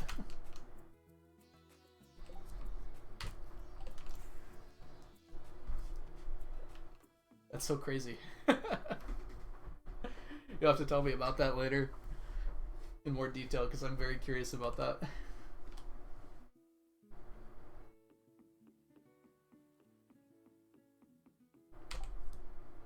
He struggled to speaking in front of everybody, but the wife did a really good job making up for it. That's surprising to me, because I feel like streaming would translate well into public speaking. At the very least, teaching feels like it did for me. But I guess those are kind of two different things, so... I guess I'm not super good at public speaking. But I'm also not really a streamer. Not like that, at least. Alright, Tuesday. Gem time! Oh, this isn't ready yet. Oh well. I didn't think of anything for Gem Talk. What is everybody's favorite... Oh, we did Unusual Pet before, didn't we? I always think of the same things. Alright, let's do a simple one. Does everyone prefer cats or dogs for a pet? And why? Oh. Okay, I changed my mind. I like onions better. What's your favorite planet? Alright, we're switching halfway through, it looks like. So for me personally, I think I still prefer dogs, although I would probably get a cat, personally, just because they're so much easier to take care of. Yes, dogs are very cute and affectionate. Cats can be too, though. My friend has a cat that is very affectionate. Basically acts like a dog. Cats, but I'd rather not have even a plant. Yeah, responsibility is a lot, isn't it? Yeah, I don't think I probably am going to get a pet when I move out. At least not for a while. Twitch Stardew user, welcome in. Or Twitch user Stardew, I guess. Love dog and cat, but I'm allergic to cats. Oh, that sucks. I'm sorry to hear that. Yeah, I have a few friends that are allergic to cats and still hang around them anyways because they're so fun. Yeah, my friend has a very, very cute cat that's very affectionate and likes to jump in front of us while we're playing D&D.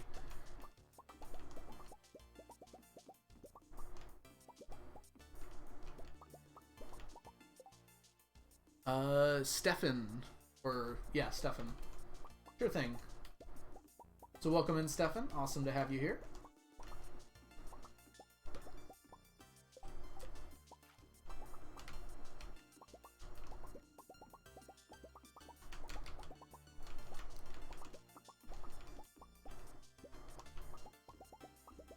I should say welcome back, actually. Oh, guess who's not open today? That's okay.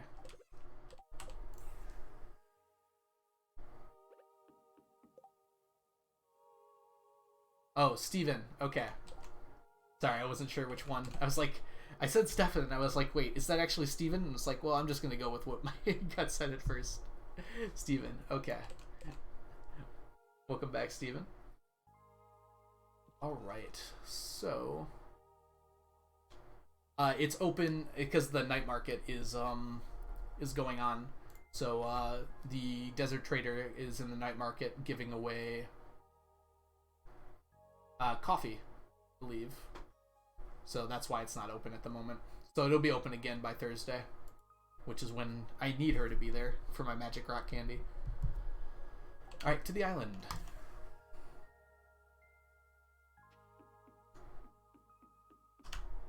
Dang it. I should have gone through the jungle, but I forgot. Min-maxing. I tried to do Shawnee's challenge and I did not do very well. I have attempted some challenges in the past, and I mean, this run kind of is min-maxing. I take it mostly casually, but technically what I am doing is I'm trying to do it pretty efficiently, so it's kind of min-maxing. I haven't actually done a full challenge run before, though, but I am considering it. It is, like, within my skill set for sure, with how much I've played this game. I know Piano is planning on doing another 1-year money run, and I'm super excited for that. That's probably a little beyond what I'm capable of, though. I'd probably want to do, like, a short challenge run, because I'm always going to be doing this 999 challenge here on the channel. So if I was to take a break to do a challenge run, it would only be for a few streams. Would be my goal.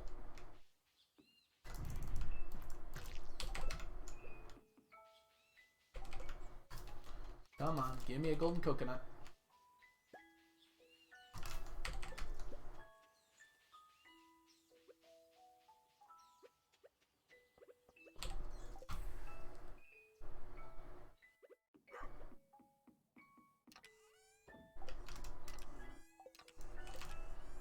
Okay, interesting. So today is night market, and I definitely want to go to that. So I'm trying to figure out what I can do for the rest of the afternoon. The night market doesn't open until 6 or 8. I can't remember which one. I think I'm going to go run some volcano mines a little bit here, because I haven't done that yet today.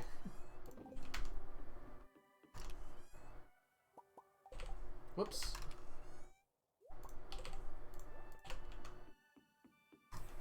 Five? Opens at 5. Okay.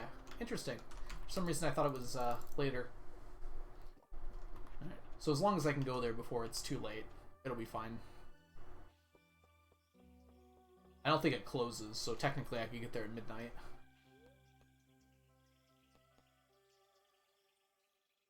I should double check that though. Not something I normally have to worry about.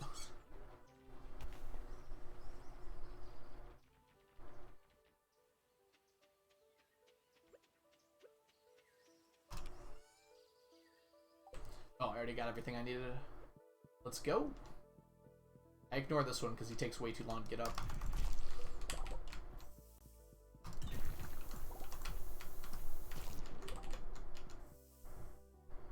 Okay.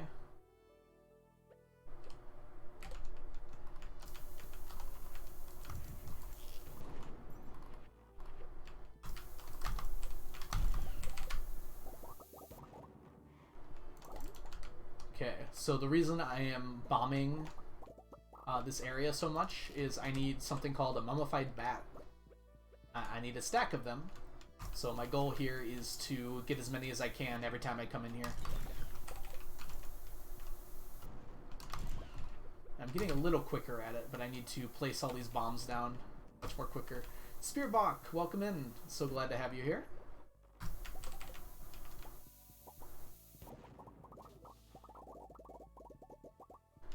$5 o'clock. Night market did open. 999 challenge, but it's kill 999 of every monster. I might have done that. Outside of maybe like the Dougies. I can always go check too. I'm glad it tracks it.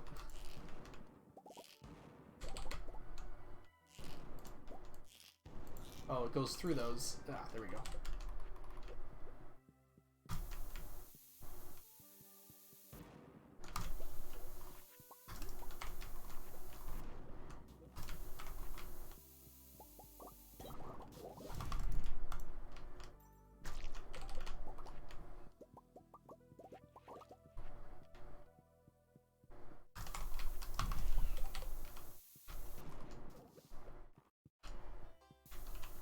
Okay.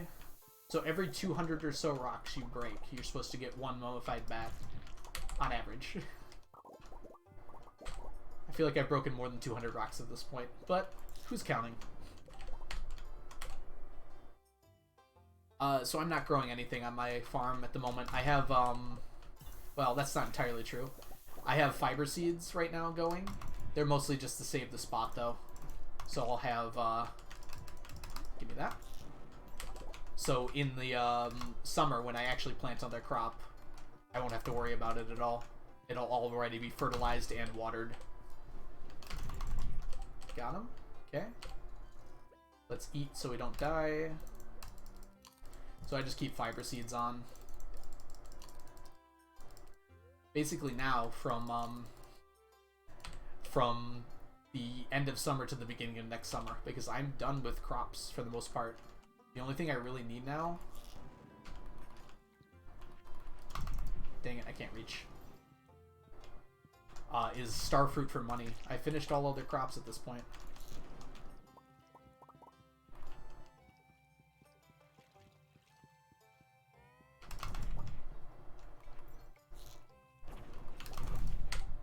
Woo! Look at that!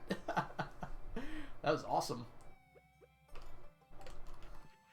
I don't think I've ever gotten 3 dragon's teeth at a time before.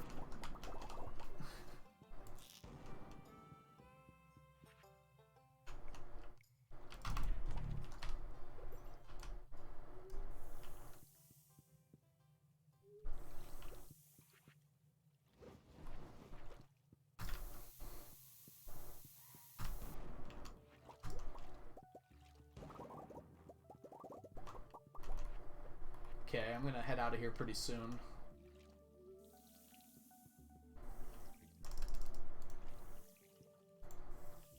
Dang it, I thought I could reach that.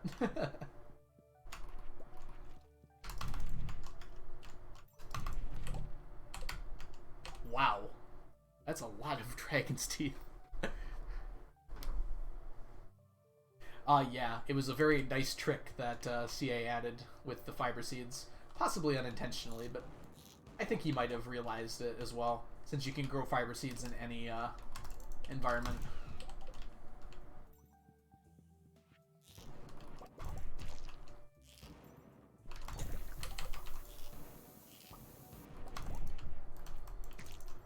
Alright, let's not die.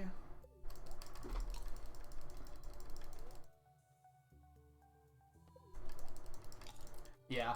So the other nice thing about it is I can't grab it accidentally. It's a scythe crop, so... Dang it.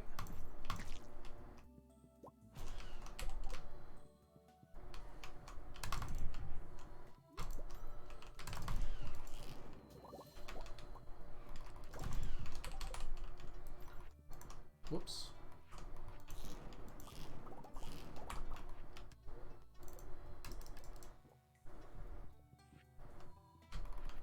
I'm actually going to blow this up, and then... Dang. Still haven't gotten a mummified bat. But 5's dragon's teeth is nothing to be upset about, that's for sure. And plenty of cinder shards as well. Come here, guy. Really?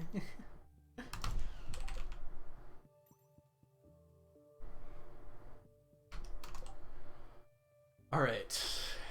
I'm gonna double check the night market really quick to make sure it doesn't close.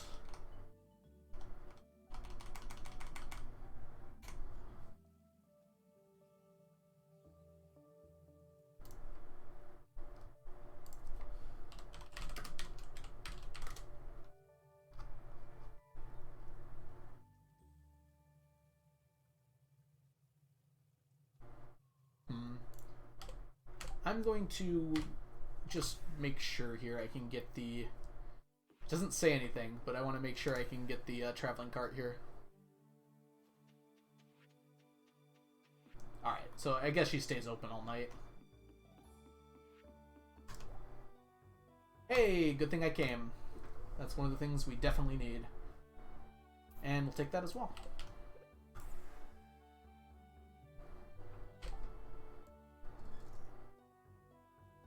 Yeah, 5 Dragon Teeth is insane. That I don't think I've ever gotten that many in one run before. And it was only half of the run. Yep, we got a unbranded pickle. So we're up to 16 of those, I believe. Yep. Which is still pitifully low, but we'll get there someday, I hope. But yeah, that's the only way to get those, is from the traveling cart.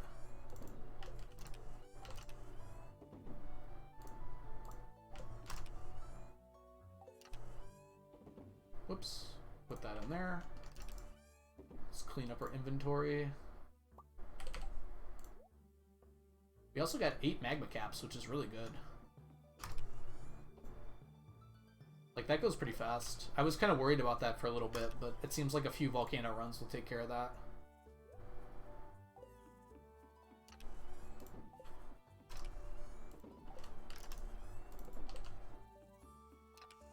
Pickles, pickles. Alright, let's see here. I've got 2 hours left, reasonably. Technically 3, but... Oh, I know what I can do. Let's just do some quick harvests of our wool and our eggs. That should take up the rest of the time.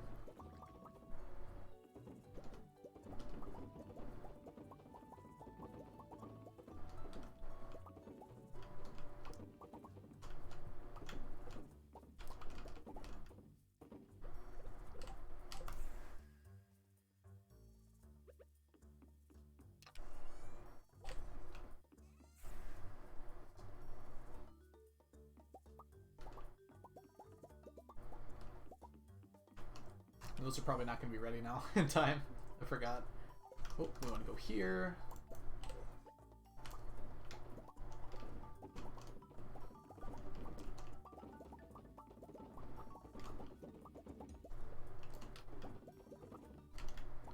Let's go ahead and wrap all this up and we will be done.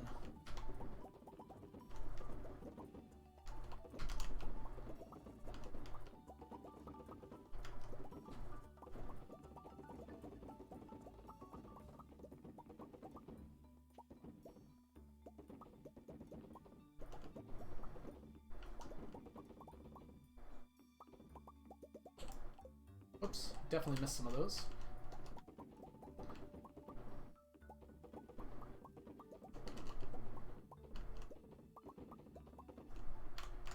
So this is just some extra money. That's kind of nice to get. It's pretty easy. I don't have to get the golden eggs in any way. Alright, so... put those away. Alright, we did pretty well today. Very beginning of the stream, I managed to finish up a stack of mushroom tree seeds, which is awesome. I'm pretty close to getting done with bream. Breamfish, carp's still a while away, but it goes by really quickly. We're almost at 250 statues of Endless Fortune, which is insane. If you had told me that a while ago, I wouldn't have believed you. That's 250 million that I've spent on those, out of the 566 million I've earned in total. Alright, well, I think I'm going to have to end stream there. It's so awesome that so many of you are here to join me on this absurd challenge that I've undertaken. Thank you so much for stopping by. We're definitely going to go raid, so don't run anywhere yet. We'll find someone fun to go check out. Thank you so much for joining me. I stream on... Yeah, thank you for coming. I stream on Saturdays and then Tuesdays and Thursdays at 4 o'clock Eastern. Although Thursdays I'm going to have to move back, I think, to 5, but... yeah, this is a unfortunate song for the moment. Let's see if we can't... Yeah, it's a little bit better. Alright, so I'm going to go find someone else to raid. Let me throw up our ending stream, because I really like this one. Let me see here. Who is online?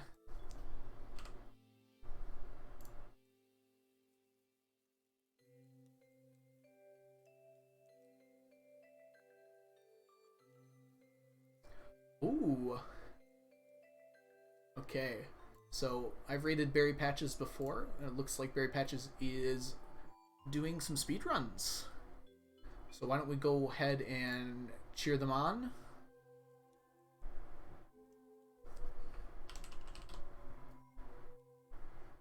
Doing some Mines 50 speedruns as a beginner, which is exactly what I was doing not 2 weeks ago. So probably going to beat my time, honestly. I did not do very well. Alright, so let's go ahead and get the raid together. Thanks everybody for stopping by today. So we had, let's see who said it. Thanks Slays, thanks for coming by, Onion, Jeep, Chelsea, thank you. Glad you were able to make it as well, Anna. And Jeep, thanks for coming by. Alright everybody, go ahead and enjoy Barry and give a nice warm welcome to Barry, who's streaming some speedruns, and I'll see you guys all on Tuesday.